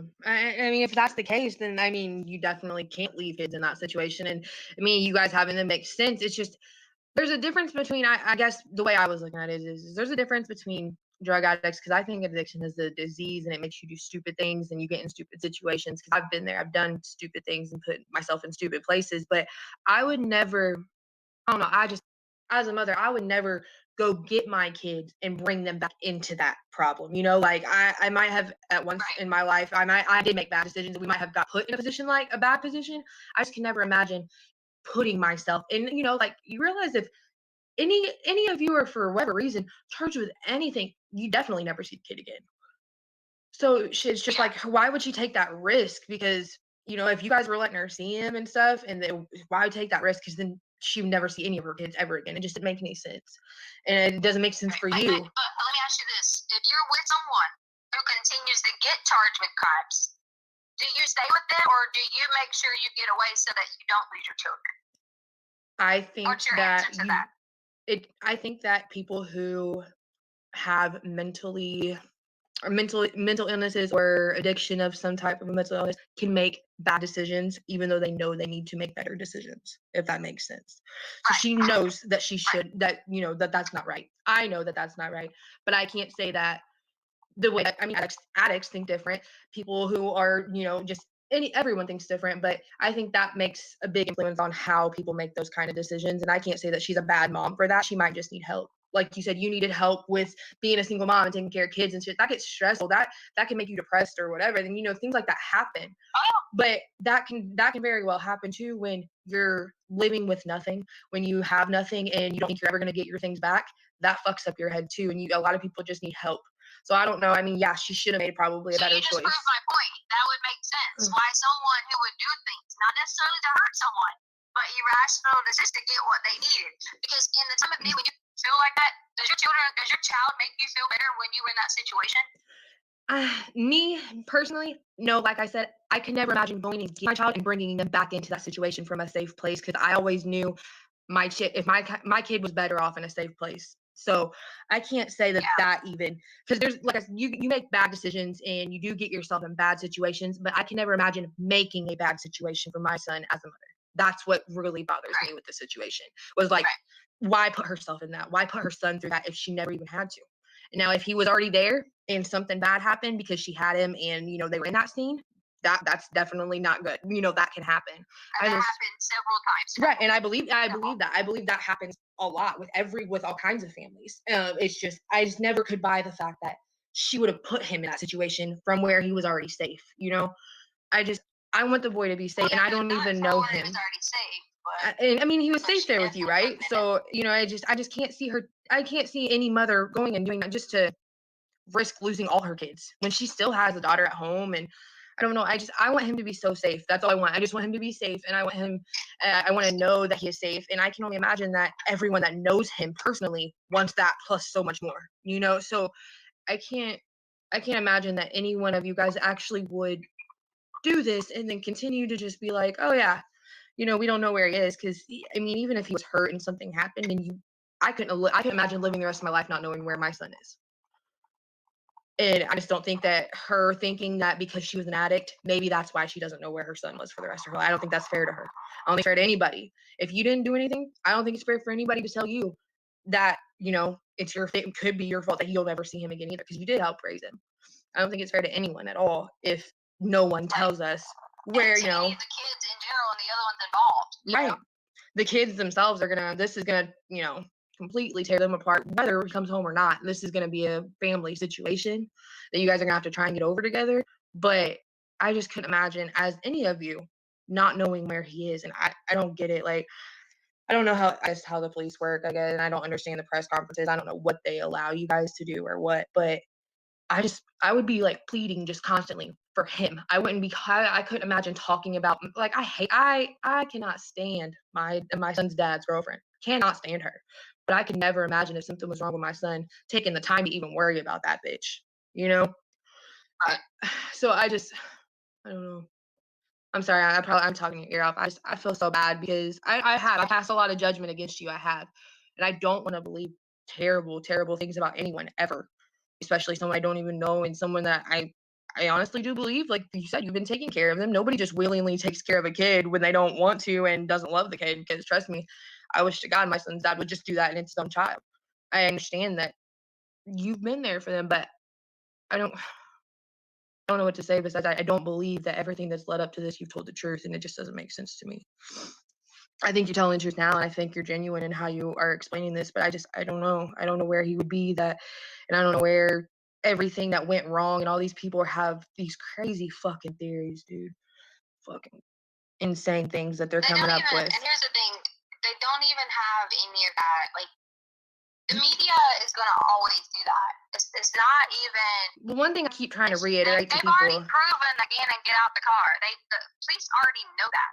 I mean, They've how did already they? proven that through forensics. So they know that from the same video that they showed. Forensics show hot, cold, things like that. Yeah. Can show that people get out the other side. Different things like that. It's not. If you thought for a second they thought that, and I just didn't bring him home. Do you think they would not be following me everywhere I went to see where I took him? That's what I said. I assumed that she wouldn't have been able to even go home after that. I assumed she would have been sitting in a cell until they said, all right, you're either going to tell us or you're just going to stay here forever. Because that just doesn't make sense why they wouldn't. But they talked to you about it. So that's the thing is, like, people don't understand. Like, I haven't even had the opportunity to even, take in anything emotionally or do anything emotionally because I've had to, like, completely talk to FBI agents, this person, that person, yada, yada, yada, yada, yada, yada, yada. And it's just so hard. It's difficult. And it's like, I just want the same thing you want. And you don't even know, and you're states away or wherever you may be. Yeah, in Indiana. That's what I said. I'm in Indiana, and I don't know you guys, and it's exhausting me. I haven't slept. I don't sleep. I constantly try and just make sure that nothing is missed because God knows what somebody random can post on the internet at any time. Honestly, I see the craziest things on here. It bothers me so much that I haven't slept, and it bothers me to know that there's people who are accusing you. There's people accusing Landon. There's people, and both of you can't be wrong. So somebody here. I mean, I feel I don't want to feel bad for the wrong person, but I don't want to not feel bad for the right person. So. Well, how about this is how we have to all look at it. And if we don't all come together, 20-some thousand people, whatever it is, if we don't say, listen, from day one they've been searching, so we haven't made an error judgment in searching, right? I mean, you have to agree. Everybody's searching. There's no error judgment in the searching part. But if we don't together, I don't know where your faith is. I don't know where you are with God, believe in God, not God, but I do. And just have that faith that we have to know that if we don't keep together and 20,000 strong are praying together and not fighting, then we're closer. And I think that would work. I think that would be the ultimate, that would be the ultimate goal, would be to everyone to just be nice and work together and, everybody work together and told every little piece that they put together of a real evidence, because some people just assume that because a random person typed it on the internet, it's true. If everybody actually just talked about what is true and worked together, I feel like something has to come out of it. He can't just be nowhere, right? I mean, he couldn't have literally just vanished. He couldn't have. Why are they digging out in the snow though? Like, that's far. He couldn't have gone that far by himself. Okay, so I can't say too much about it, but I'm digging out in the snow has nothing. It's just simply because our GPS pinged. If my GPS pinged on something, they're gonna search it. They're gonna do everything they can to search every area that I was in for a week. Okay. So that doesn't. They don't think that they're looking for a body out there. They haven't said that. They haven't said, they haven't really said oh, we know he's out here and we're gonna go dig him up or anything. And I obviously no, they haven't said that. Okay. I don't know. It's just it's scary. It appears that way. They haven't said anything like that, and I can tell you that some of the places that I've seen, I didn't even go. So I went to the Douglas County area because we were gonna buy a bike for my husband for Valentine's Day, but I never went to some of these places that they're looking. So did you go to the Petco 2 times? Say what? Did you go to that Petco that they said is 3 Petcos away from your house twice that day? 3 Petcos. Honestly, I don't. The reason we went that way was because we were going to go talk to someone about the Pleaded sports and about the bike. So if I went to that Petco, I'm sorry that they're all freaked out that it's the wrong Petco. Well, they said that no. The thing is they said that you were at this Petco, and then they said you came back 2 hours later and was there again, and was acting frantic. That's what they said. They said you were looking out the windows because it's glass windows or something. I don't know the building really, but they said you kept looking out the glass windows. That you were at the Petco twice, and that you bought 3 dog coats. But I mean, think about what you just said. I know. Come on now. I told people, and that's what I'm saying. I told people. I said I could say. 3 dog coats? I said, look. Well, so I mean, no, that's not the problem. They're just saying that they said that they saw you there, and this is what you did. And I don't like to say that you were even at Petco unless you say you were at Petco. Because I could say I work at Petco and I saw you there and you bought 5 dog coats. I mean, people are... I went to Petco. And do you know how they know I went to Petco? No. Well, because I told them. I told them to go get the camera footage at Petco. Yeah. I didn't even have my phone on me, so they wouldn't even have known I was at Petco if I hadn't told them. That's wild. I mean, and well, what it was is, I'm gonna say it was on YouTube. There's a video by somebody on YouTube. I don't remember who it was, but then somebody commented on it and said, "I work at Petco. I saw her that day. She was by herself, and she, like I said, she bought 3 dog coats." They were very specific about that. They're like, but then she was acting all like acting worried and looking out the windows, and I don't know. It was just weird how they described it. But it was like, also, like I said, I could have said all that and made it all up. So I don't like to assume that somebody's telling the truth when they say that stuff, and you had never mentioned it. So people are like, why is she lying? Maybe you weren't lying, but when you gave the timeline about that whole day and Burger King and hiking and stuff, it was never mentioned. So that's why people look at it like a lie, and it's not really everybody's place. So but see, this is what we have. Here's where the problem. Everybody is playing, this internet detective and hiking, and like, I mean, I wouldn't even talk before they were saying that I killed someone on a hike. I mean, so like, you have to put yourself in my perspective of even speaking to people at this point. oh yeah, no, like I said, you don't owe everybody an explanation. You don't, and I get that. I get why you don't have to tell us. You if you told the police, then that's fine. It's not a lie. You didn't tell us, and like I said, you don't owe us anything, and I get that. But that, I just want to explain why people feel the way they did about that. They felt like because you said that you told us this is the timeline and you didn't mention that, that's why it was like, well, no, she didn't say that, so it has to be a big part of the situation. And maybe it's not. I think works Sunday, so that's why I don't understand why anybody was being confused. Because everyone thinks that they know exactly what happened, and then everyone just starts saying, well, no, that's not right. I mean, it's honestly, I've seen people start at the beginning of a comment thread with one idea, and then by the end of the comment thread, they've already, got 15 other pieces of evidence from other people here, and now they completely have a different idea. So people don't know what to think, and they're just trying to do anything they can, I think, to figure out or make sense of it, and there's no sense to be made. That's the thing.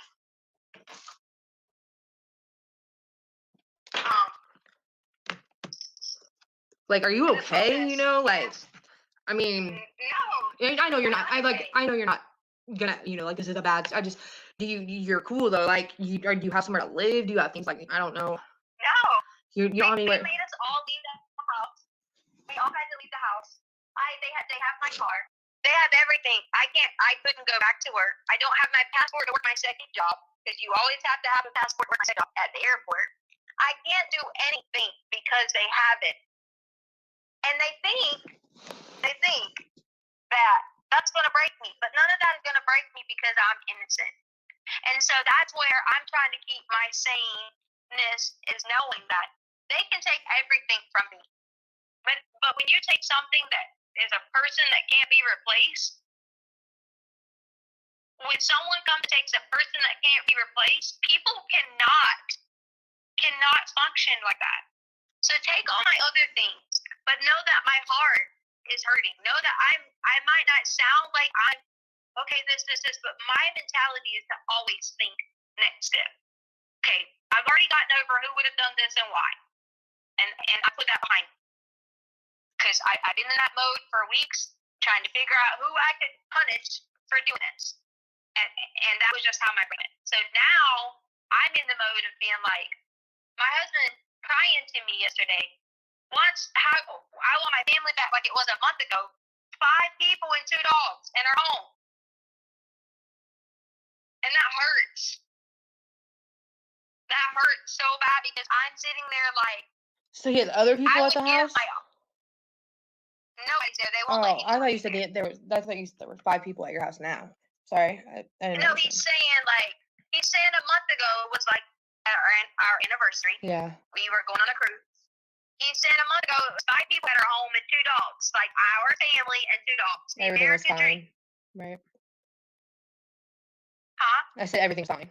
Right. Yeah. So the American dream, good jobs. We made over $180,000 together. We had a nice home. We had anything we could have wanted, and our children were safe. Like, somebody don't just wake up and be like, I'm throwing this shit out the door today. No, they That's don't. not how it works for a normal person. There was no, like, this jealousy and leaving people. There was none of that. There was never any time that Landon was trying to get my husband back, or I was trying to bother Landon's husband. There was none of that. Well, that's good to know. I mean, I think if everyone could realize that you guys don't hate each other, it's a bad situation right now or a bad time, and that you guys are honestly, I feel like I don't know, I haven't talked to her, I don't know her. If you guys could talk or something, because you guys are on a very similar playing ground here. Like, like you both love this child, and if everyone could just understand that everyone wants him to come home, then maybe things will not be so, I don't even know what the word is. It's just, I mean, it's ugly. Reading some of that shit is ugly to the point where I have to stop reading it and put my phone down and force myself away from it because it's ugly. And it makes me feel so awful just to think about some of the things that people are suggesting could have happened. And I think if you're doing that, think if you're doing that yourself because you feel like you have so much invested in, you don't even know it from atoms. Think of all these people that are doing that and the damage this is doing to not only to Gannon and his search, but to everybody, even you. Like you probably have trouble sleeping, right. And you have no we are. Right, and that's why I wanted to talk to you. That's why I mean, I don't want to be mean to you. I don't want to judge you. I don't get it. Like I could never do it. I don't think that I only have one son. Especially with one child, I don't know that I could ever continue on if something like this happened. I don't know how I would get through it. So I don't want to be the judgy person. I don't want to, hate anyone. Like I said, I don't hate anybody, and I don't hate somebody I don't know, especially. But I don't know if everyone else just can't understand. They can't, like I said, they're trying to make sense of something that don't make sense. So until something happens that people can put two and two together, until they can either find him and he can say no, like this is what happened, or until the work happens and then they can prove something else. I don't know what the scenario would need to happen for people to understand that this was not what they thought, that he was not sex trafficked or or whatever they came up with today. I don't know what has to happen, but I think if everyone doesn't realize that everybody needs to be on one team, he's not. I mean, the search, like you said, is hindered. The search is. Did you see that another Colorado Springs boy is missing? The what? Did you see 10-year-old is missing today? Yeah, I saw that, but they haven't like really done. It said something about he left willingly, and that's it. Right, but he's still 10, right? Right. So willingly could mean someone told him to leave. Right, and that's what I said. That's all it said is he left willingly in the night. It didn't say like with someone. It didn't say by himself either. It's crazy. I did see that this morning. So I don't know what you can talk about as far as that goes or not, but what do you think happened? Honestly, where do you think he walked away? Do you think someone took him after he walked? I don't know. I don't know the area. I don't know what could be possible, I guess, but do you think he's okay, honestly? At this point, I want to keep all my faith in knowing that he is okay. Of course. But I also know Gannon, and I know that if he was doing something with someone, just hanging out, he would tell them quickly, like, hey, my mom, my dad, my stepmom, man, I'm going to be grounded. I got to go. He wouldn't have stayed gone. Right. Or even if it would have been a day or two, he would have said, oh my gosh, I'm probably going to lose my whole entire technology for a year, but I better go home now, or else. And he loves his sisters. And that biggest thing, especially his sister, because everyone's so close to they like violate women and fight like that, But Nova is so young that he was, wanted to take her around, do things with her, have that fever, And so that's just completely like, he didn't want to be theirs. And he loves his family. If anybody he would have reached out to. And so know that she hasn't even had the slightest call or anything. That's what it said. That's her baby. I mean, you don't want to say people have favorites. That's not what I'm saying. But they do. I mean, I get that. Yeah, but like the first usually, or the first grandkid or the first boy. I get that. Yeah. Right. For sure. Right. And that's hers. And that was her first grandkid. And, you know, he's her first grandkid. He's, you know, just, she helped in his upbringing so much. Where Lena's been with me pretty much since she was 2. Like, you know, I've been in her life since she was 2. Right. So to Lena, everyone is a family. Everyone's this, this. But, you know, to Gannon, it's, you know, his Nana. He loves her unconditionally. And I don't even want to say more than his mom and dad, because, you know, that's not true. But, you know, sometimes we are close to some of our grandparents, and that's how I feel about him. And for her to not even have heard from him or anything that I'm aware of, I mean, obviously, she would be the person that he would reach out to if he was still doing, like, still gone and not wanting to come back. You see what I'm saying? He's only 11. I don't know how mature he is for 11. Do you honestly think he's like at that age? No. I mean, my brother's not mature. He didn't even want to do puberty classes. He was so. I mean, we would like take play and like, oh, you better go to that puberty class because you're not girlfriends, and like, you know, he would be like, ew, yuck. Yeah, see, and that's what I said. My brother's 11. I just don't see him even have the audacity to think he should be able to walk out the door and then go on about and then maybe later call my grandma. No, he would not. That's just not even something that would cross his mind, because yeah, he's 11 and he's starting to get older and look older. He's still mentally just. I don't see my 11. I don't know Gannon, but I don't know that I could ever picture him just walking out the door like to go play and then just not coming home because he wanted to be a smart ass or something. You know, and he might, what really gets me is my brother's on Adderall. He's been on Vyvanse. He has ADHD. And like I said, they look so much alike. And I just picture everything that I've done. I just say, well, what would Skylar do? Would Skylar be doing this? And I can't, the one thing I can't see is at least with my little brother being how he is, I can't see him leading us to just go out and do whatever the fuck he felt like. And then maybe, supposed to just come home in a couple hours when he wasn't supposed to be gone. I don't see him doing that at 11. Maybe next year when he's 12, turning 13. I guess it's harder to understand. I just want you to think for a minute. Take that out of your brain for a minute. And just please pray in your mind, heart, soul, everything. That person who done this, the person who picked him up, took him, that they'll just decide that it's time to come out. It's time to come let us know. Pretty confident in people knowing some idea of who it could have been or things like that. I'm confident in that. And I can't give those details. You mean you're confident in who you think did it? No, I'm not going to say that. I'm just going to say I'm confident in the person who did. Will have a conscience. They're going to break down. They're going to give in. That's why I'm so adamant about us trying to show the love and quit. See, the hate's been put on me so much. Think about it. If a person was out there or in a group following it, don't you see that they would have already been probably out of Colorado by now? Like, they would have already been gone somewhere and said, wow, no one's even focusing on me. No one's even focusing on this. That's how they would look at it. That's a criminal mentality there. I remember one of the guys told me when I was doing the interview that day, the law enforcement guy was saying, that's when people take kids and do things, their mentality is just go. And if it's someone they know, they said usually they can be like 100 feet away.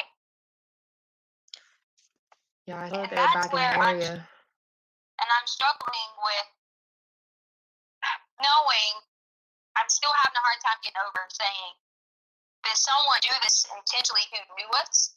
Or is this a complete stranger who abducted someone? Right. I mean, I guess that's my biggest question to you. Do you honestly think that someone came and took him that you guys don't know and he could have just been sex trafficked, by chance, like people are saying? Or do you think that he left with someone he knows? I don't want to say that, but more and more, I've spent the last 3 weeks, ripping anybody apart that I would have thought would have, even people in the past that maybe I hadn't even, talked to in a while, or, past boyfriends, or, something. Right. I've went to investigate these people, and I've been doing it adamantly because that's the mode I've been taking. And that's what I would do. I would tear the city apart. I would tear the city apart. Everything. I would be looking under rocks, under trees, under wherever I could, and anyone's house that I'd ever been to. I would be on a warpath. And I've done that. Yeah. I would have known in Colorado Springs. Any interaction that I would have came in touch with anyone, I've even through things that I was going to purchase, like on Craigslist, things like that. I've written all that down. That's things that they took my phone and we tried to go through and do all those things. And that's what I've been doing because I refuse to go look at a ditch or a pond. Not because I'm being insensitive. I just can't take my heart to go do that. Who wants to, yeah, who wants to accept that? If there's other possibilities, if there's other leads and things, why put yourself through that heartache? I get that. I don't know. I hope we found. I really do. And I'm like, okay, what? And everybody's like, you search. Where do I search? Like, how do I get past where do I search or what do I do? Thought is, at this point, we need a reward. Oh yeah, that's what I said. Why would there not be a reward? I mean, I've seen people in the group say, I'll pledge $1,000 myself. So even if somebody just put that $1,000 up, that's enough, that's a reward to start. Why did they tell you no? Did they say, God, no, we won't let you guys put this up? I don't get it. Do they not want you guys to have a reward to get or to offer? Or if somebody puts it up, will they allow it? I mean, as far as I'm assuming, yes. I know there's lots of people in the groups that have commented saying that they'll put money up, but I guess I assumed that if they would allow an award, they would have said something about it by now. Well, I don't know. I thank you for talking to me. I really do. I hope you are okay. I know that you're not going to be okay, but I hope that you eventually can find peace somehow. Is there anything that you would want to clarify or to say to people that you don't want addressed to people you would want addressed? Because I don't plan on sharing this, what we like talking to you. I don't plan on sharing what you said or anything. I'm not going to go put it on YouTube. I don't have any interest in that. But is there anything you would want to share or to clarify at all? I mean, I'm going to talk to this lady who I already knew her from the neighborhood, and I want to get her help, and I think that she could help me in the right direction. And she's supposed to call me after church. Awesome. I think that's kind of what I'm working on. I think that if you could just explain how you explained to me, I think that if you could explain that, I don't know if you would want to do another video or a written statement. I don't know how it would be best I don't know how it would be best handled or know how people would accept it. But I think that would help a lot. I get the irrational stage. I really do. I get the whole tear the city apart thing and fuck everybody. But I think it was just that other people, they don't know how they would react in your situation. So maybe explain yourself, explain your emotions, not anything about the case necessarily, but maybe explain what happened and why you felt that way. I have a request though, because I know that Landon just commented on something that I'm on. And Landon said that she really wishes that you would take off of that video of him waving from your profile picture. Obviously, it's your profile. You can do what you want, but it's very distasteful, honestly. I mean, it's not anything against you. I'm not going to play into that. I'm sorry. Okay. You're not going to tell me that's distasteful because that's a picture of them. If it was a picture, playing in Hawaii. If it was a picture, it's the fact that he's waving by in a video, and I saw it, and I see his mom crying about it. Like I said, it's your profile. You're gonna do what you want. I just wanted to let you know that Landon did just make a big comment about that, about having to see him wave goodbye. Not saying it's the picture of him being on there at all. Just the factor of him waving goodbye, I think, is what the issue was. Waving goodbye or hello with his sister. See, that's pettiness, and that's what I'm not gonna play into. Okay. And I'm sorry you feel that way. We disagree on that. But I'm going to leave what I have up there, and I'm not going to appease her because that's too bad. Okay. I mean, taking an approach of thinking that I'm something waving goodbye.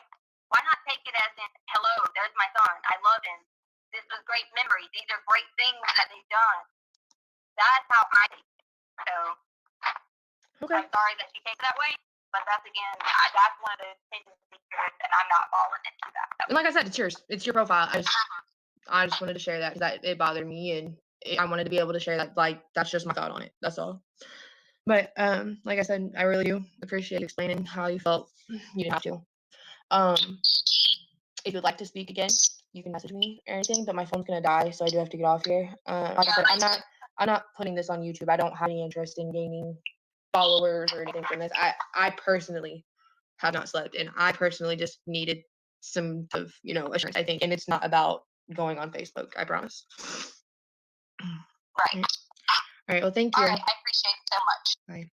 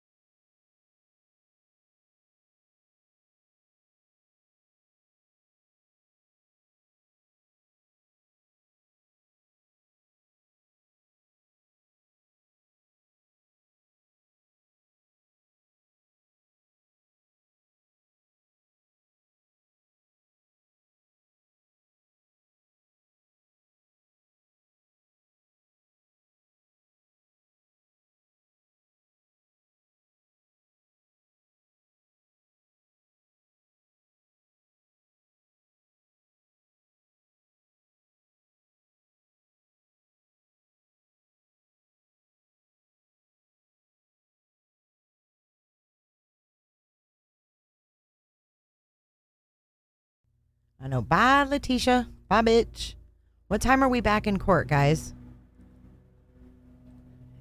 Right now it's 2:43 Eastern. All right, I think the phone call had. Did you guys find that call to be interesting? I do believe that sounds like Lana about 3 years ago. Long time ago.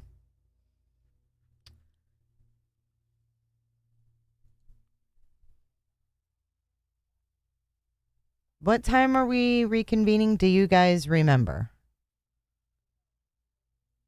No, I wasn't muted. I was just in the other room. I'm not sitting at my desk. I'm trying to get stuff done.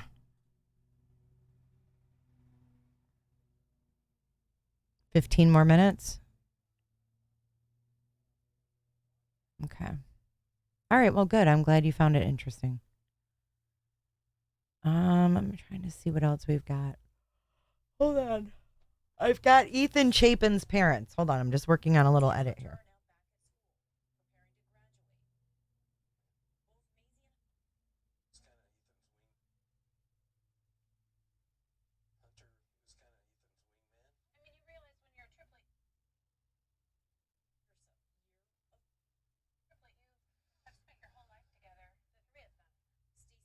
It's really sad.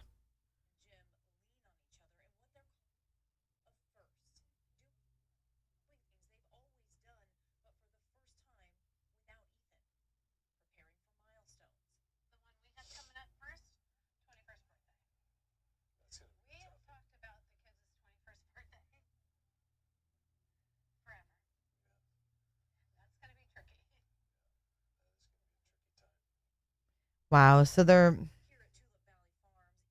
talking about his 21st birthday that's coming up. That's going to be one of their firsts. All right, hold on. Let me airdrop this and then I'll play it for you guys. And they've sold 80,000 tulips. I don't know how much the tulips are, but they've got 80,000 tulips. Oh, they said 1:30 Colorado time. No, that's got to be 4:30 our time.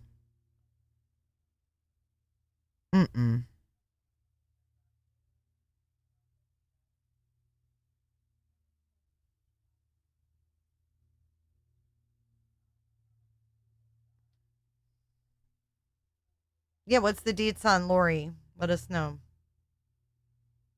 I was going to head over to Twitter to see if we have a video of her coming in yet. We're 3 hours different. No, they end at 3:30. They end at 3:30 Colorado time.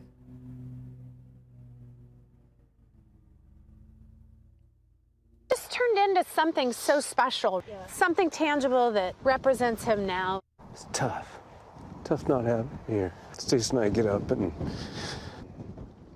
watch the sunrise and drink our coffee and cry in your coffee. I love to hug him. I'd give anything to just be able to hug him. You just always make one sure more you time. you just always hug your kid. Think stuff like that never happens. You do. You think it happens to other people, but I'm telling you, if it can happen to us, it can happen to anybody. Hunter, he was kind of Ethan's wingman. I mean, you realize when you're a triplet, you have spent your whole life together, the three of them.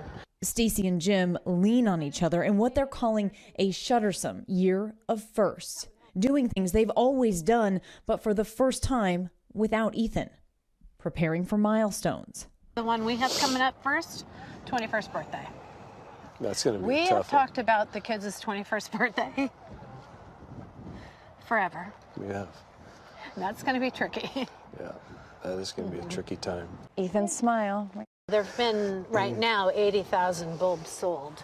The Chapins have big intentions to give back to both their communities in Skagit Valley, Washington, where Ethan grew up, and Moscow, Idaho, with scholarships funded by proceeds from the Ethan Smile Foundation. We've created something that is good, that Ethan would love. He loved people, he loved a great adventure, and he was inclusive. If we could touch as many lives as he touched in 20 years in our lifetime, the world would be a better place. Now they know they have a lot of hard days ahead. I love tulips as well. And the only thing that I don't like about tulips is they don't last long enough. I don't know, Eddie.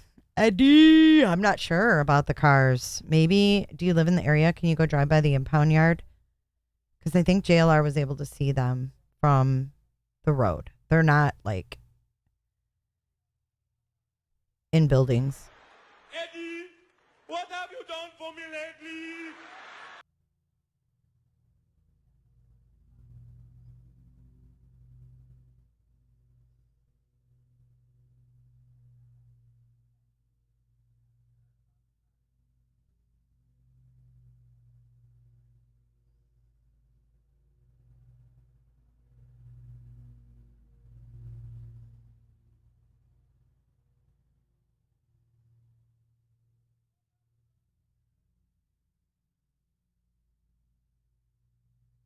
I don't see any tweets from Brian from today.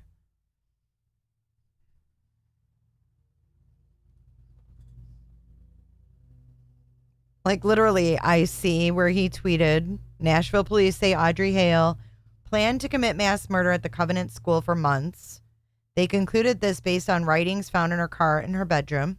Motive remains under investigation. Police say Hale fired a total of 152 rounds. And then one day ago, he spent the weekend in New Orleans for his dad's birthday. And then he says flying to Idaho for Lori Vallow. No cameras, but I got a seat in the courtroom. I don't see anything from him. I see nothing. So who tweeted a sketch? I'm confused. You're talking about Nate Eaton or Brian Enton?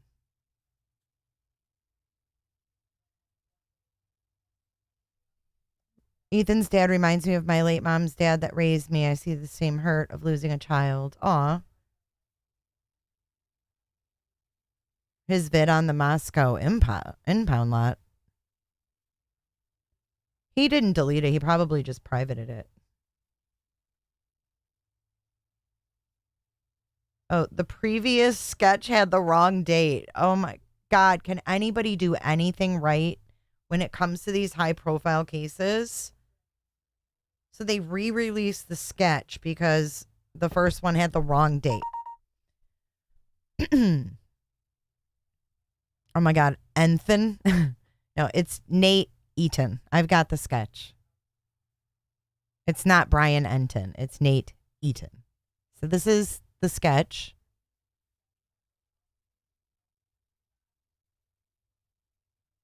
And this is Lori and Mr. Archibald.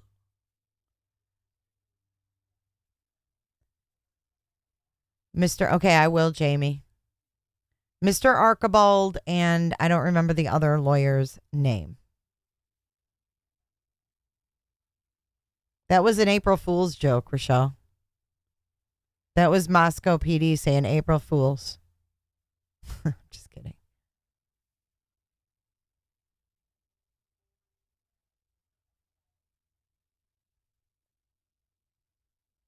So you see the date down there.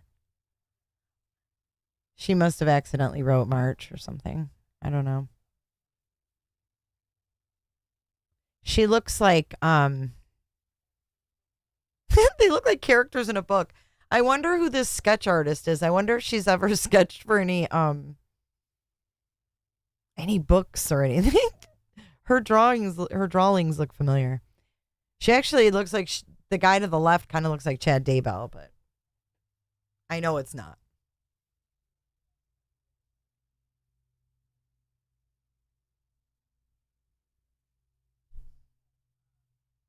I can't think of what it is. Is it Beavis and Butthead? She kind of looks like a character out of Beavis and Butthead. For real. The teacher. Dude. She looks like the teacher in Beavis and Butthead. Hold on. Hold on. I am getting absolutely nothing done today. You know that, right? You know the teacher that wears the Birks and the peace sign shirt? Wait for it. Wait for it.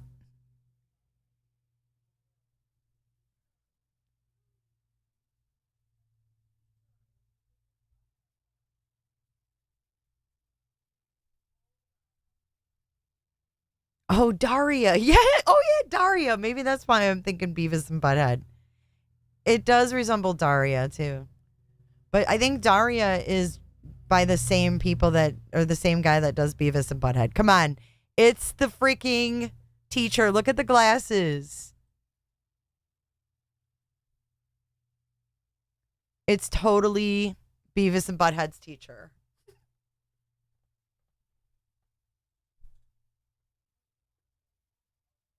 I am Eastern time.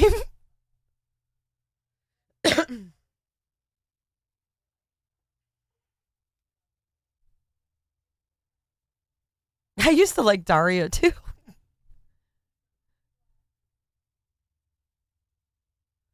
Lori, I cannot.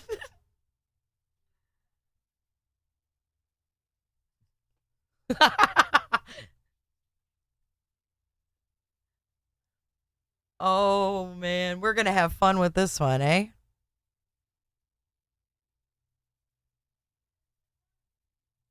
Here's Daria. If some of you don't remember or know who Daria is. Daria, she was such a Debbie Downer. Debbie Downer Daria. Yeah, she does look like Daria too. What time? It's 2:55 here right now.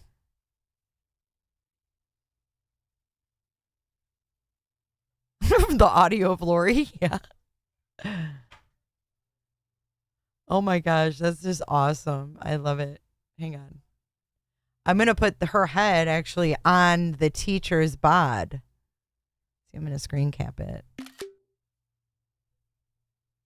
You were Daria for Halloween? That's awesome.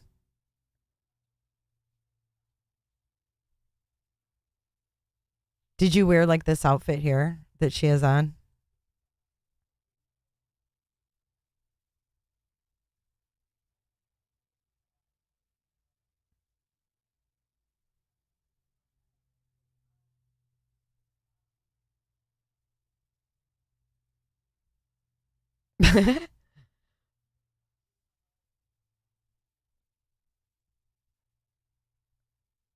I wonder if the teacher has, oh, there's so many pictures of the teacher. It's great. But she does. She looks like the same cartoonist. This is, here's Lori when, a sketch of Lori. Live look. Right here.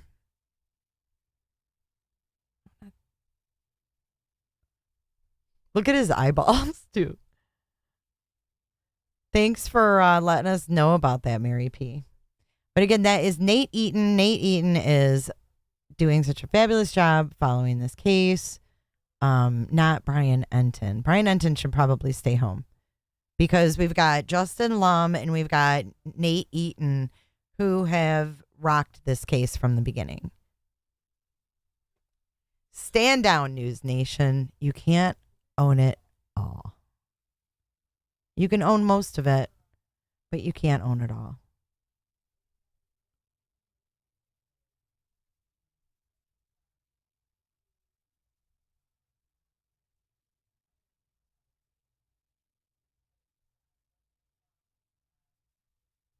You know what this one? This is great right here, watch. This is a little court recess fun time, okay? It's what I can do. It's what I'm capable of at the drop of a hat. Roly-poly, daddy's little Betty. Betty's gonna be a man someday. That was Lori singing one of her tunes at the Doomsday Prepper Gallery. I don't even know what I'm talking about. I want this to get going. We have not even had opening statements, and it's 3 p.m. at my house. You do, Mary? What? Like what? What do you mean? What you learning? That I'm goofy? That you can be goofy? I got to see if I can join this WebEx again. They shut it down during the break, so.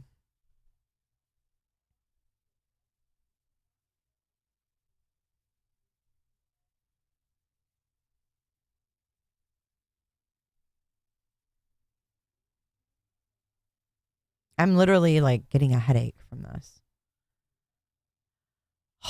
It hasn't restarted again. They're still eating. For the love of Christ. I mean, they haven't really gotten anything done today, have they? I mean, what did we really accomplish? We weeded out a few jurors. What else?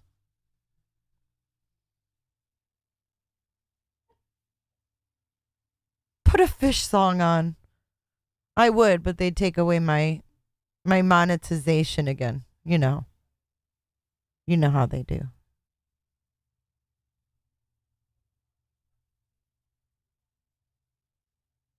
He's going to be my little mascot today.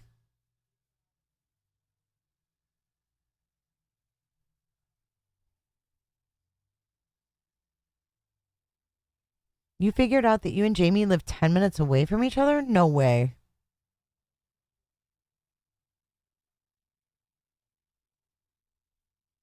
Oh, wow, Mary. Yeah, it's a lot. Anne says spark a doobie and sip a Coke Zero. And shut the fuck up. We did set the good jury rules. We did. We made the jury feel very comfortable. They're feeling like at home. It's just like they're home away from home. So they're, at their best. We want the jurors at their best. So he did say when they got back, he's going to flip on the camera. He's going to remove that camera lens, Mr. Judge Werner. And then he is going to let both sides do their opening statements. They each get 1 hour, and then we out. I think that's what he said. Oh, no. They each get 1 hour, and then jury instructions. Again, some more instructions, and then they out. Oh, Lord, Mandy, if he's belching on top of the clearing of the throat, we're in trouble.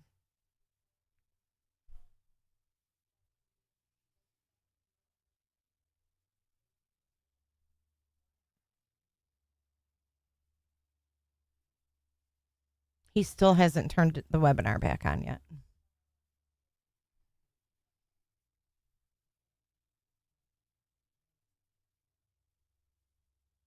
He was not wanting that hot mic during lunch.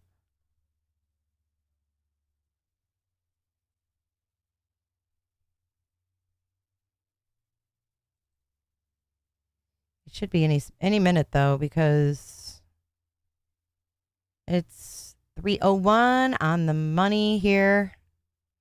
So that would be 12:01 in Colorado, right? I keep clicking it and it says you cannot join because they have not started.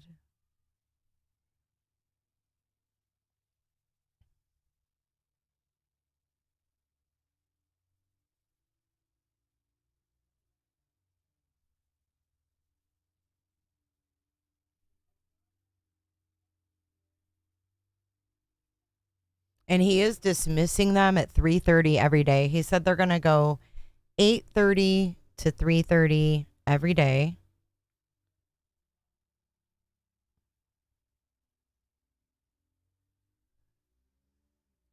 And he said he plans on, or no, that's Boyce. Jesus, I'm getting confused.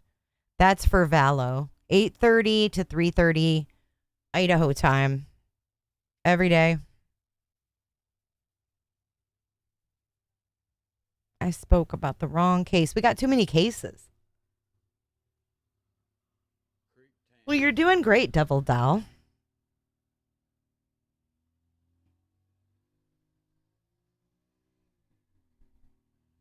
What's AM? What do you mean, Mary? Are people planning to watch this the way we watch AM? What's that mean? Who's AM? I feel so out of the loop. Oh, Alex Murdaugh. What do you mean, how we watched AM? How did you watch him?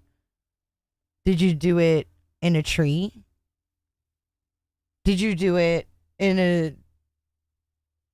the street? Did you do it in a car? Did you do it over here and did you do it over there? What are you talking about?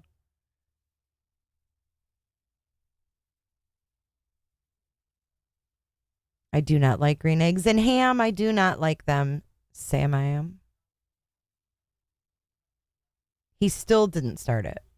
The webinar. Maybe Werner said, you know what? That crazy bitch. I know you can do it over here. Did you do it over there? Yeah, of course. I mean, once we're into it, we're into it. It's gonna be on like Donkey Kong, Mary. Once you get sucked in, you can't get out. Oh, you did it with a box. Oh, you did it in a box with a fox. Werner.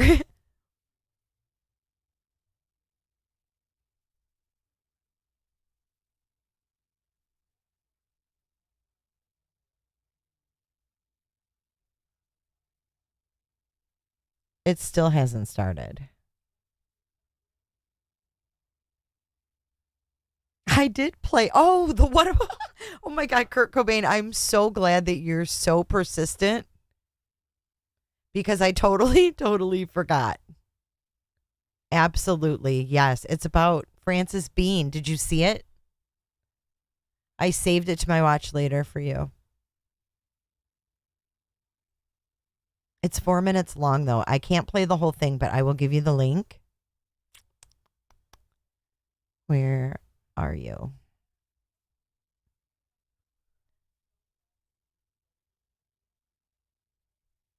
I know, I totally forgot. I'm an ass.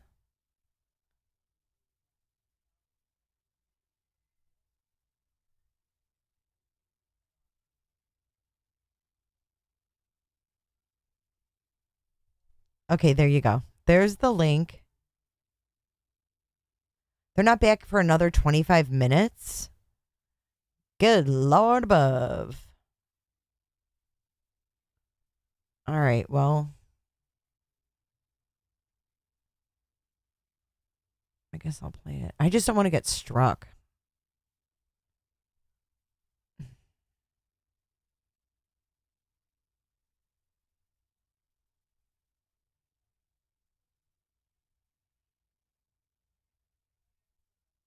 Opened up a rare exhibition of Nirvana and Cobain's personal belongings, most of which had never been seen before. The exhibition was officially titled Growing Up Kurt Cobain and featured clothing, sketches, awards, handwritten lyrics, and the only known car that Cobain owned during his life, and that was that blue 1965 Dodge Dart. The shirt worn by Kurt in the Smells Like Teen Spirit music video was also among the exhibits.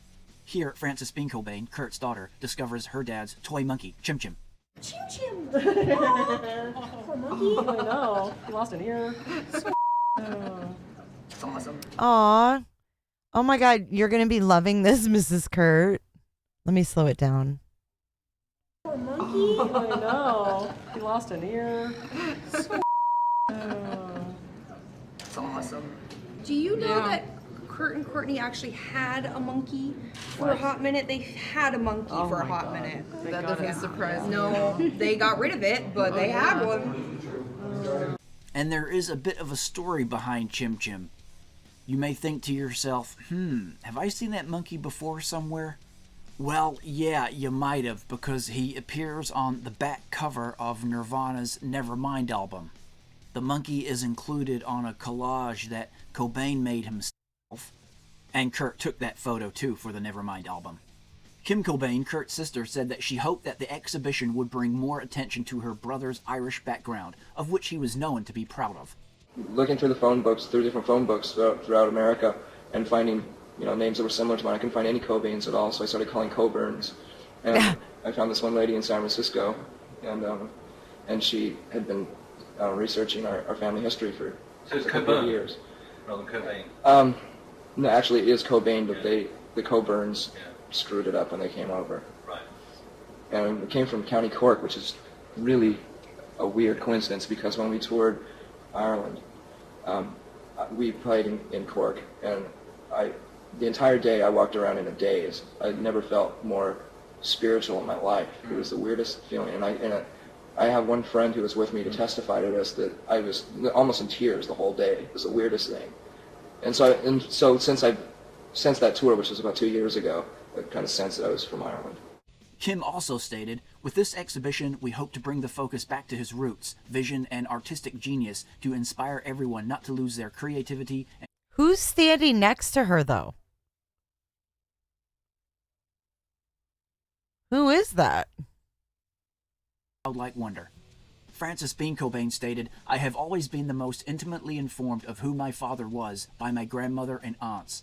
I am so ecstatic that their view of who Kurt was gets to be celebrated with Nirvana fans the world over. Is that Kurt's mom or something?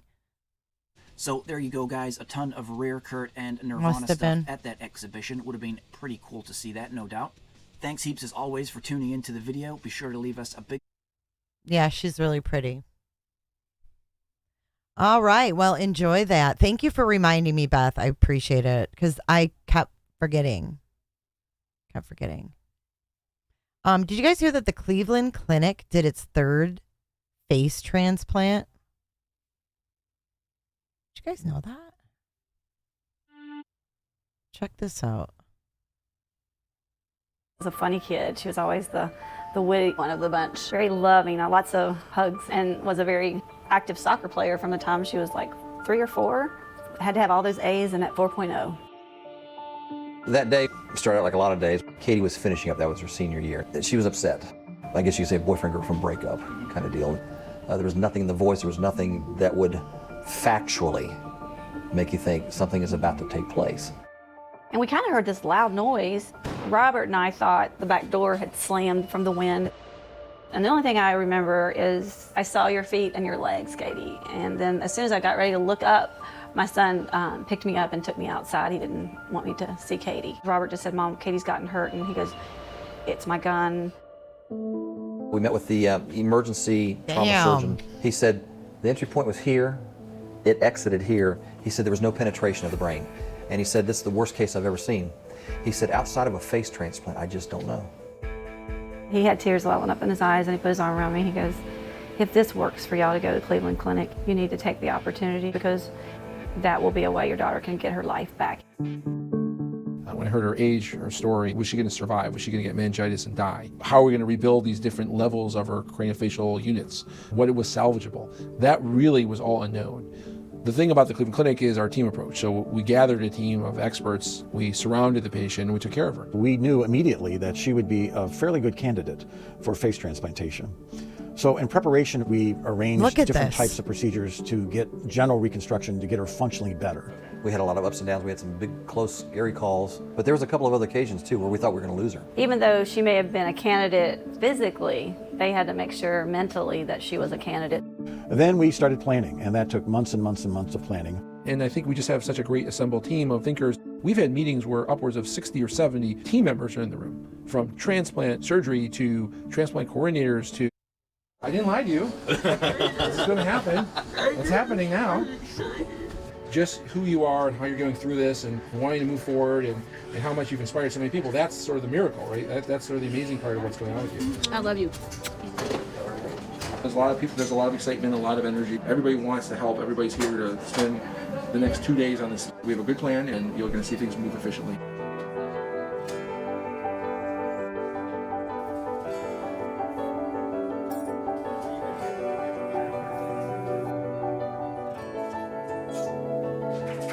It went extremely well.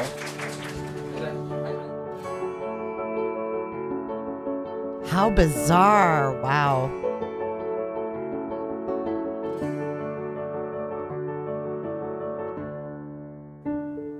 A gunshot.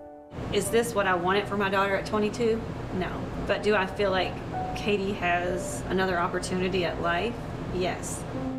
She's healthy. She's improving her speech. She's improving her eating. She's starting to smile a little bit. The transplant looks great. There's no recent rejections. Those are huge successes. I had no idea the extensive nature of the journey we would enter into. One door opens to another door, opens to another door. It's constantly evolving. She's taking Braille. She's taking cane training. She can learn to read again. She can learn to walk. She can learn to speak. They are about as resilient as you can be, and I am proud of them as much as I'm proud of Katie. Damn, man. But she can't see, the poor thing.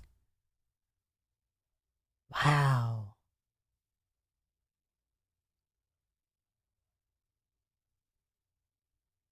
Damn, man, that's mind-blowing, isn't it? All right, let me check this WebEx again. Whoa. God, how bizarre, though, that you wouldn't even know what you look like, you know? It still hasn't started back up. Wow, that's pretty amazing.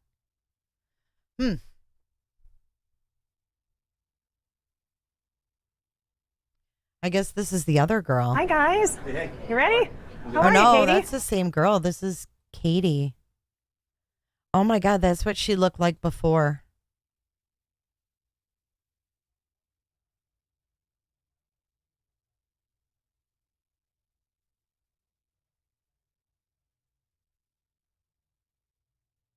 Wow, that's really amazing.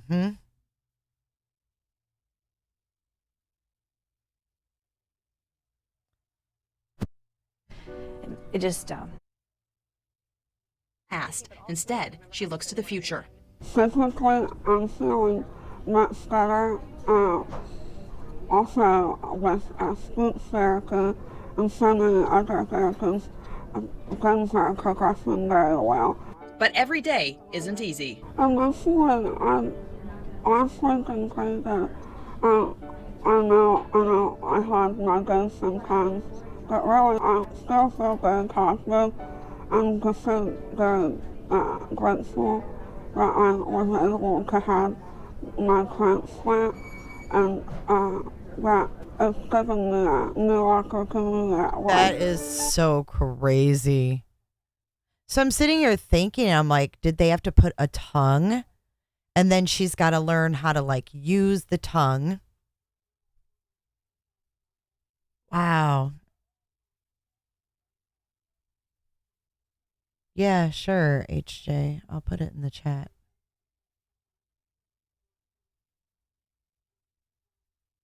That's pretty amazing stuff, isn't it?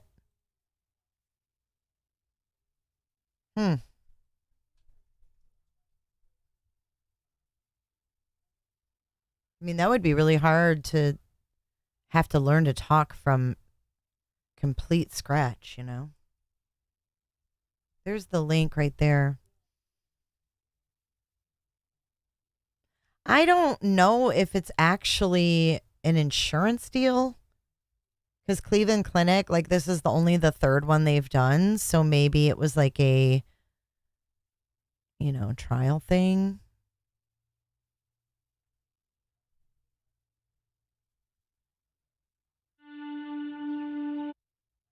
God, she was really pretty too. That's crazy. Link right there. So she actually shot herself in the face, but it didn't touch her brain. It didn't affect her brain at all.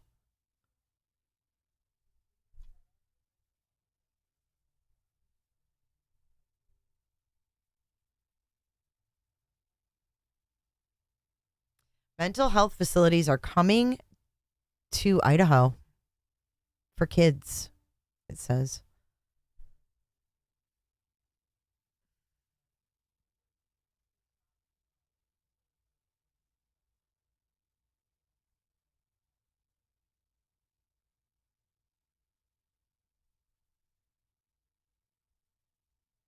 So here's Nate's blog, or whatever you want to call it.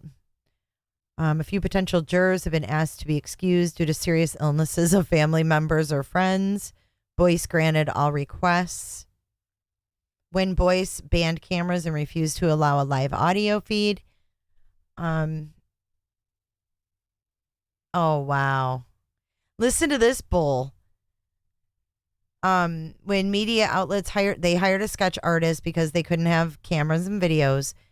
But she's not permitted in the courtroom during jury selection. So today, she is drawing sketches being transmitted from a grainy webcam onto a screen in the overflow room.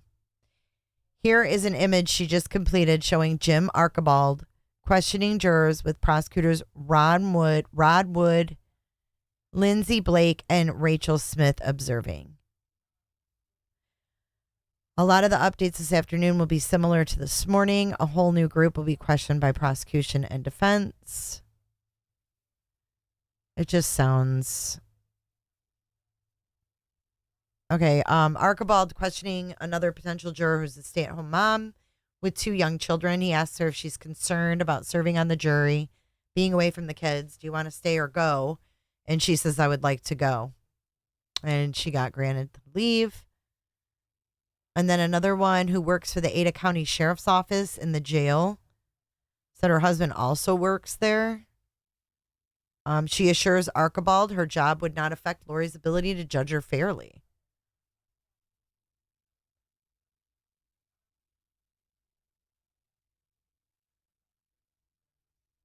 Smith asked if anyone watched CSI. One potential juror responds she's a fan and lists the different series she watched. Smith says there may be an expert in the case who testifies a murder occurred, but the expert may not be able to determine exactly how the person died. Smith asked the potential juror if she would have a problem with that, and she said no. Another one who works at a crime lab said that it would not affect her ability to be fair. Lori Daybell appears to be taking notes or writing love notes to Chad. Boyce has received a note that one of the potential jurors needed a break. Smith explaining what a conspiracy means.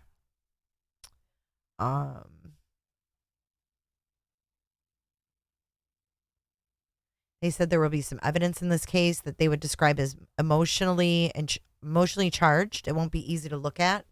He asked if anyone will have an issue with this, as there will be autopsy images with children. A lady raised her hand and said she has 2 elementary-age children. She did not know this case involved children. Then saying Wood is discussing media and news coverage, saying a lot of things aren't true. And a lot of things on the news won't be presented in the trial because they aren't relevant.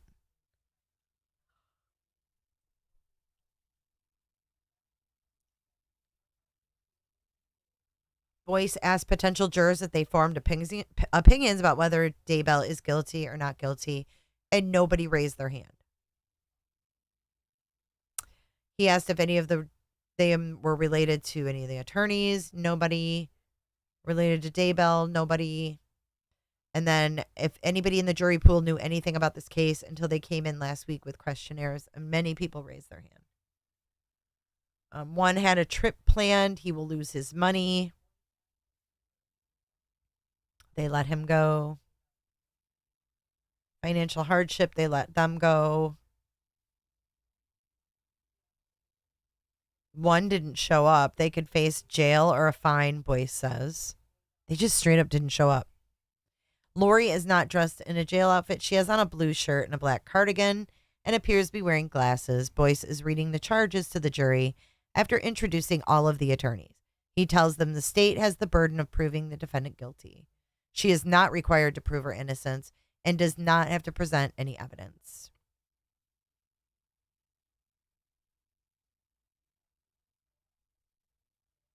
Looks like we are still awaiting a ruling from Judge Boyce on if Larry and Kay Woodcock will be allowed to sit in the trial. Lori's attorneys have argued against it.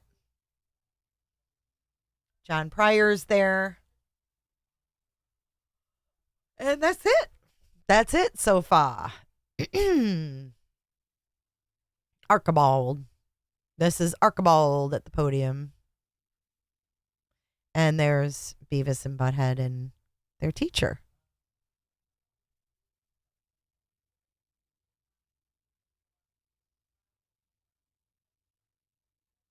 Oh, I know, right? It sounds so elementary.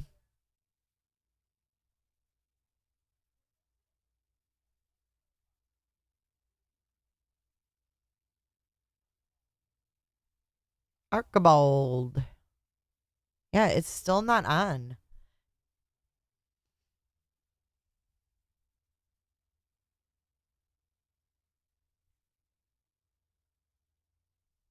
He's really good with these updates too. And I like this layout way better than Twitter. I hate Twitter and I hate following Twitters. I would much rather see this every day. And he's going to do this every day with the timeline.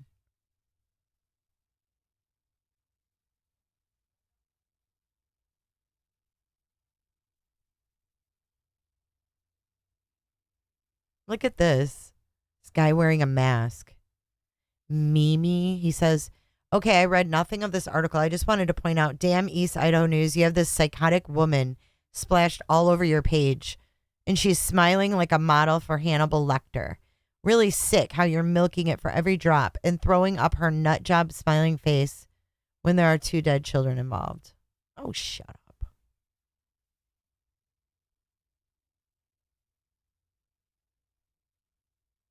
See, he's way ahead of Twitter anyways. So I guess we haven't gotten a ruling on the Larry and Kay Woodcock situation.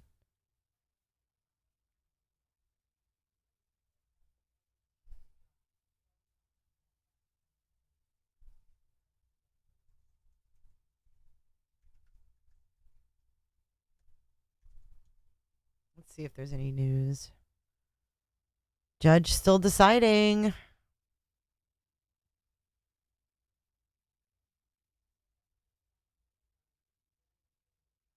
Yeah, nothing yet. Nada.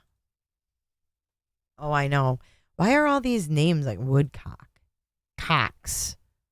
Like Lori and Alex Cox. Woodcock.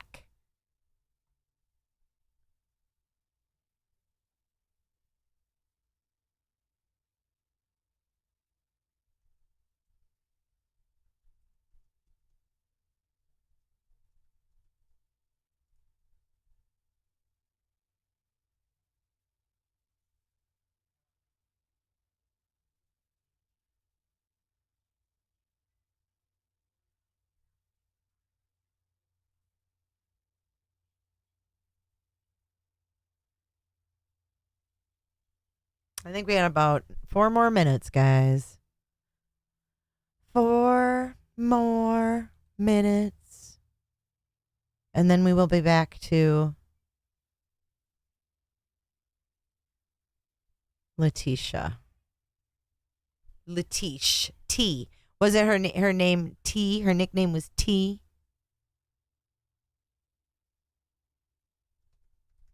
Let's see what other updates we can do in the next 4 minutes.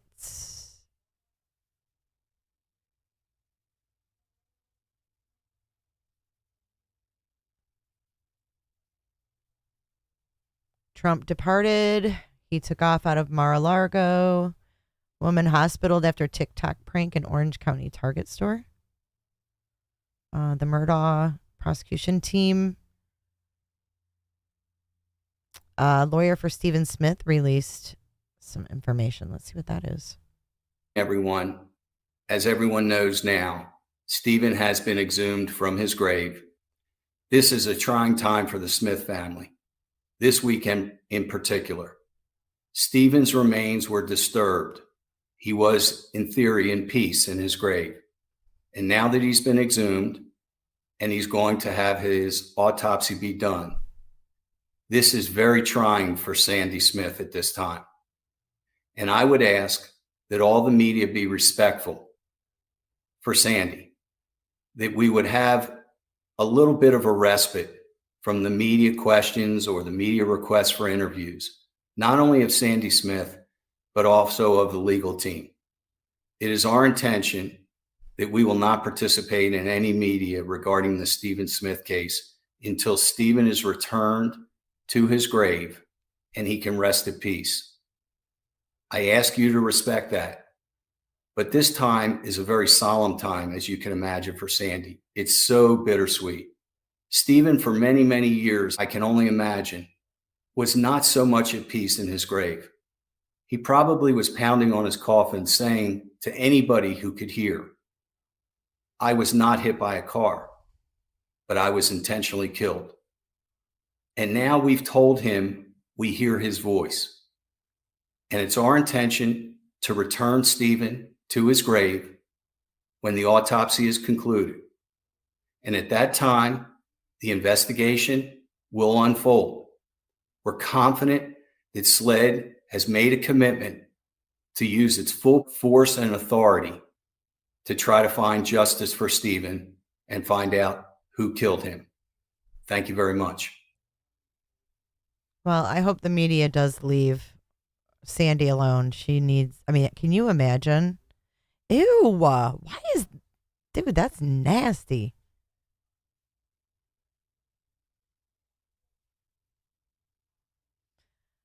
Felon faces federal charges, man. Well, you know what? I got to go to my other account. That's why I'm seeing all this weird shiz.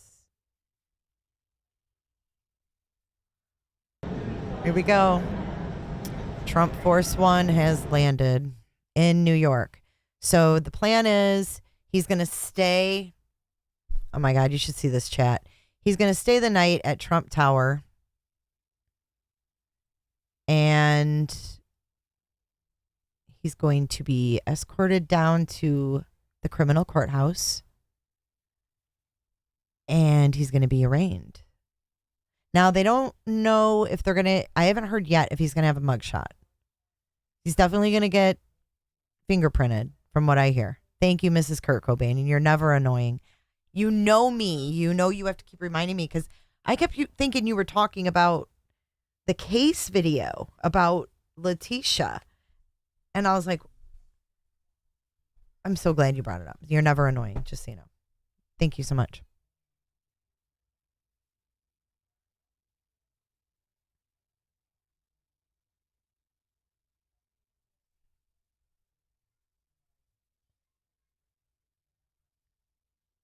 So that's the plan. He's staying at Trump Tower tonight, and then he's going to be heading back to the great state of Florida after that.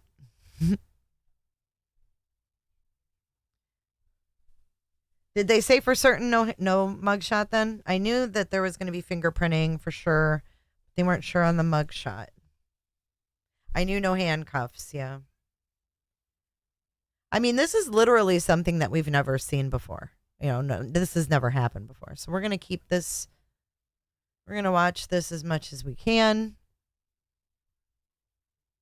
We'll keep it down here by Mr. Beavis and Butthead. Because we only have, audio for this anyways. I think hang on. I think we might be back. Hold up. You'll know when you hear the judge clear his throat. Yeah, we're back. Oh, we got camera. Oh, yeah, I forgot. We're not just doing that. We have cameras now. All right, let's get Trump out of here. Shut the fuck up, Trump. We're doing this Leticia style. Opening statements. Ooh, I'm excited now.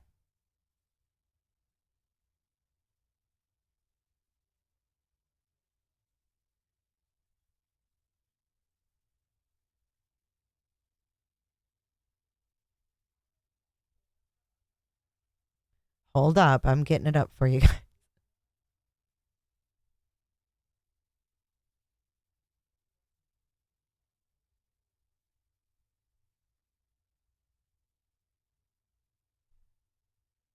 Just in time. How's that?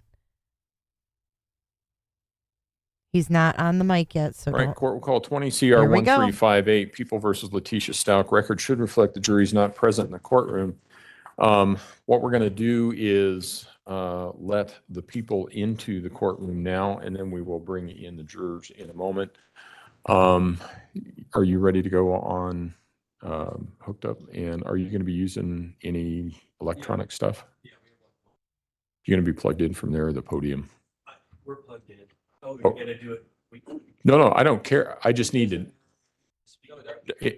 I just need to know. It looks like Brian's dad. No, I'm just Okay. kidding. All right. And I will turn off the perimeter lights when we get there, so that everybody can see. And so let's go ahead and let them in. All right, let me get the screen set up, guys.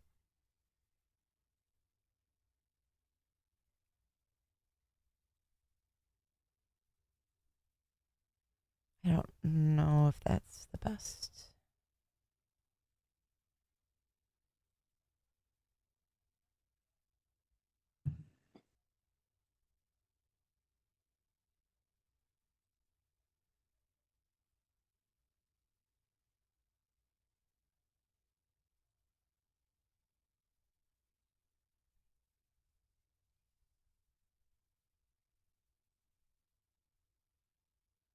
I want them to be side by side, damn it. Do we want to see the judge and them?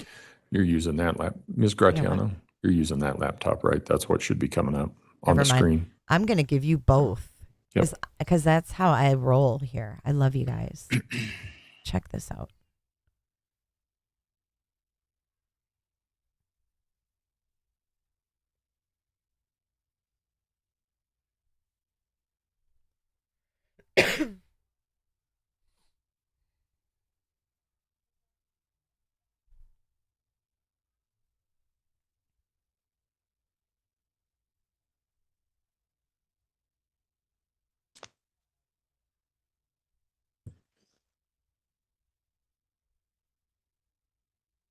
I got to move my picture too. Hold on. Okay, that gives you a more zoomed in view there.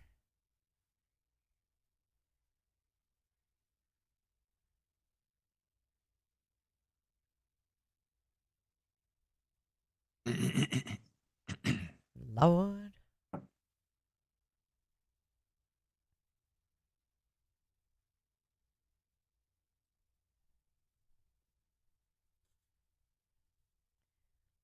We got to get in position good for this. Where is that biatch? Is she not there?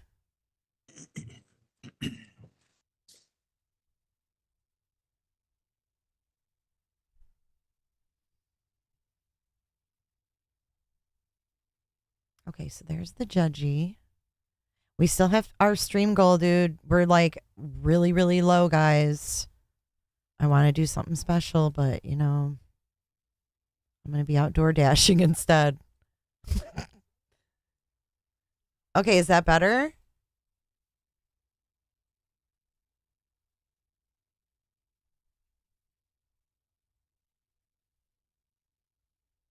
Are we good?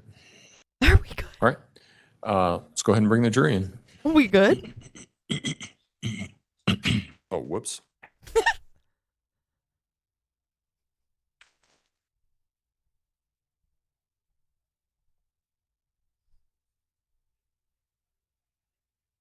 Okay. So we're good? We're okay. All right. Okay. So okay.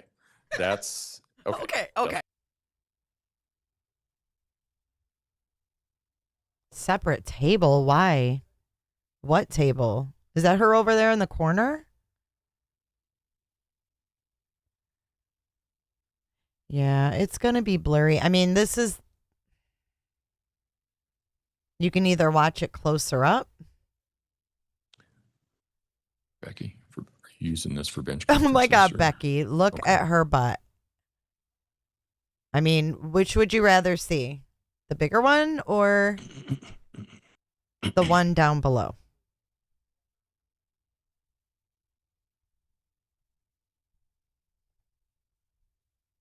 Oh, whoops. Now, see the bottom one? You're either going to get that or you're going to get it like this. Which one you won't? Yeah, that's her in the corner for sure. I'm going to try to make this sharper. Thank you, Jen B. Thank you so much. I'm actually checking it again. All rise for the jury, please. Yeah, that's her. 100% that's her. Remain on throughout the trial, or is it something? Unless I turn them on, and I will let you know if I do that.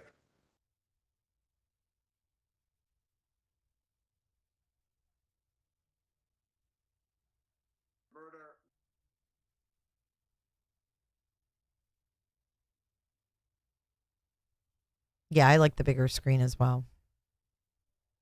And I'm going to try to sharpen it. Hold on. Thank you, may all be seated. Thank you, Judge. Court will call 20 CR 1358, People versus Leticia Stauch. Record should reflect the jury has returned to the courtroom. Good afternoon, ladies and gentlemen. When we took our recess, I told you that we would start with opening statements at this point in time, and that's where we will begin. Again, remember that nothing that the attorneys say is evidence. This is this is sort of an overview of what they believe the evidence will show. With that, prosecution.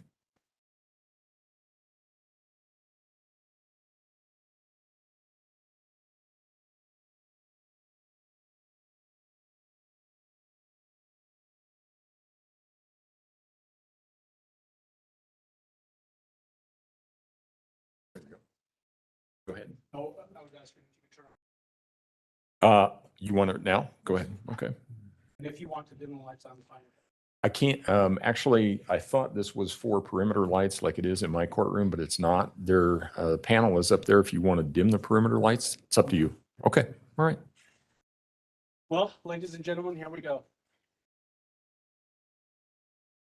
Paramount question you will have to answer as jurors in this case has to do with sanity, specifically the defendant's sanity. At the conclusion of the evidence, the court will give you jury instructions. One specific jury instruction will talk specifically about insanity. It will read that as to the question of sanity, the defendant was insane at the time of the commission of the acts if she was so diseased or defective in mind at the time of the commission of the acts as to be incapable of distinguishing right from wrong with respect to that act, or she suffered from a condition of mind caused by a mental disease or defect that prevented her from forming a culpable mental state.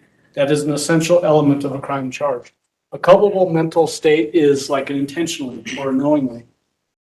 Evidence in this case will show that she could distinguish between right and wrong, and that she was absolutely capable of forming the specific intent required for these charges.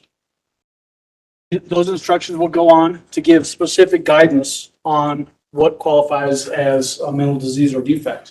It says care should not be taken to confuse mental disease or defect with moral obliquity, mental depravity, passion growing out of anger, revenge, or hatred, or other motives and kindred evil conditions.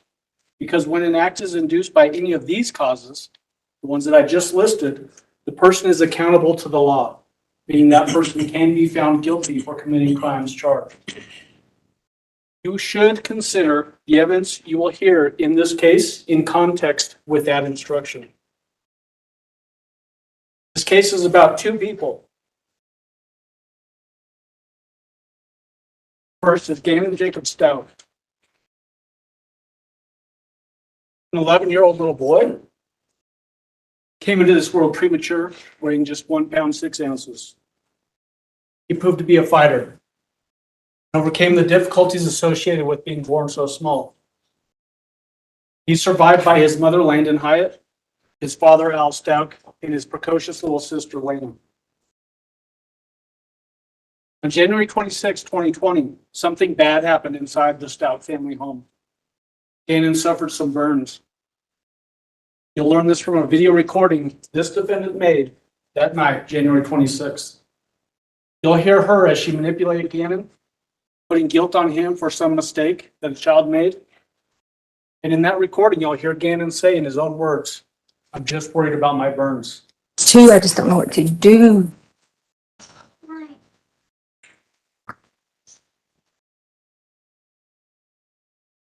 Well, devastating. Initially, Scott, I can't lie, when the TMZ information... Gannon, I promise it's the last time I'm going to ask you. I'm just freaked out, okay? Are you sure you didn't do it on purpose? I did it. Okay, you promise. You promise. Pinky promise. Pinky. Okay, all right, so listen. We're gonna have to sell stuff to fix it, okay?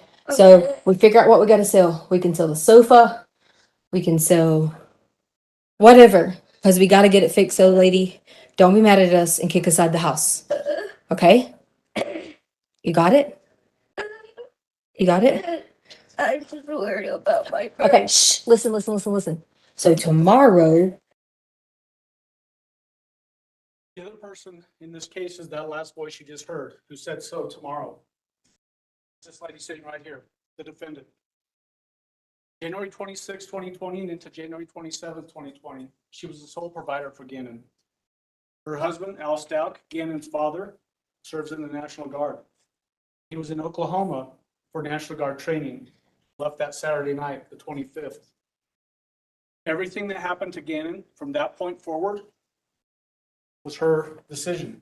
She carried out actions to kill Gannon, to put his body in a suitcase and hide it, to hide evidence of what she did to Gannon.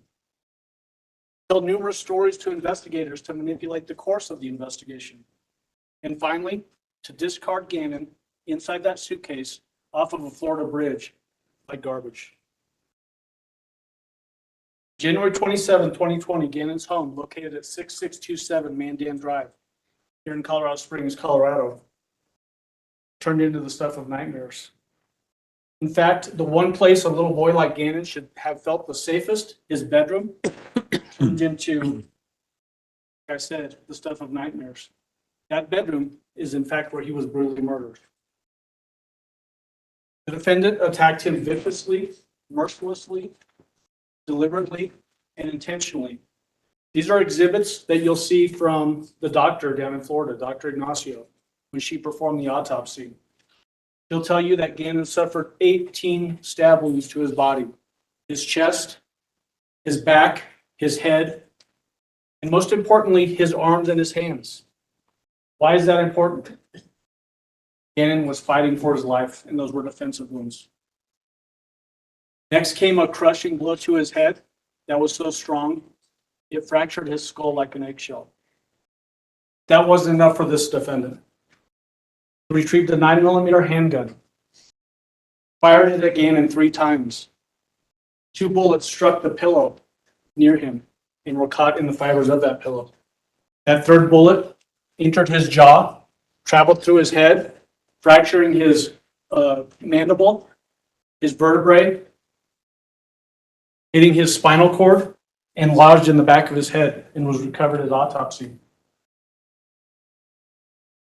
Gannon's life drained from his body, drop by drop. The photo that's on the screen right now is a picture of his bedroom. Same corner where he was in that picture, or where you'll see him in the picture in the bed. Each one of those markers signifies a small blood drop that splattered across his wall. It ran down the corner of his mattress, soaked through the carpet padding, and puddled on the concrete foundation below that carpet.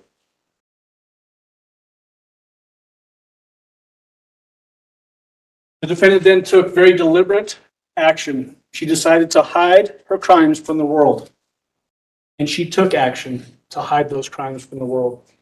She collected Gannon's bloody and broken body and the blankets and pillow that were near him and shoved them into a suitcase and hid them in the storage unit in that basement. That basement storage unit is right around the corner from Gannon's bedroom. What she didn't know is that she was leaving clues behind in that storage room. That plastic tub that you see in the bottom left portion of that picture has Gannon's blood on it. There was an Amazon box in that storage room that has Gannon's blood on it. The concrete floor in that storage room had Gannon's blood on it. The defendant next decided to clean Gannon's room. Deliberately, intentionally, knowing what she was doing. She scrubbed the walls, cleaning them off. She scrubbed the carpet with scrub brushes that were later found in the dishwasher. Those scrub brushes have carpet fibers in them. They have blood on them. They have Gannon's DNA on them.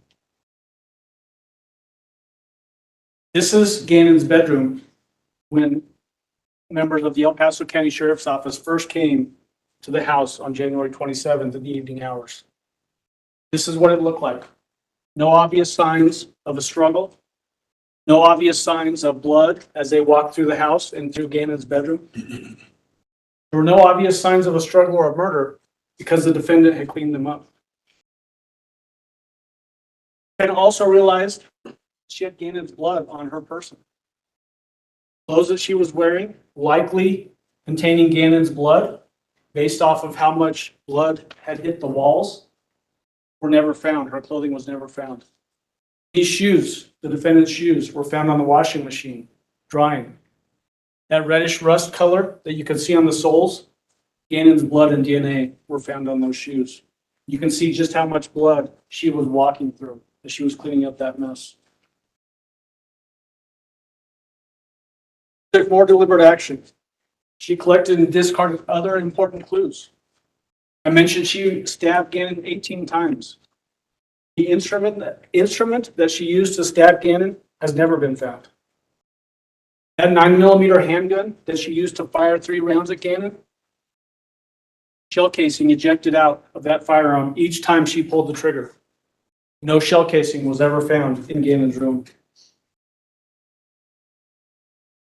She then took more deliberate action when she hid Gannon in a suitcase, first in her car, and then up north near the El Paso County, Douglas County line. GPS location data was used to track her locations or her movements. And it led to another grisly discovery up just in this area here. A board was found under a tree. That board had Gannon's blood on it. This is miles away from the Stauch family home, which is in the southeast part of the city, close to the airport. You'll learn through testimony that this board came from the Stauch family garage. Then took more deliberate and thoughtful action. She loaded the suitcase containing Gannon into the back of a rented van and drove to Florida. And that's the course of her travels from here to Florida. She rented a hotel room in Pensacola, Florida on February 4th, 2020. She drove a short distance from that hotel room, which is sort of by those blue angular marks on the map, up to where that red square is on the map. Drove a short distance from that hotel room, across a dark bridge that drives over a river that flows into the Gulf of Mexico. There she acted with determined purpose. Stopped that van. She hauled the suitcase out of the back of that van, drug it to the side of the road, hoisted it up over the railing, pushed it over the side, hoping that Gannon would never be found. 48 days later, 1,300 miles away from where Gannon was murdered, the search for answers and Gannon's remains finally ended on March 17, 2020, when the suitcase that came from that basement storage room, Gannon's remains, Blankets and the pillow were found by an unlucky bridge worker checking that bridge for safety. And imagine the shock that he felt when he realized what was inside that suitcase. Inside that suitcase, obviously Gannon's decomposing remains. Also, these 2 blankets and that pillow. Remember the pictures that I showed just a moment ago of Gannon in bed? These pictures were taken by this defendant on the morning of January 27, 2020. Sent them by text message to Gannon's father, Al, who was in Oklahoma for training. Take note of those blankets. Take note of the blankets that were recovered from that suitcase. The very same blankets and pillow that were in those pictures on January 27, 2020 were found 1,300 miles away with Gannon underneath that bridge. The defendant then purposely, intentionally came up with numerous different stories about what had happened. Gannon was missing, went to a friend's house and never returned. Gannon was kidnapped and she was raped by a guy named Eduardo. Gannon was kidnapped and she was raped, but this time by a guy named Quincy Brown. She went to look for a bike up near that Douglas County, El Paso County line. Gannon test rode that bike, crashed, and suffered a horrible head injury. And a guy named Quincy Brown takes Gannon, and now the defendant doesn't know where Gannon is. Cartels were somehow involved with Gannon's disappearance. And most cruelly, that Landon Hyatt, Gannon's mother, was involved with Gannon's disappearance. All of her actions were purposely designed by her to distance herself from what she did. Throw off investigators, buy her time, escape accountability for what she did to Gannon on January 27, 2020. At the conclusion of the evidence that we'll be presenting in this case, you'll be asked to determine whether the defendant is guilty or not guilty of the charges that we've leveled against her. You'll also be asked to determine whether she was sane or insane at the time that she killed Gannon. All of her decisions, all of her deliberate actions betray her claims of insanity. She knew that what she had done to Gannon was wrong. Why hide it? You'll hear her own voice through recorded phone calls and interviews. The evidence itself will prove her sanity. As jurors, part of your job will be to determine how much credibility, if any, you give to the witnesses. That same rule applies to expert witnesses. You'll get to hear from doctors. You'll get to hear from GPS expert witnesses. Lawyers get tongue-tied sometimes. And when they take the stand and take an oath, you get to judge whether what they are saying makes sense. Is it credible or not? And if it's not credible, you get to discard it. If it's credible, you can use it in your deliberations. But you all get to decide whether that credibility extends to that witness or not. The same will hold true for our expert witnesses and the defense expert witnesses. Get to hear from a doctor that will testify that the defendant was insane at the time of the murder of Gannon Stauch on January 27, 2020. With all expert witnesses, you should gauge what they're saying, measure it against the other evidence that you're hearing. Does it make sense or not? Like all expert witnesses, if it doesn't make sense, you can discard it.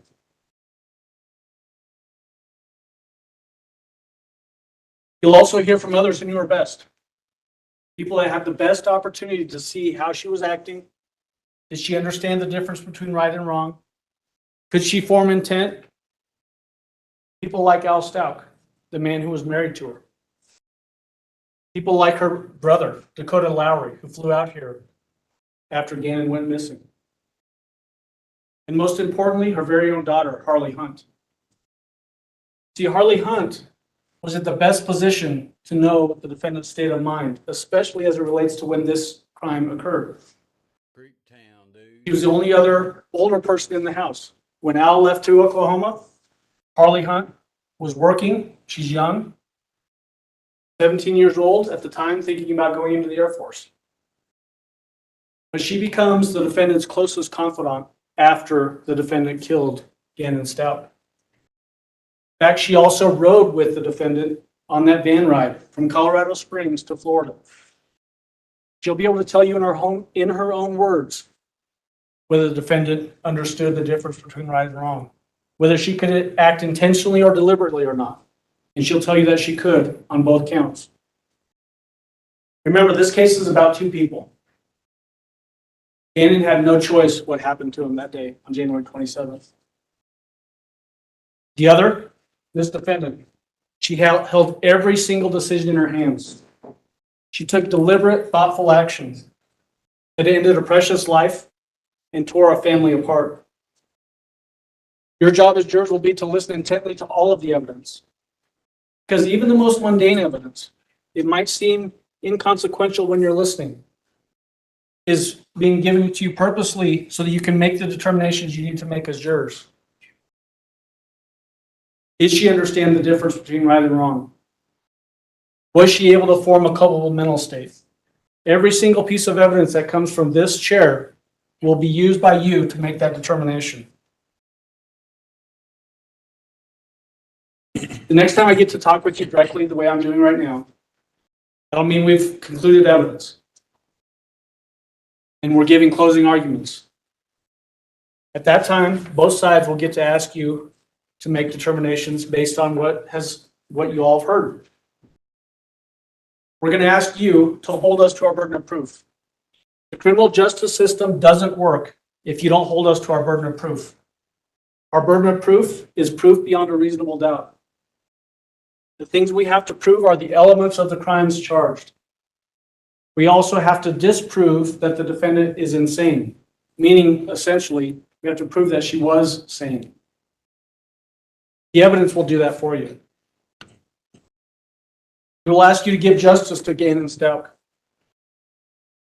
We will ask you to find this defendant guilty for what she did to him more than 3 years ago. We'll ask you to find her guilty of murder in the first degree. Murder in the first degree of a child under 12 years of age. Tampering with a deceased human body for taking Gannon's body from that scene and transporting it across the country. And tampering with physical evidence. We'll ask you to convict her on each and every one of those charges. And the evidence will guide you towards those convictions. On January 27, 2020, 6:55 p.m., the defendant herself called 911. She called 911 to report that Gannon was missing and not come home. Call taker you'll hear ask the defendant, who was the last person to see Gannon? Who was the last person to see him? I guess me? The evidence will show that she was the last person to see Gannon alive. The evidence will show that she was sane on January 27, 2020, when she ended Gannon's life. The evidence will show that she acted intentionally and deliberately when she took Gannon's life. And then we will ask you to convict her. Thank you. All right, thank you. Defense? Mr. Cook?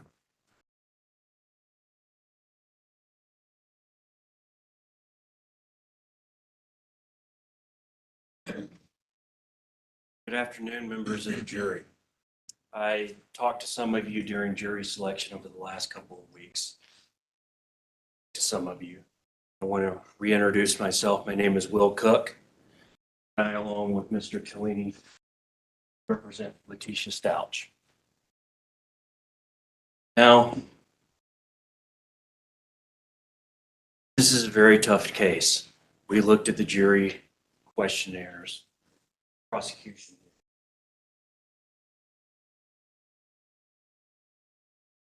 There was a lot of strong feelings. Questionnaires. Have you formed an opinion about Ms. Stauch? Got a lot of she's guilty. Got a few she's evil. People forming opinions about this case before they ever hear one shred of evidence. As a defense attorney in this case is very worrisome. when people have come in and they have preconceived notions of what's going on. With respect to the question on the paperwork that you got about insanity, what do you think about insanity? Is it valid? Something that's legitimate? A lot of people said insanity is just a way to get out of taking responsibility. It's an excuse. It doesn't exist. It's fake. Got a lot of that. So I, as the defense attorney, have two big problems in the case. I represent Ms. Stauch, who, according to a lot of jury questionnaires, is evil and guilty. And us raising insanity is a bunch of BS. A lot to deal with. Been looking at this case for going on 3 years now. All the photos, I've seen all the reports Mr. Tellini has. It's a lot. What you saw on the board this afternoon, that's the PG stuff, the rated G information, photos you're going to see. For a general audience, go forward in this case, you're going to see the autopsy photos. You're going to see the photos of when Gannon was brought out of the suitcase. And they're horrible. Horrible.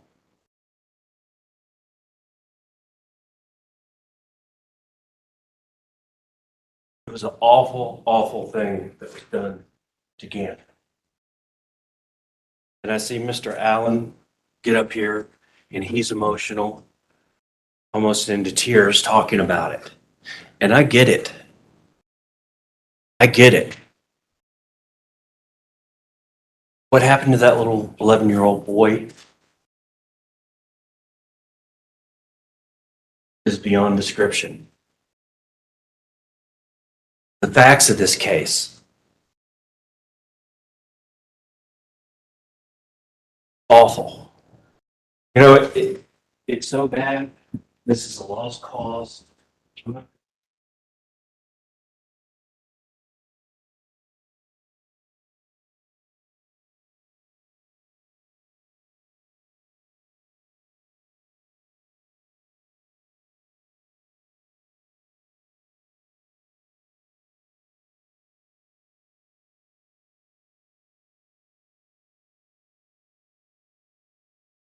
Ladies and gentlemen, I can't quit. I can't leave this courtroom. Got to do my job in this case. Mr. Tellini does. I can't just, after that opening statement,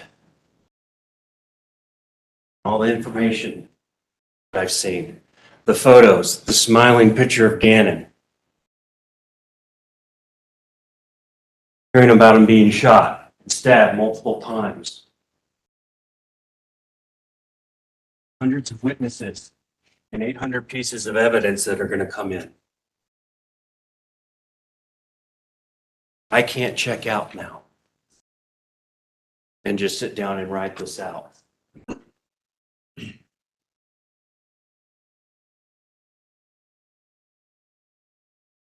I can't do it because it wouldn't be fair.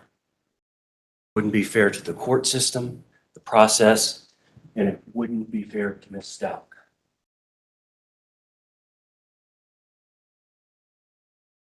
And I know people will say, well, who gives a shit about what's fair for Ms. Stauch?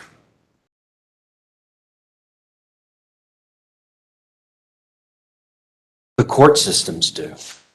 The law does. The Constitution, the Bill of Rights.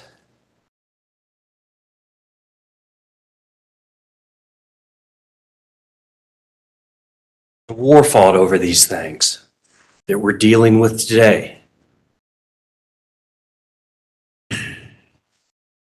Old school laws, the presumption of innocence, right to remain silent, stuff that comes all the way back from old Boston and Paul Revere riding through the streets on his horse going, "The British are coming, the British are coming."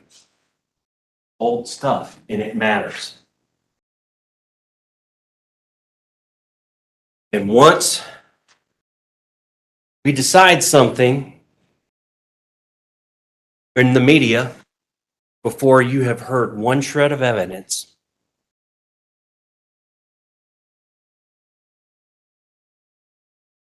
prejudge this case before anything has taken place, then all of that is lost.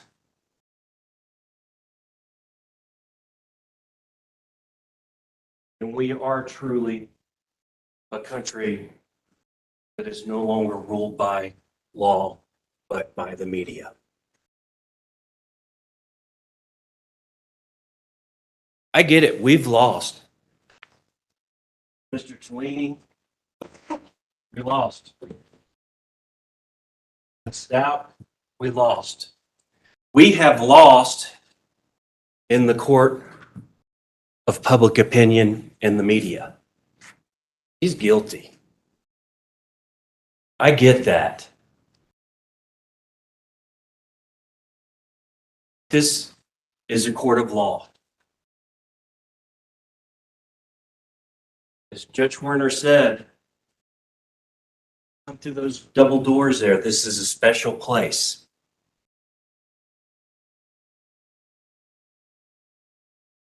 This isn't the media. This isn't Facebook. Wash all of that away. Don't try to get up and walk out of the courtroom before you started.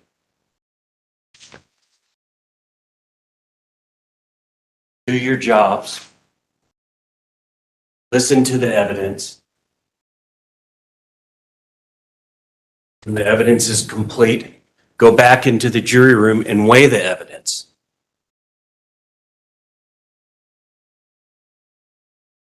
All I'm asking of you, just give us a fair shake.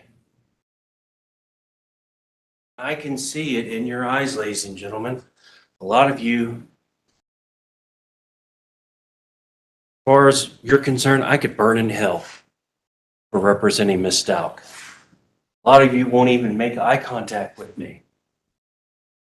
I might as well just be the devil himself up here running his mouth. But I'm not. No different than those three at that table right there. Paid advocates. Werner here in voir dire says they are paid advocates. Leanie and I, we're paid advocates. They have their side of the story. And I just want to be heard. Want our side to be heard. And if at the end, guilty,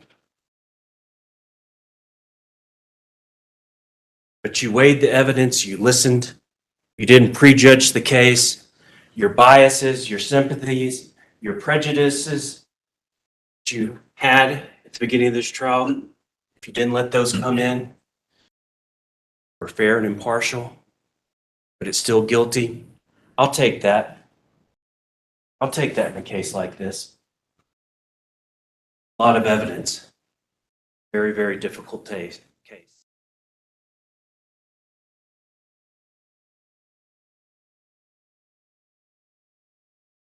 So don't quit on me.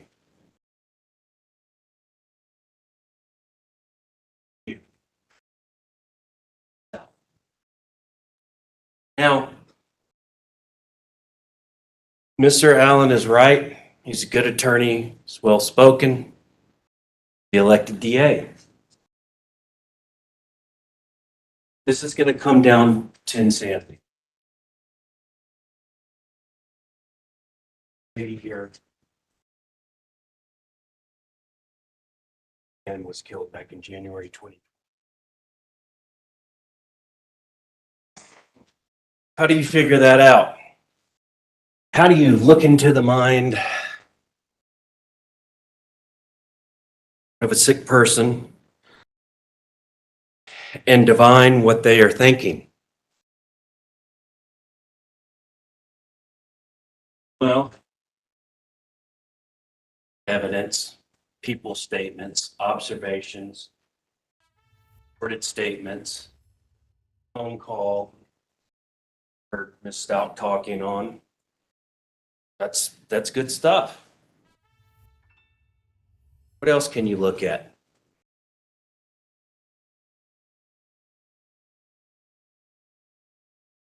Motive. Somebody's motive. Remember that word? Up every day during jury selection for the past 2 weeks by the prosecution. Motive. You were told, and rightly so, by the prosecution that there is no requirement for the prosecution to prove motive. They're right. Does that mean that motive doesn't matter? No, it doesn't. Not mean that. Even though jury instruction talking about insanity, the prosecution just put up on the board, talked about motive or lack of motive could be a sign that there is insanity or not insanity. And it's in the jury instruction there. So it does matter. It's not required, but it matters. And it matters because it's evidence. You don't have a motive, that goes to show a lack of evidence.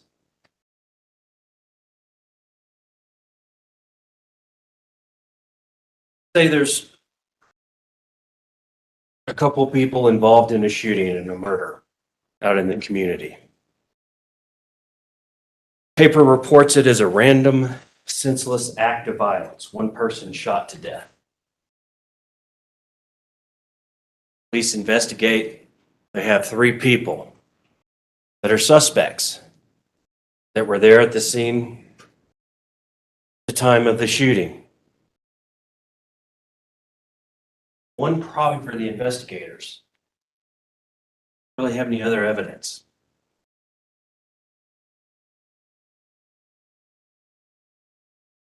A week later, doing some good police work, they uncovered that one of the 3 people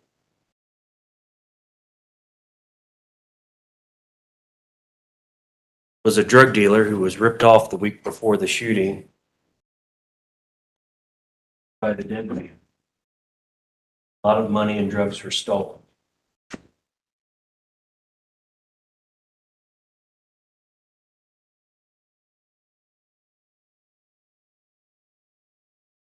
All of a sudden, with that information, this random, senseless act of violence becomes a murder with a motive. It does matter.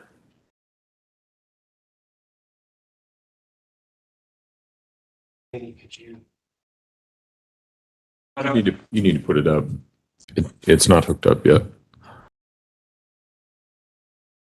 You can turn off the perimeter lights if you want. I'm not getting a feed come through.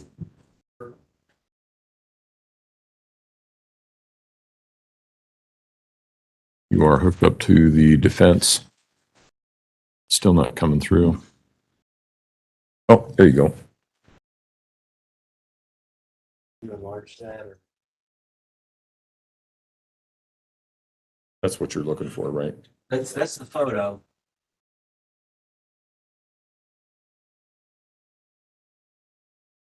Ladies and gentlemen, if you will turn your attention to the 2 boards, screens.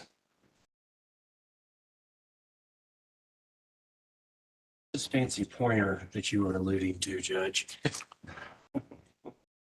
Extendable. All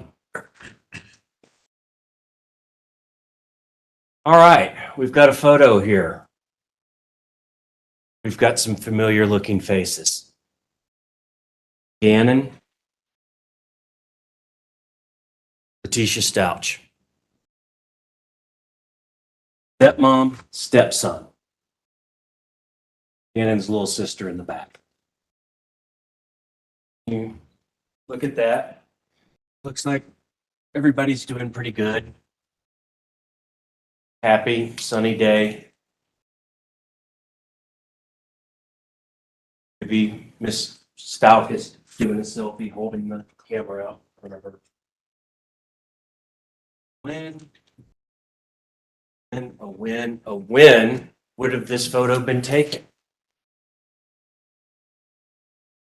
The day before Gannon died. The day before he was killed.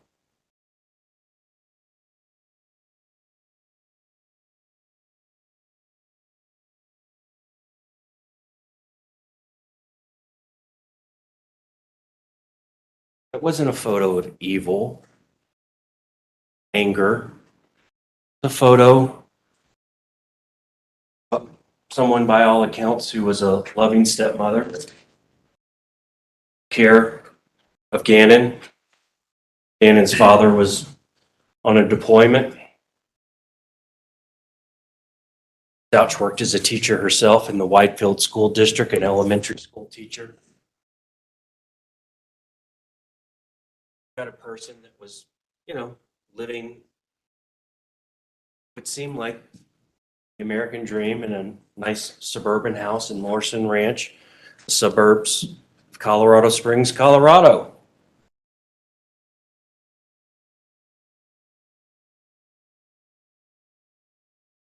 But behind those photos and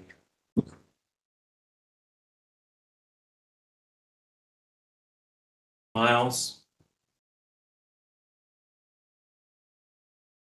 Stauch. Oh, yeah, I did. Okay. Stauch was hiding.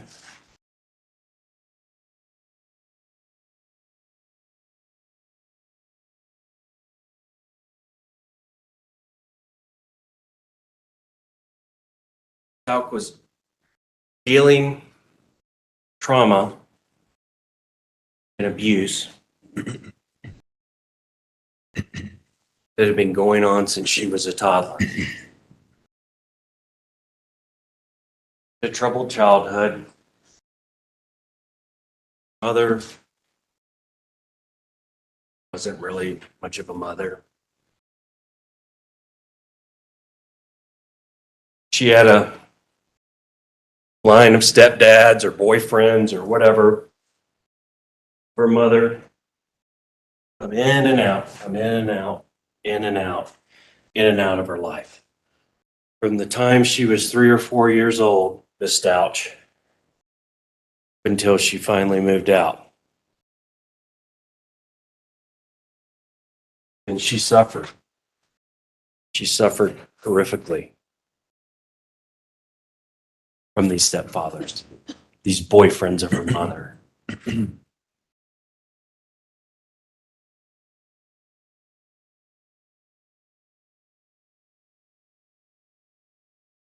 Watched her mother get beat by the boyfriends, physically abused, until eventually the physical abuse, these men reserved for her mother, eventually trained on Miss Stauch here. Girl. First, it was just physical beatings, whoopings, emotional abuse, verbal abuse, and then it became sexual, where she was molested regularly.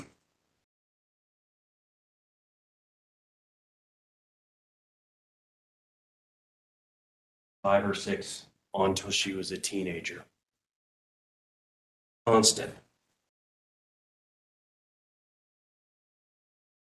She used to have to sleep in the car out in the driveway to get away.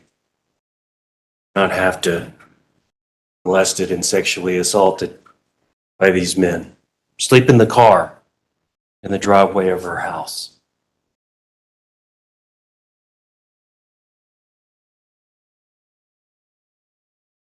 And because her mom wasn't around a lot, it's kind of an absentee mom. A lot of these stepfathers, if you could call them that,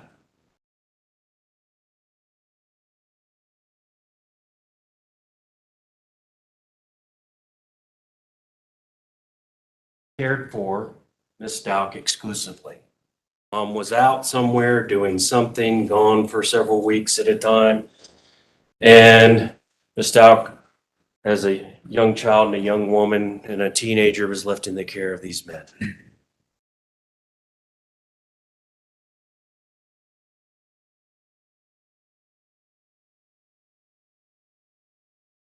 How do you deal with this? You're 6, you're 7 years old. What do you do? Physical abuse, sexual abuse, emotional abuse. How does a kid handle that?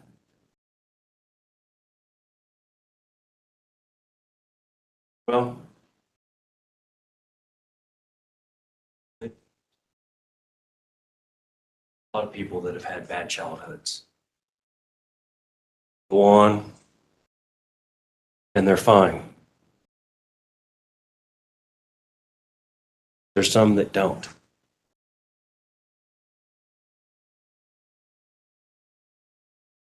Some is a survival mechanism. Some of these children's personalities fragment.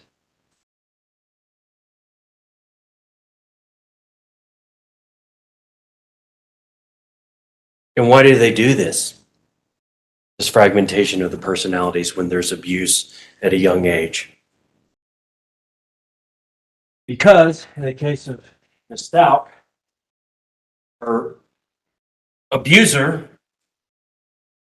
was also the person that provided her means for survival. A 4, 5, 6-year-old kid does not go out and get a job and work and acquire their own food, pay the electric bill, pay the rent. So while they're being abused,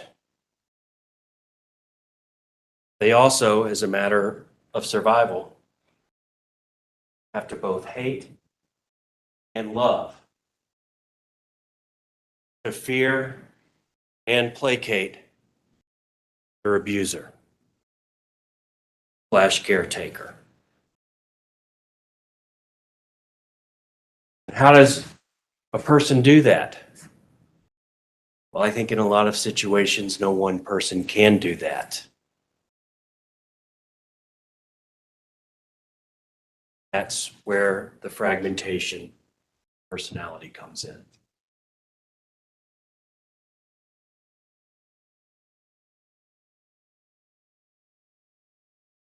All the good and all the bad, all the evil and the hate can't reside in one place. And I know some of you, based on your jury questionnaires,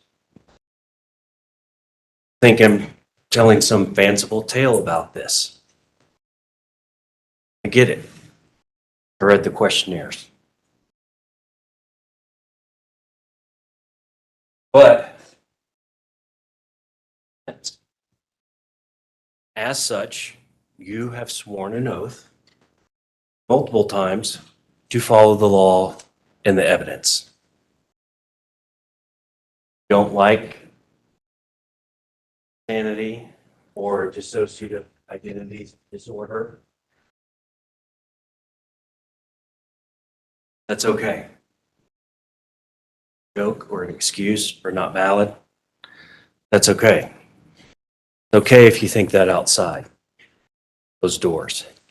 In here, you got to believe it's a legitimate mental health defense, that in fact it exists and that it is scientifically backed. You're going to hear doctors, sworn experts on both sides. So yeah, it's in the DSM-4 or 5, which is the book of psychological ailments and issues psychologists and psychiatrists use to diagnose things. It's listed, accepted in the scientific community issue, a real issue, dissociative identity of multiple personalities. Now, whether you believe or their experts believe what our expert believes about whether it was present in Ms. Stauch's case, different issue. But you must, to be fair, impartial, and unbiased, you must believe that it is a possible defense. It is a valid defense. It is a valid defect or disease of the mind that triggers the insanity provisions under the Colorado laws. Laws that trigger when we bring in some testimony or some evidence that there is insanity causes the rules, the laws to pivot. So that the prosecution has the burden of proving beyond a reasonable doubt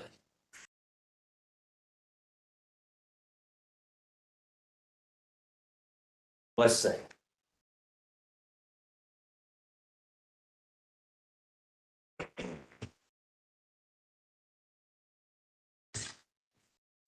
In this case,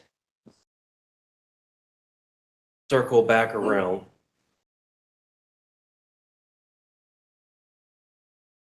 Why all of that just matters.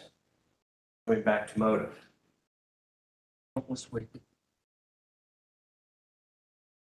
Evidence, exhibits, photos, videos. We're going to be in here for 8 weeks. School's going to be out. Making plans for our Labor Day barbecues. Not Labor Day. Barbecues by the time we get done. But you know what you're probably not going to hear? During all that time with all those exhibits, all that evidence.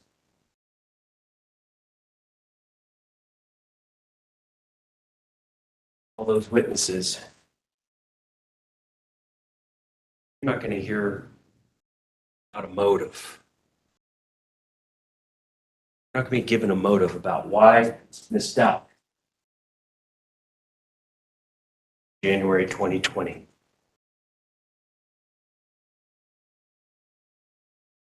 Reason is there is no motive. There is no reason.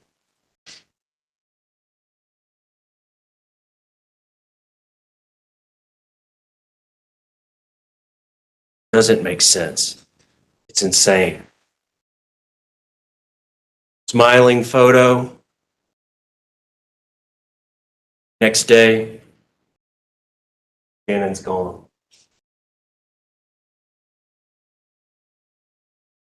No reason for it. Prosecution may say, oh, well, makes it that more tragic that it was such a pointless death of Gannon.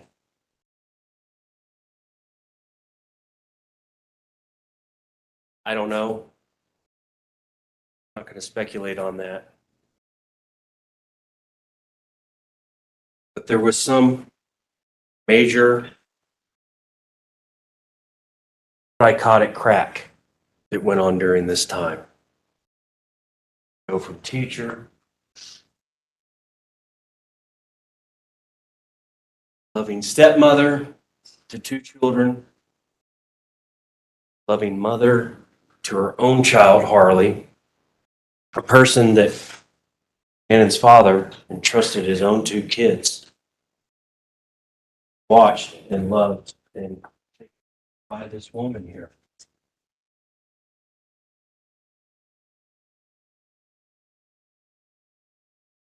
Being a killer of a 11-year-old boy, how do you get there? Big jump.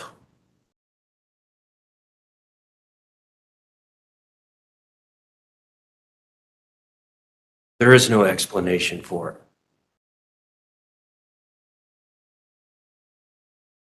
I don't have one.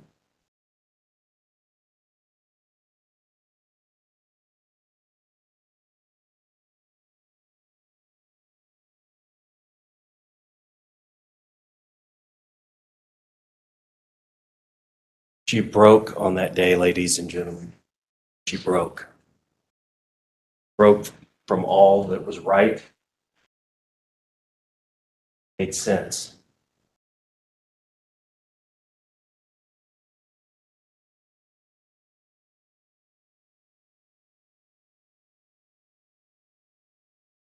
And the axe, putting Gannon's body in a suitcase and traveling 1,300 miles, full of Florida, and throwing the suitcase, Gannon's body in it, side of an overpass. Different stories she told. She was raped by somebody. Person who raped her kidnapped Gannon. Hear all the stories. The prosecution's going to play it for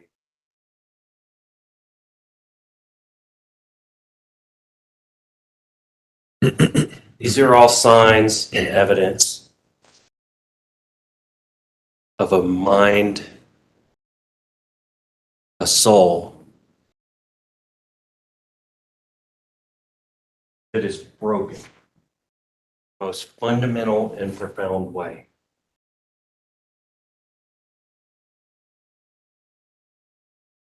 So broken,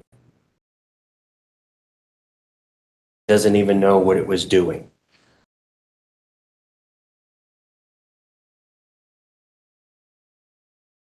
What was going through that person's head? The killer Gannon's head. Stauch's head. All the stab wounds, the shootings, the bruisings, the beatings, the burns. What was going through that person's head?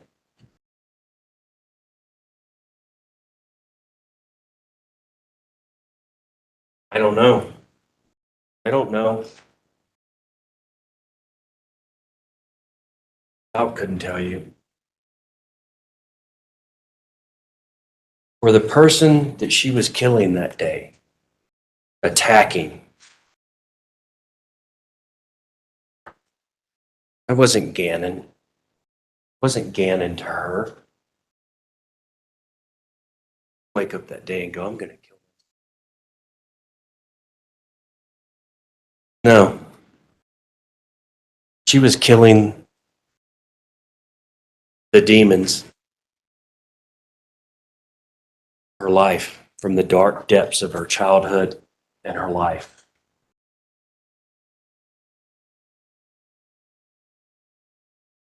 You're going to hear different doctors. We have a Dr. Dorothy Lewis. She's from Yale. She's been at it a long time. An MD. Got a lot of experience with this.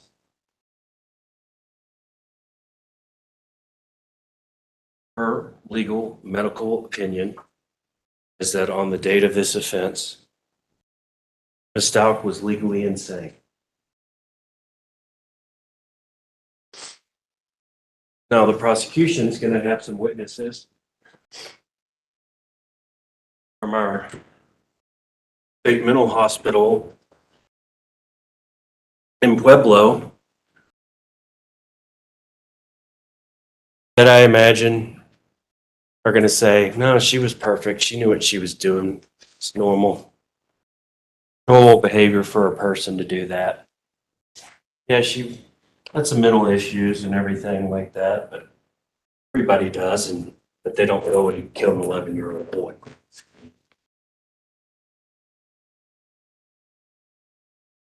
And that is true. A lot of people do have mental health issues. It was talked about in voir dire. People have very severe mental health issues.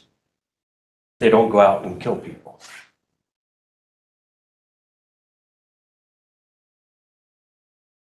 They don't go out and kill 11-year-old boys or their stepsons. They had had a nice hike just the day before, as evidenced by that photo.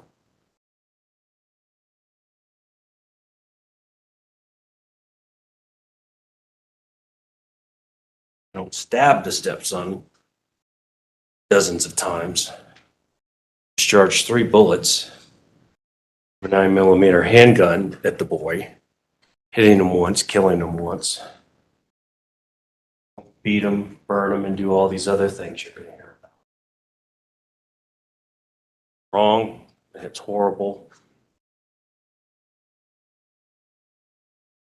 She not saying.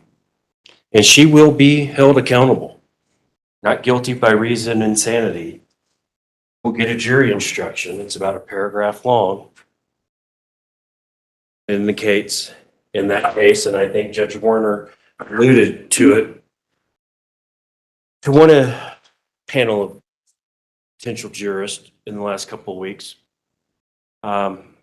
She's found guilty, then it's guilty. She's subject to regular sentencing by the court. But if I'm not guilty by reason of insanity, doesn't mean she walks out of here. She's committed to the state hospital, Colorado Department of Human Services, and they take over from there, the state mental hospital. That's not what we're dealing with here now. So I know there is a natural urge, human urge, a real urge. You hear about that little boy with that big bright smile that you saw on the screen. Hear about what happened to him. Want to make somebody pay.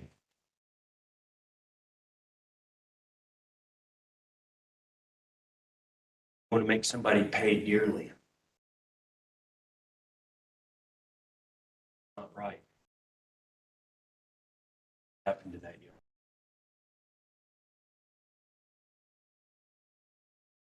Awful.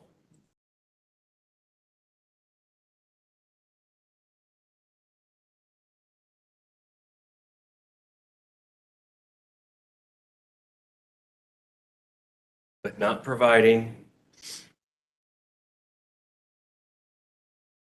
doubt, constitutional protections for presumption of innocence, the right to remain silent, placing the burden of proof squarely on the shoulders of the prosecutor, letting bias or sympathy come in and cloud your judgment. Not going to bring Gannon back. Prejudging the case by what you've heard in the media.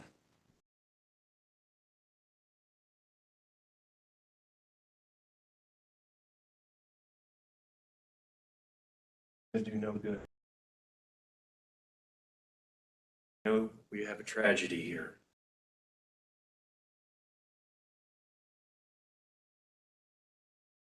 And we know it's terrible. But just listen to the evidence, as I started out with. Don't check out. It's going to be easy. Went into week 6, hearing all these witnesses and looking at evidence. You're going to want to check out. You're going to want to form your decision soon in this case. But you can't do that. For the next 6 to 8 weeks while we're in this trial, can't form an opinion. Werner was telling you that. You're in an evidence gathering phase now. You're gathering the facts. Like Judge Werner's Miss Denver omelets. This is the ingredient gathering stage. Okay? It's in the cooking stage. When you go back to the jury room after all the evidence is in,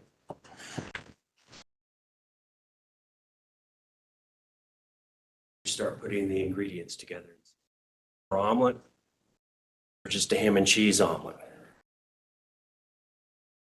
Whether you've got a guilty, not guilty, or not guilty by reason of insanity, based on the evidence, the ingredients. When you're in the jury room, that's when you start putting it together. Just writing down, taking notes, taking it all in.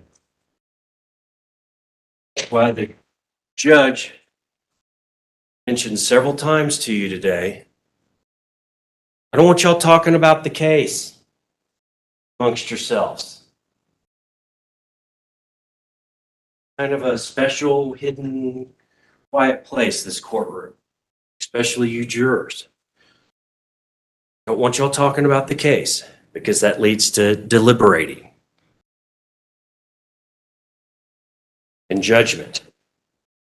It's in the judgment phase. So, thank you for your time. Thank you, everybody, for coming back.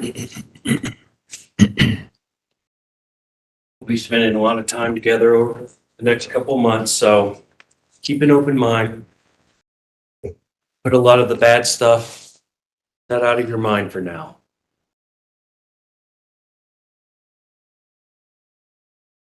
What the prosecution has to say, hear what the defense has to say. At the end of this, as Mr. Allen said, when he's concluded his opening statement, he said, I'm going to come back in a couple months and ask you to find her guilty. I or Mr. Tellini in 2 months are going to ask you to find her not guilty by reason of insanity. Now the trial starts.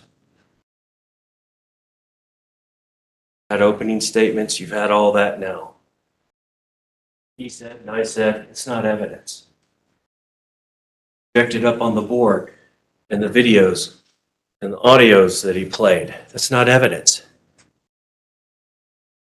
Remember what the judge said.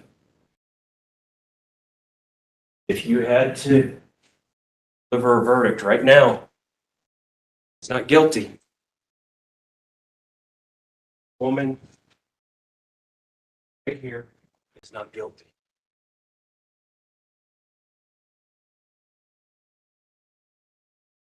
He's presumed innocent.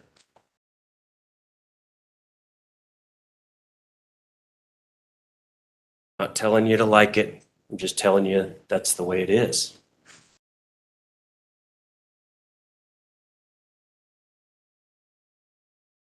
I'm going to stop now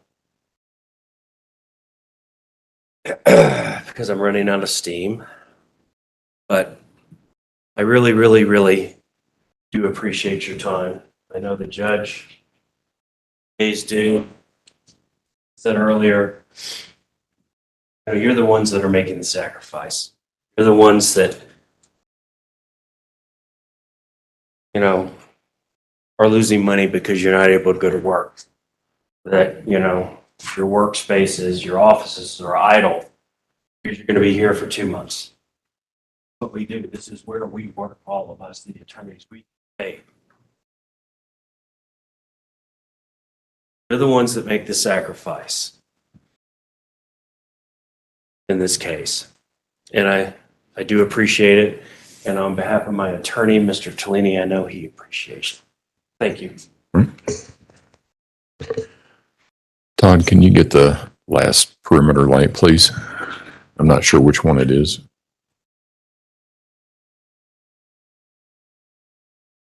Thank you. All All right, ladies and gentlemen, I want to give you a little bit of roadmap as to what you can expect and where we go from here. As I said this morning, opening statements are not evidence. Their purpose is only to help you understand what the evidence will be. Keep in mind that in this case, as in every case, attorneys are paid advocates. Their job is to persuade you that evidence proves or does not prove a particular point. And as I said earlier, nothing an attorney says is evidence, and they do not take an oath to tell you the truth. Next, the prosecution will offer evidence. Evidence consists of the sworn testimony of the witnesses, the exhibits received in evidence, and stipulated, admitted, or judicially noticed facts. After the prosecution's evidence, the defendant may present evidence in her own behalf, but she is not required to do so. I want to remind you that the defendant is presumed to be innocent. The prosecution must prove the guilt of the defendant beyond a reasonable doubt. The defendant does not have to prove her innocence or call any witnesses or introduce any evidence. At the conclusion of the evidence, I will tell you the rules of law which you are to use in reaching your verdict. I will read those rules of law to you, and you will be allowed to take them with you to the jury room during your deliberations. After you have heard all of the evidence and the instructions, the prosecution and the defense may make their closing arguments. Like opening statements, closing arguments are not evidence. The prosecuting attorney will have the opportunity to reply to the closing argument made by the defense. You will then go to the jury room to deliberate on a verdict. Your purpose as jurors is to decide what the facts are, and your decision must be based solely upon the evidence. It is my job to decide what rules of law apply to the case. You must follow all of the rules as I explain them to you. You may not follow some and ignore others. Even if you disagree with or do not understand the reasons for some of the rules, you must follow them. You will then apply these rules to the facts which you have determined from the evidence. In this way, you will determine whether the prosecution has proven the guilt of the defendant beyond a reasonable doubt. At times during the trial, attorneys may make objections. That's the part in the TV show or movie where one lawyer asks a question and the other one stands up and objects. On TV, the lawyers start to argue with each other, and then sometimes they go up to the bench and they argue with the judge. I know you're going to be surprised, but that doesn't happen in real life. The lawyers in this room have years of experience. They know that the procedure in this case is governed by a written set of rules that apply to all criminal cases called the Colorado Rules of Criminal Procedure. They also know that the evidentiary matters are governed by a written set of rules called the Colorado Rules of Evidence, Did which you see apply her to lawyer all case slide over? proceedings, to all cases proceeding to trial. Watch the He lawyers, sounds like and you will Josh observe Hawley. that what really happens is that an objection is made. I will ask for an explanation, something like grounds, for the objection, and the response from the attorney will be something like hearsay or foundation or relevance or 404. And most of the time, watch the attorneys closely, most of the time the attorneys will state an objection in 5 words or less. There's not a whole lot of arguing that's going on during that time period. And regardless, the argument is never directed to opposing counsel because I'm the one making the ruling and not opposing counsel. So in reality, the lawyers rarely come up to the bench to argue a point because all they need to do is reference the rule, case, or principle they are relying upon for their objection. In any event, the objection simply means that the lawyer is requesting that I make a decision on a particular rule of law. It is the duty of a lawyer to object to evidence which they believe may not be properly offered. Do not draw any conclusions from the objections or from my rulings on the objections. If I sustain an objection to a question, the witness may not answer it. As jurors, you must draw no inferences from the question or speculate as to what the witness would have said if permitted to answer. At other times, I may instruct you not to consider a particular statement that was made. You must not consider any evidence to which an objection has been sustained or which I have instructed you to disregard. Such evidence is to be treated as if you had never seen or heard it. We talked about the notebooks that you have and the juror questions and the process for doing that. They know where to meet, Mr. Combs? They know where to meet in the morning? All right. Give us just a few minutes, and we will get you the parking passes. They're on a lanyard, so keep them, because that's what you'll need to get in and Can out we of keep the lanyard afterwards? juror parking lot. The issue about the truck. Haven't solved it yet. I've had it. And there's a juror that cannot get into the parking garage because of size of vehicle. Who is that? Just raise your hand. What the hell are they driving? Don't leave yet. We'll talk to you. We'll talk to you. I mean, you can leave the courtroom, but don't leave the courthouse just yet. Oh, and for the rest of you, it's going to take just a couple of minutes, unless, Todd, you want to run down there on my bookshelf. Do you know where that is? Okay. And so, Todd, oh, no. This dude is so wait, real. Todd, come back. Todd! It's all good. It's all good. Are we good? It's all good. So he's going to get you the lanyards with parking passes on them. Use them to come I'll have in, some sound and bites we will tomorrow, talk guys. with juror number Those 14 all sold out, Prep. about what to do with your situation. Absolutely, we have a love. solution. Rachel, you still here somewhere? Stick around. We need to talk. I think we can use the same solution that we did for the other juror that was coming back at 11. That work? Okay. All right. We have a solution, so just hold on and we will get to you. You can't fit in the parking garage. With that, if I can have everyone, you'll know where to meet Mr. Combs in the morning and how to get into the building. We should be able to start right on time tomorrow at 9 o'clock. What you can expect is that we will start with witnesses. We will take a break for 15 or 20 minutes, somewhere between 10 and 10:30. Then we will proceed on to lunch at noonish. Look at the lawyer waiting Come to back stand up. Look at 1:15, him. 1:30. Have a break, 15, He's like 20 a kid in minutes, somewhere class between waiting 3 for and the bell to 3:30 ring. in Look the at him. afternoon. Then recess at 5 o'clock. That's how your day will look every Look day at him. from He's here on looking at out. the clock waiting for the bell to The ring. other thing that you should expect, so that it doesn't catch you off guard, is that every day that we start trial after today, relaxed. well, I did it this morning actually, but every day that we start trial from here on out, I will ask you a question. And that is, it will be the same question every day. You're going to get sick of hearing it, but it's the same question that I'm going to be asking. Has anything occurred since we were last together that causes any of you to believe that you could not continue to serve as a fair and impartial juror in this case? If so, please raise your hand. So that's why those admonitions that I said about avoiding press, avoiding opinions, avoiding research, all of those things, they all come into play. It's important. This is an important process. So with that, you're discharged. We'll see you in the morning. All rise for the jury, please. He was the first one up. Right. The only one that I knew of was There juror she is, 3. guys. Before you step out, real quick, does anybody aside from juror 3 need a letter? Mm-mm. We're all Okay. good. All right, we got it. Thank you. There's her nasty ass. Juror 16 and juror 3.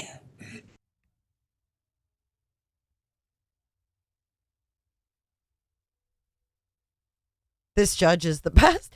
He told the jury that they can bring a sweater because if they get cold, but he's always hot because he has to wear a blanket every day. He has to wear a blanket, he said.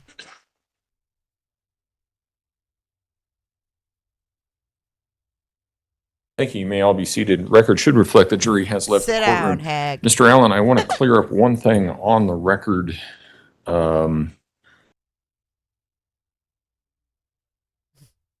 Because I think it's an issue in, where is this? Oh, the lawyer had to sit back down. He's not happy about that. Where's it listed at, though? Charges. Huh, okay. I just want to make sure that the count that you are dismissing is count 3, child abuse resulting in death. Correct. So count 1 Oh, is whoops. murder in the first degree. 2 is child under 12. Speak 3 up, is a child son. abuse resulting in. Okay. That's the one that requires an accumulation of injuries, all that kind of thing, not providing. That was charged before Gannon's body was ever recovered. When Gannon's body was recovered, we added 1, which is now murder in the first degree. Okay. So this would have been, I'm sorry, go ahead. It's count 3 of the amended information. Oh, whoops. Okay, and that's what I wanted to check on, because the original complaint information that was filed on March 11 only has 4 counts, and count 3 is tampering with a deceased human body, and He in just that put his one, happy or count hour 2 order in. is the child abuse resulting in death. So it looks like what happened, they didn't realize the amendment, and when they put it in, that's what the conflict is. The amendment was filed probably March. The conflict is she's not even a human. She's evil. I have March 20. Yeah. Okay. So what you are proposing to dismiss is the one knowingly or recklessly caused an injury or unreasonably placed in a situation that posed a threat of injury to life, health, or safety by engaging in a continued pattern of conduct that resulted in cruel punishment, mistreatment, and accumulation of injuries. That's the one you're wanting to dismiss. So count 3 in the amended information. So it's the amended information. That's where the hang up is. Okay, I think we've got that resolved. Okay. So have your witnesses here, 9 a.m. tomorrow morning. We should be able to start right on time at that point. Let's hope so. And Rachel, I want to talk to you when we're done. Oh, Rachel's in trouble. Is there anything else that we need to address from the prosecution? So we're good? We're okay. All right. Okay. Rachel, can you come back in the back hallway for a minute, please? Okay. All right. Court will be in recess. Thank you. Holy. Have a good evening, Judge. And it ended. We will be back here tomorrow. It's 9 a.m. Colorado time. I believe that's noon our time, right? So what time are we starting? Yeah, I know he ran out of there to meet up with Rach. I think it's our Rach. Is our Rach still here? If she's not, tisk tisk. I want to make sure we've got the right time before we leave. So 9 a.m. Colorado time. What time is that Eastern Standard? Would that be 11 or noon? Let's make sure, because this always screws with me. So what time is it in El Paso County right now? Okay, so right now it's 3 o'clock and it's 5 o'clock here. So we're 2 hours. So we're going to be 11 a.m. Eastern. Y'all were correcto, mando. All right, so that is going to be us tomorrow, 11 a.m. Eastern. And just so you know, I'm not doing the call-in tonight. I am spent. I'm going to have to put that one off. Part 2 of Stickergate is going to have to wait. I didn't expect to be sitting here all day. I literally have had way too much screen time. So, but I will be here at 11 a.m. If not, maybe before that. I'm not sure. But 11 a.m. tomorrow morning, we will watch this all day. I will see you guys then, my court watching buddies. You are welcome back, Prepper. Yeah, so all of you guys, I will see you tomorrow at some point. If you can be there when court starts, or if you have to join later, I will see you then at some point. You guys dance it out. J is for Justice style. And thank you all the people that gifted memberships today. I'm going to be able to add some new emojis tonight. So tomorrow we will have some new emojis for you. And if you want to let me know what emoji ideas you have, send that to the team email. I'll put it in chat. Dance it out. See you guys tomorrow. Stay safe. I don't give a damn. I don't really care about you and your problems. I don't give a damn. You talk way too much. I have heard enough about you and your problems. I don't give a damn. I don't give a damn. I don't give a damn. I don't give a damn.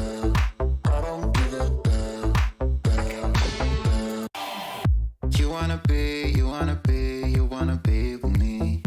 You wanna feel something real, but I'm feeling differently. You're making plans to get to France, but don't wanna You're a liar. But I ain't got time for that. Staying up late. I flashed and said, wow, pretty far out. I thought it was pretty far out.